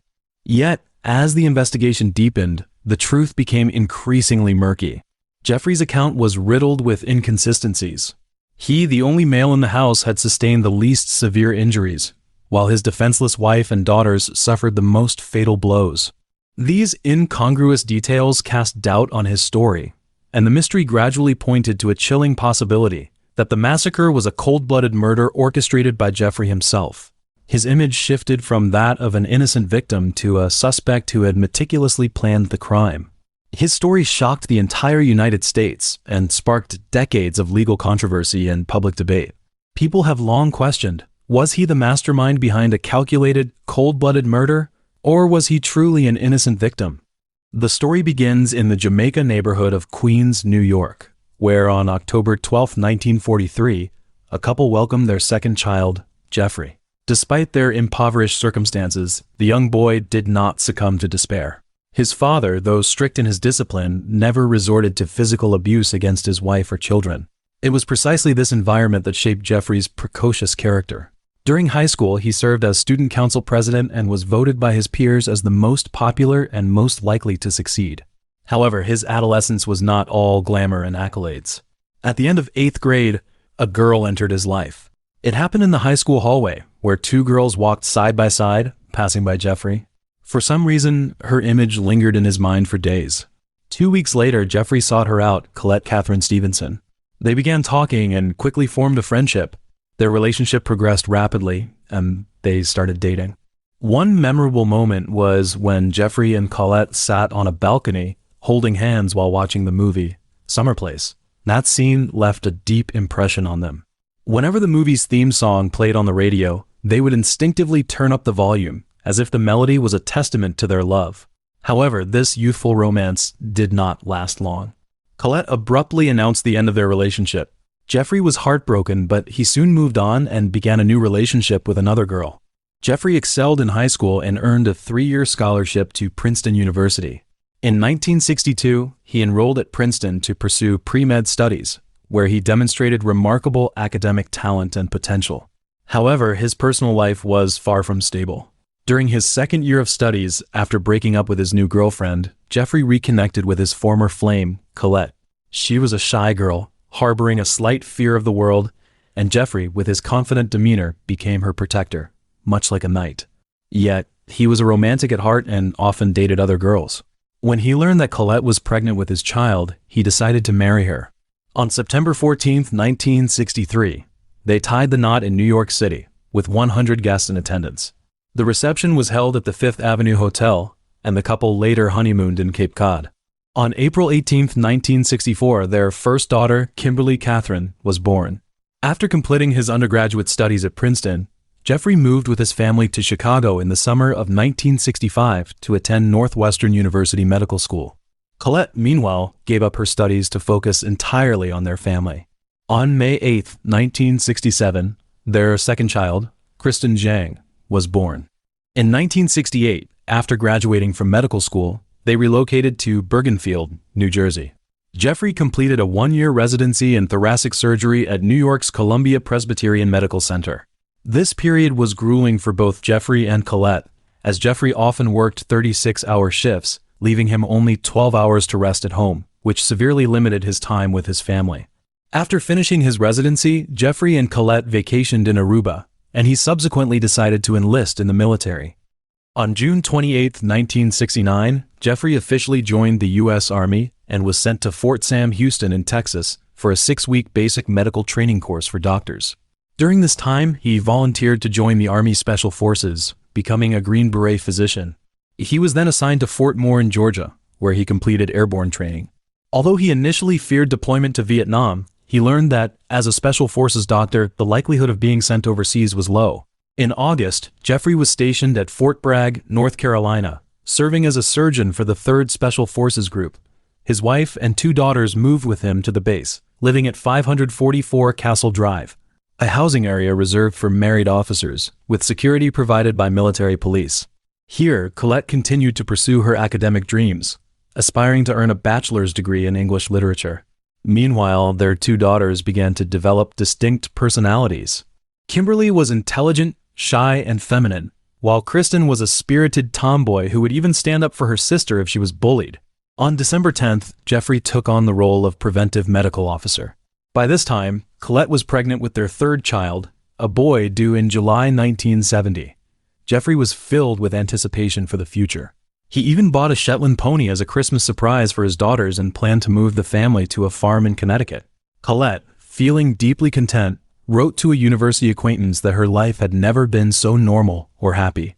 She expressed excitement about the upcoming arrival of their son, believing it would make their family complete. In 1970, Jeffrey was promoted to captain and planned to pursue advanced medical training at Yale University after completing his term as a Green Beret physician. At this point, his career seemed to be on a smooth trajectory, and his family life was brimming with hope and promise. However, all of this came to an abrupt end on the night of February 17, 1970. A bloody tragedy shattered his fate and obliterated the future of his family. On the afternoon of February 16, 1970, Jeffrey took his 2 daughters to feed their pony. Around 5:45 p.m., they returned home.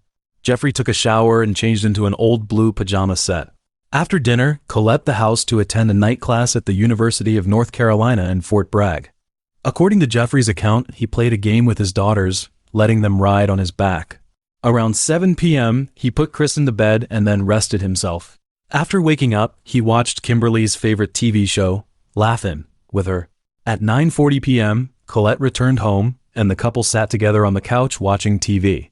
Midway through a program, Colette decided to go to bed, while Jeffrey fell asleep on the living room couch. At 3:42 a.m., the Fort Bragg dispatcher received an emergency call. On the line, Jeffrey weakly cried out, "Help! 544 Castle Drive. Stabbing! Hurry!" The operator then heard the sound of the phone dropping. About 10 minutes later, military police arrived at the scene. They found the front door locked and the house dark.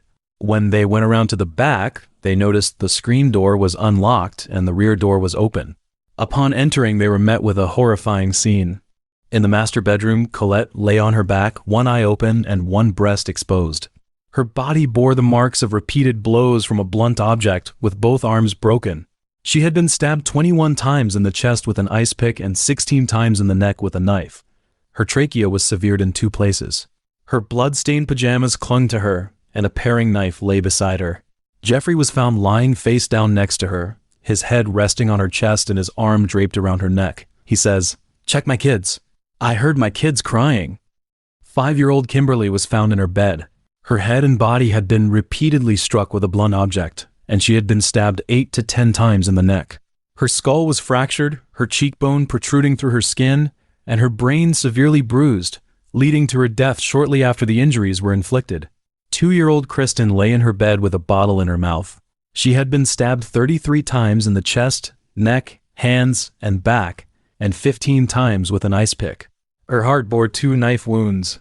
On the headboard of the marital bed, the word pig was written in Colette's blood, standing 8 inches tall. After receiving CPR, Jeffrey sat up and shouted, "Oh my God, look at my wife, I'm going to kill those damn acid heads." As he was carried out on a stretcher, he yelled, "Let me see my kids." After receiving treatment at Womack Army Medical Center, the findings of the medical staff deepened the mystery of the case. Although Jeffrey claimed to have engaged in a fierce struggle with 3 male intruders and 1 female intruder, his injuries were far less severe than those of his wife and children. He had some cuts, bruises, and nail scratches on his face and chest, but none of these wounds were life-threatening or required stitches. Additionally, he was diagnosed with a mild concussion and had a stab wound on his right torso, 5/8 of an inch deep, which caused a partial collapse of his lung. Despite this, Jeffrey was discharged from the hospital just 9 days later. During questioning by the Criminal Investigation Division, Jeffrey provided a detailed account of the events, as he claimed they had unfolded. He stated that around 2 a.m. on February 17th, after washing the dinner dishes, he decided to go to bed. Since Kristen had wet his bedside, he took her to his bed and fetched a blanket from her room. He then fell asleep on the living room couch. Later, he was awakened by the screams of Colette and Kimberly. Colette shouted, "Jeffrey! Jeffrey! Help me! Why are they doing this to me?" When he tried to help them, he was attacked by 3 male intruders, 1 black and 2 white men, one of whom wore lightweight gloves, possibly surgical gloves. A 4th intruder, a white woman with long blonde hair, wore knee-high boots with heels, a white floppy hat, and carried a lit candle. She chanted, "Acid is groovy, kill the pigs." The 3 men attacked him with a club and an ice pick, while the female intruder shouted, "Hit them again." During the struggle, his pajama top was pulled over his head and wrists, and he used the entangled garment to fend off the ice pick thrusts. However, he was eventually overpowered and knocked unconscious at the far end of the living room. When he regained consciousness, the intruders had left the house. He then attempted mouth-to-mouth resuscitation on each of his daughters, but to no avail. Finally, he found Colette, pulled a small paring knife from her chest, threw it to the floor, and tried to find her pulse, but it was futile. He then draped his pajama top over her and called for help. At the time, after receiving Jeffrey's emergency call, the military police immediately launched a search for the 4 intruders. However, they found no suspects matching Jeffrey's description. Investigators also discovered weapons outside the back door, an old hickory kitchen knife, an ice pick, and a 31-inch long piece of wood stained with blood. These items, all from Jeffrey's home, had been wiped clean of fingerprints. Yet, Jeffrey claimed he had never seen these items before. Army investigators quickly grew skeptical of Jeffrey's account, as there was little evidence to support his story. Despite his hand-to-hand combat training, there were almost no signs of a struggle in the living room, aside from an overturned coffee table and a fallen plant. Neighbors also reported hearing no sounds of a struggle or commotion, only Colette's screams. Furthermore, fibers from Jeffrey's torn pajama top were not found in the living room but were discovered beneath Colette's body and in the bedrooms of his 2 daughters. Fibers from the pajamas were also found under Kristen's fingernails, and a fragment of skin was found under Colette's fingernails, though this evidence was later lost. Beneath the headboard where the word pig was written, investigators found the tip of a blood-stained surgical glove, made of materials identical to the medical supplies stored in Jeffrey's home. Jeffrey claimed he had checked on each family member and attempted to rescue them, but no blood or fingerprints were found on either of the 2 phones. He also mentioned that the female intruder's boots were wet, with rainwater dripping from the intruders, but the only footprints at the scene were bare, bloodied footprints in Kristen's bedroom, leading from her bed to the door. By mid-March 1970, the Criminal Investigation Division received forensic test results on blood, hair, and fiber samples from 544 Castle Drive. These results further contradicted Jeffrey's account of his actions, deepening investigators' suspicions. Jeffrey's pajamas. Kimberly's blood was found on his pajamas, despite his claim that he was not wearing them while attempting to rescue her. This suggested he might have been wearing the pajamas during the attack and participated in the violence. Jeffrey's blood. His blood was found in significant amounts in only 2 places, in front of a kitchen cabinet containing rubber gloves and on the right side of the hallway bathroom sink. This indicated he might have engaged in some form of cleanup or concealment after the attack. Colette's blood. Investigators found her blood in Kristen's room, even though all 3 victims were discovered in separate rooms. This suggested Colette might have moved during the attack or that Jeffrey had staged the scene to cover his tracks. Kimberly's blood. Her blood and brain serum were found at the entrance to the master bedroom, indicating she might have entered the room upon hearing the commotion and was then attacked. However, investigators questioned why intruders would bother to take her back to her bedroom to continue the assault. Given that all 4 family members had different blood types, investigators were able to reconstruct the likely sequence of events under the assumption that there were no intruders and that Jeffrey was the perpetrator. The scenario they pieced together is as follows.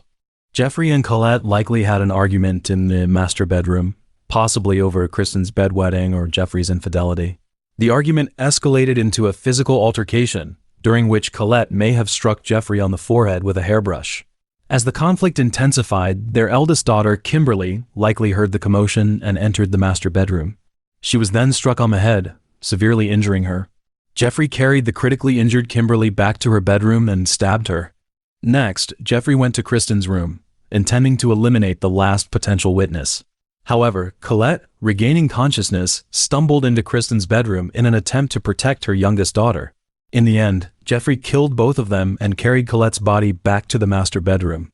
He then put on surgical gloves from the kitchen cabinet, used Colette's blood to write the word "pig" on the headboard, and draped his torn pajama top over her body. He repeatedly stabbed her chest with an ice pick and discarded the weapon near the back door. Finally, Jeffrey retrieved a scalpel from the storage room, went into the bathroom, stood by the sink, and stabbed himself in the chest to create the illusion that he was also a victim.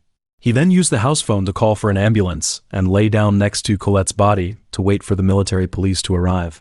Investigators speculated that Jeffrey attempted to frame the crime by drawing inspiration from recent articles he had read about the Manson family murders. The Manson family was a cult led by Charles Manson, whose followers committed a series of violent crimes under his direction. On April 6, 1970, Army investigators formally interrogated Jeffrey, increasingly challenging his account and attempting to uncover the truth through forensic evidence and logical reasoning.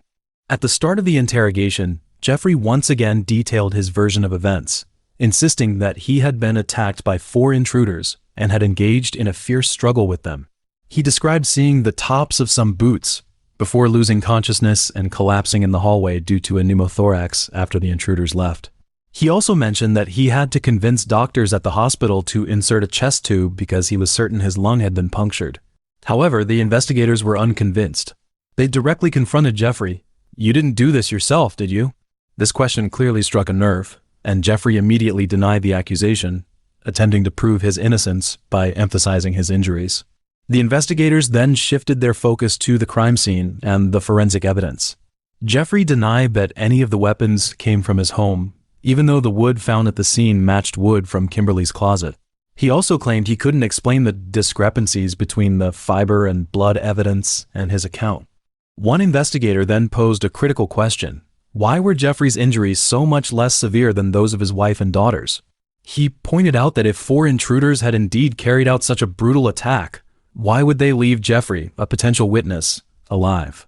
He pressed, "When you were lying in the hallway, why didn't they take that club and hit you once or twice hard on the back of the head and finish you off? Why dish you off? You were face to face with them. They didn't know if you could identify them later. Why leave you alive?" Another investigator noted the lack of chaos and destruction inside the home.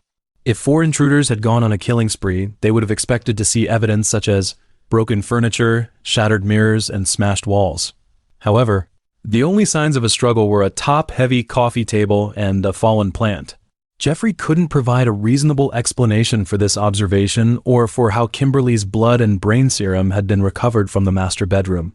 As the interrogation progressed, Jeffrey gradually lost his composure. When the investigators listed more contradictions between his statements and the forensic evidence, he suddenly accused them of having no ideas and trying to frame him to maintain a 100% solve rate. The investigators calmly responded, "We have all these things here that indicate you were involved in this. not some people who came in from the outside, chose 544 Castle Drive, went up there, and luckily found your door open. When asked to take a polygraph test to verify his statements, Jeffrey initially agreed without hesitation. However, within 10 minutes of the interrogation ending, he called the investigators to inform them that he had changed his mind and would not undergo any polygraph testing. This move further deepened the investigators' suspicions of him. On the night of the same day, Jeffrey was relieved of his duties and placed under restrictions pending further investigation. The following day, he was assigned a military lawyer. However, at his mother's suggestion, he hired renowned civilian defense attorney Bernard Siegel on April 10th to represent him. Less than a month later, on May 1st, the Army formally charged Jeffrey with 3 counts of murder. That same day, Jeffrey wrote a letter to Colette's mother and stepfather, insisting on his innocence. In the letter, he emphasized that the Army would never admit their mistakes and speculated that Colette's soul might possess infinite patience and understanding regarding his current legal predicament. On July 6th, under the supervision of Colonel Warren Rock, a preliminary hearing under Article 32 was convened to determine whether there was sufficient evidence to proceed with charges against Jeffrey. The hearing lasted until September, during which Jeffrey's legal team adopted an aggressive strategy, attempting to expose the mistakes and unprofessional conduct of the Army's Criminal Investigation Division during the investigation. Siegel highlighted numerous instances of incompetence by the Criminal Investigation Division, accusing them of clumsily and unprofessionally trampling over the crime scene while examining the house, thereby erasing any potential evidence.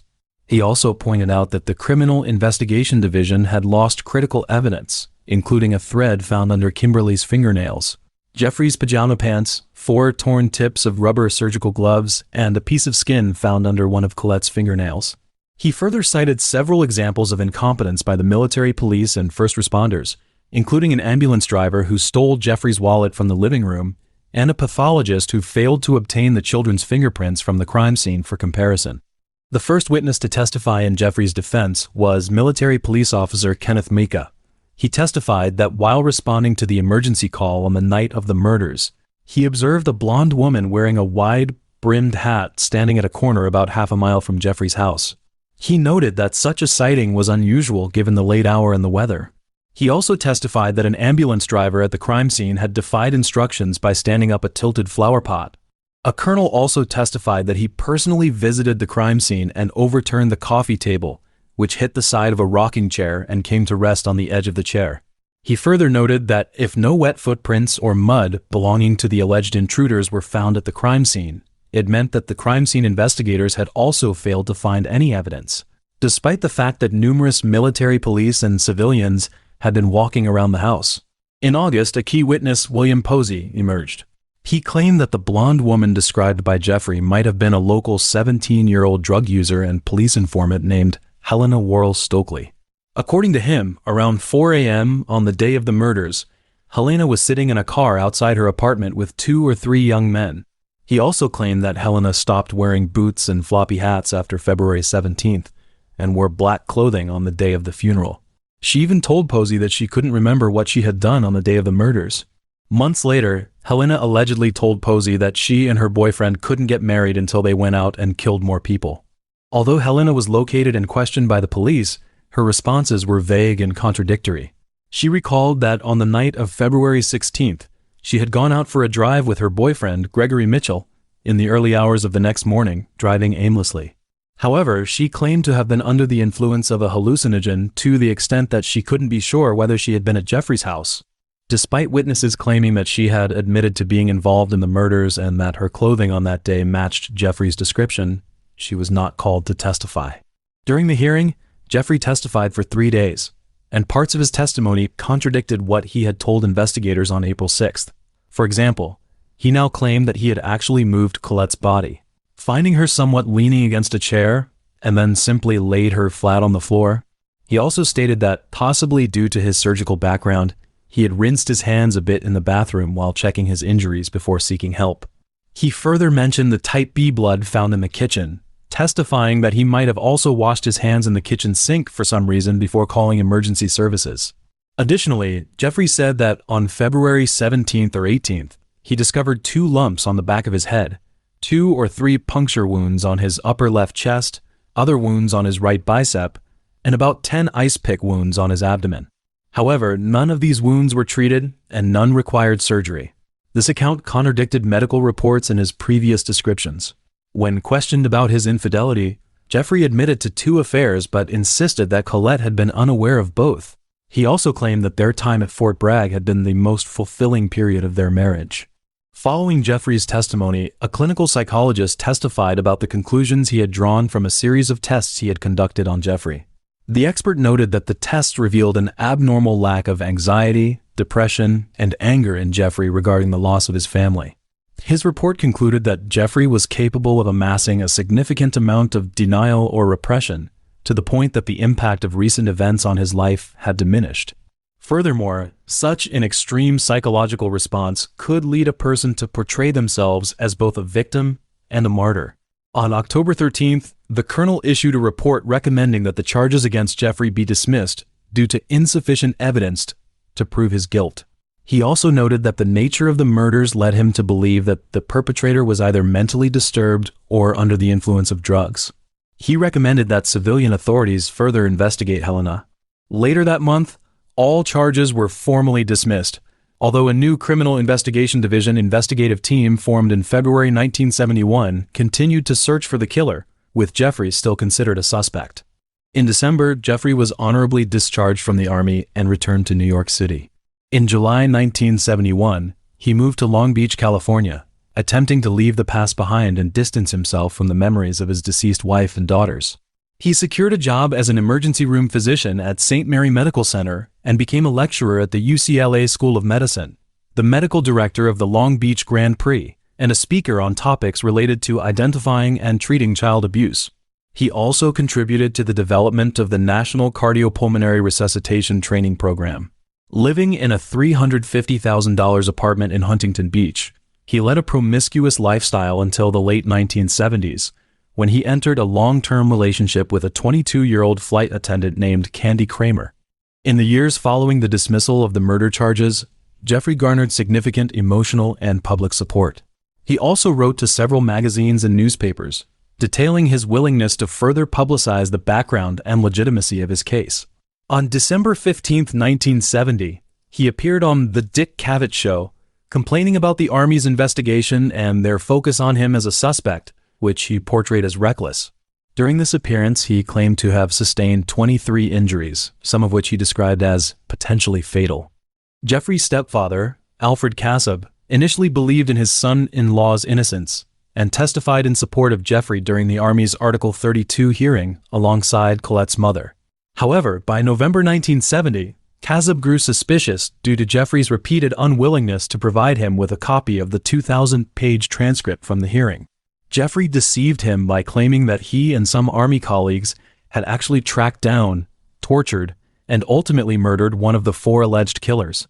Kasab's doubts intensified after Jeffrey's casual and dismissive demeanor on the Dick Cavett Show. He and his wife publicly turned against Jeffrey and began dedicating themselves to bringing him to justice. In February 1971, Kasab successfully obtained a copy of the Article 32 hearing records from the Army. After meticulously studying the documents, he realized that Jeffrey's account was inconsistent with the physical evidence and concluded that his narrative was nothing more than a web of lies, repeatedly contradicting the known facts of the case. Kasab also discovered that Jeffrey had begun dating a young woman employed at Fort Bragg just weeks after his family's murder and had rekindled a relationship with another woman. Collaborating with Colonel Krivenek and other Army investigators, Kasab visited the crime scene to compare the physical evidence with Jeffrey's testimony. This assessment ultimately convinced him of Jeffrey's guilt, and he resolved to dedicate his life to pursuing all legal avenues to bring Jeffrey to justice. In early 1972, Kasab filed a citizen's complaint with the U.S. Department of Justice, requesting the convening of a grand jury to indict Jeffrey for murder. However, since the murders occurred while Jeffrey was serving in the military and he had already been discharged, the complaint was declared moot. The FBI declined to take up the case. On April 30, 1974, Kasab, along with their attorney Richard Kahn and Criminal Investigation Division agent Peter Kearns, submitted a citizen's complaint to the Chief Judge of the U.S. District Court, requesting the convening of a grand jury to indict Jeffrey for murder. A month later, Justice Department prosecutors ruled that the case warranted prosecution. On August 12th, a grand jury convened before a U.S. District Judge in Raleigh, North Carolina, to hear the legal proceedings. 75 witnesses were called to testify, with Jeffrey being the first to take the stand. His testimony lasted 5 days, during which he admitted that, despite his public declaration after the 1970 dismissal of the murder charges to pursue all legal avenues and hire investigators, he had not actually done so. Nevertheless, he insisted that he had made efforts to identify the perpetrators and locate Helena. He also claimed that the fabricated information he provided to Kassab and certain media outlets was intended to placate his in-laws, and that he had sustained more stab and puncture wounds than were recorded in contemporary medical records. When prosecutors asked if he would submit to a polygraph or sodium amytal test to verify his account of events, Jeffrey read a statement prepared by his attorney, refusing the request. A surgeon testified that, aside from the lung injury, Jeffrey's other wounds were minor and would not have impaired his physical abilities. A psychiatrist testified that he found Jeffrey to be an extremely controlling individual, deeply reliant on others' perceptions of him. A chief of the chemistry division testified that Colette's pajamas had been heavily bloodstained before being torn, and that the tearing had occurred while the fabric was stationary, contradicting Jeffrey's claim that the pajamas were torn during a struggle against the attackers. On January 21, 1975, Jeffrey was recalled to testify before the grand jury. This time, when questioned about his infidelity or the forensic contradictions between his account and the physical evidence presented by the prosecution, he displayed noticeable arrogance and sarcasm. At one point, he shouted, "I don't know. I don't even know what nonsense you're trying to feed me." He also refused to discuss the results of a private polygraph test he had agreed to in 1970. The results of which had been handed over to his attorney, indicating that he needed to consult his lawyer before agreeing to this line of inquiry.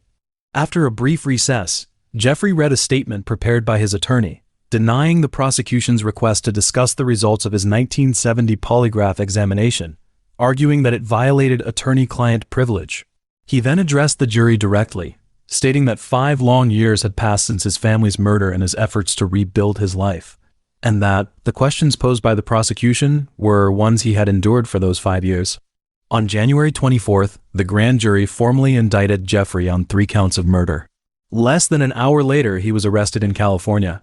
On January 31st, his friends and colleagues raised $100,000 in bail to secure his release while awaiting the resolution of the charges. Although he was arraigned on May 23rd and pleaded not guilty to the murder charges, the legal proceedings were fraught with complications. On July 29th, the judge dismissed the defense's arguments regarding double jeopardy and the right to a speedy trial, allowing the trial date originally set for August 18, 1975 to proceed. However, the Fourth Circuit Court of Appeals ruled on August 15th to stay the proceedings, holding that the defendant was entitled to a speedy trial by January 23, 1976, and therefore ordered the indictment dismissed. Upon hearing this news, Jeffrey shed tears of relief, believing his ordeal was over. However, the government appealed to the U.S. Supreme Court, which on May 1, 1978, ruled that the Fourth Circuit had erred in dismissing the indictment on speedy trial grounds before the case had been tried. This decision allowed the case to proceed. Kassab welcomed this development, stating, "It's been a tremendous personal pressure knowing someone is running around who you are convinced killed your daughter and grandchildren." On July 16, 1979, Jeffrey stood trial in Raleigh, North Carolina, charged with 3 counts of murder. Judge Dupree presided over the trial, and Jeffrey pleaded not guilty to the charges. Although his attorneys were confident of an acquittal, a series of rulings during the trial worked against the defense. First, the judge refused to admit a 1979 psychiatric evaluation of Jeffrey as evidence, which suggested that someone with his personality and mindset was highly unlikely to have killed his family. The judge ruled that since his attorneys had not entered an insanity plea, he did not want the trial bogged down by conflicting psychiatric testimony from prosecution and defense witnesses. Second, the judge denied the defense's motion to exclude Jeffrey's pajamas as evidence, a significant blow to the defense as the bloodstains and fibers on the pajamas were among the prosecution's key pieces of evidence. On the first day of the trial, the judge allowed the prosecution to introduce as evidence the March 1970 issue of Esquire magazine found in Jeffrey's home, which contained a lengthy article about the Manson family murders. This evidence was intended to suggest that Jeffrey might have mimicked the Manson family's methods. However, the judge also denied the prosecution's request to introduce any part of the Article 32 transcript from Jeffrey's 1970 military hearing, ruling that since the current trial was a civilian one, and the Article 32 hearing included reports from military investigators suggesting Jeffrey had murdered his family in a drug-induced rage, such evidence was also prejudicial. On July 19th, Jeffrey's trial entered a critical phase, as both the prosecution and defense delivered their opening statements to the jury. The prosecution outlined its burden of proof in establishing Jeffrey's guilt, emphasizing that the murders were committed with malice. The prosecutor pointed out that the prosecution would prove Jeffrey's guilt through physical evidence and circumstantial evidence, urging jurors to listen to the testimony, examine the evidence presented, and draw their own conclusions. He concluded by stating, "We believe the physical evidence points to the fact that one person, not 2, 3, 4, or more, killed Colette, Kimberly, and Kristen. That person is the defendant." Throughout the trial, the prosecution's evidence and witness testimonies were more compelling, while the defense faced several unfavorable rulings. Despite this, the defense argued that the crime scene had been hopelessly compromised during the investigation, with potential evidence either destroyed, lost, or never collected. The defense also called a key witness, Helena, attempting to use her testimony to prove she was one of the intruders Jeffrey had described. However, Helena denied any involvement in the murders or knowledge of who might have committed them, stating she did not want to be a scapegoat. On August 23rd and 24th, Jeffrey took the stand as the final defense witness. His testimony was a pivotal moment in the trial, with both sides attempting to sway the jury through his statements. He first underwent questioning by his defense attorney, who sought to humanize Jeffrey in the eyes of the jury by having him describe his family, background, and lifestyle. Jeffrey then detailed the personalities of each family member, describing the family as close-knit. "We shared almost everything. We were all friends. Colette and I shared the process of raising our children. We shared our life experiences." He also claimed that the reason he had never remarried was that he could not forget his wife and children, thinking of them every day. He recounted his life in the years following their deaths, explaining that his decision to move to California was to distance himself from well-meaning people. He insisted that working up to 80 hours a week was easier than sitting and thinking about his family. He also presented several family photos and artifacts, attempting to evoke sympathy from the jury for his family life. The following day, the prosecution cross-examined Jeffrey. The prosecutor systematically listed the physical and circumstantial evidence from the crime scene, which contradicted Jeffrey's account of intruders attacking him and murdering his family, instead pointing to his own guilt. He often began each question with a phrase along the lines of, "Dr. MacDonald, if the jury finds from the evidence that..." On August 28th, both sides delivered their closing arguments to the jury. The prosecution went first, contrasting the injuries suffered by Colette, Kimberly, and Kristen with those sustained by Jeffrey, noting that Jeffrey's only serious injury was the pneumothorax wound to his chest. The prosecutor referenced Jeffrey's claim of a life-and-death struggle with the alleged intruders, but the evidence suggested the struggle occurred between a white male and a white female, the female being Colette and the male being Jeffrey. He then dismissed the character witnesses who had earlier testified that Jeffrey was a good husband and father, returning to the evidence. "If we convince you with the evidence that he did it, we don't have to prove he's the kind of person who could do this." He concluded his argument by stating, "I can only tell you from the physical evidence that things don't lie, but people can and do lie." The defense also delivered its closing argument, portraying Jeffrey as a loving husband and father and emphasizing that Jeffrey had consistently maintained that 4 intruders were responsible for the murders. They criticized the prosecution's case as a house built on sand and urged the jury to grant Jeffrey the peace he had sought for nearly a decade. In his final instructions to the jury, the judge informed them they had 3 options: to find Jeffrey not guilty, to find him guilty of first-degree murder, or to find him guilty of second-degree murder in each case. Shortly after 4 p.m. on August 29, 1979, the jury returned its verdict after 6.5 hours of deliberation. Jeffrey was convicted of 1 count of first-degree murder in the death of Kristen and 2 counts of second-degree murder in the deaths of Colette and Kimberly. Following the verdict, Kassab immediately called the family's attorney, thanking him for his years of relentless effort. He said, "Hi, Dick. I just got what I wanted, 3 life sentences. Thank you for everything you've done. We couldn't have done it without your help." Kassab and his wife also told the media, "This had to be done. Now we can rest." After 1980, there were several legal dramas, including instances where Jeffrey's convictions were overturned, only to be reinstated later. On February 23, 1970, Colette, Kimberly, and Kristen were laid to rest side by side at Washington Memorial Park in Suffolk County, Long Island. Each grave initially bore the MacDonald surname, which was later changed to Colette's maiden name, Stevenson. Jeffrey is currently serving a life sentence at a federal prison in Cumberland, Maryland. Despite having spent decades behind bars, he continues to maintain his innocence. Some of his supporters believe in his claims of innocence, viewing him as a potential victim of a miscarriage of justice. Jeffrey himself has never ceased his efforts to defend himself, continuing to seek exoneration through legal avenues.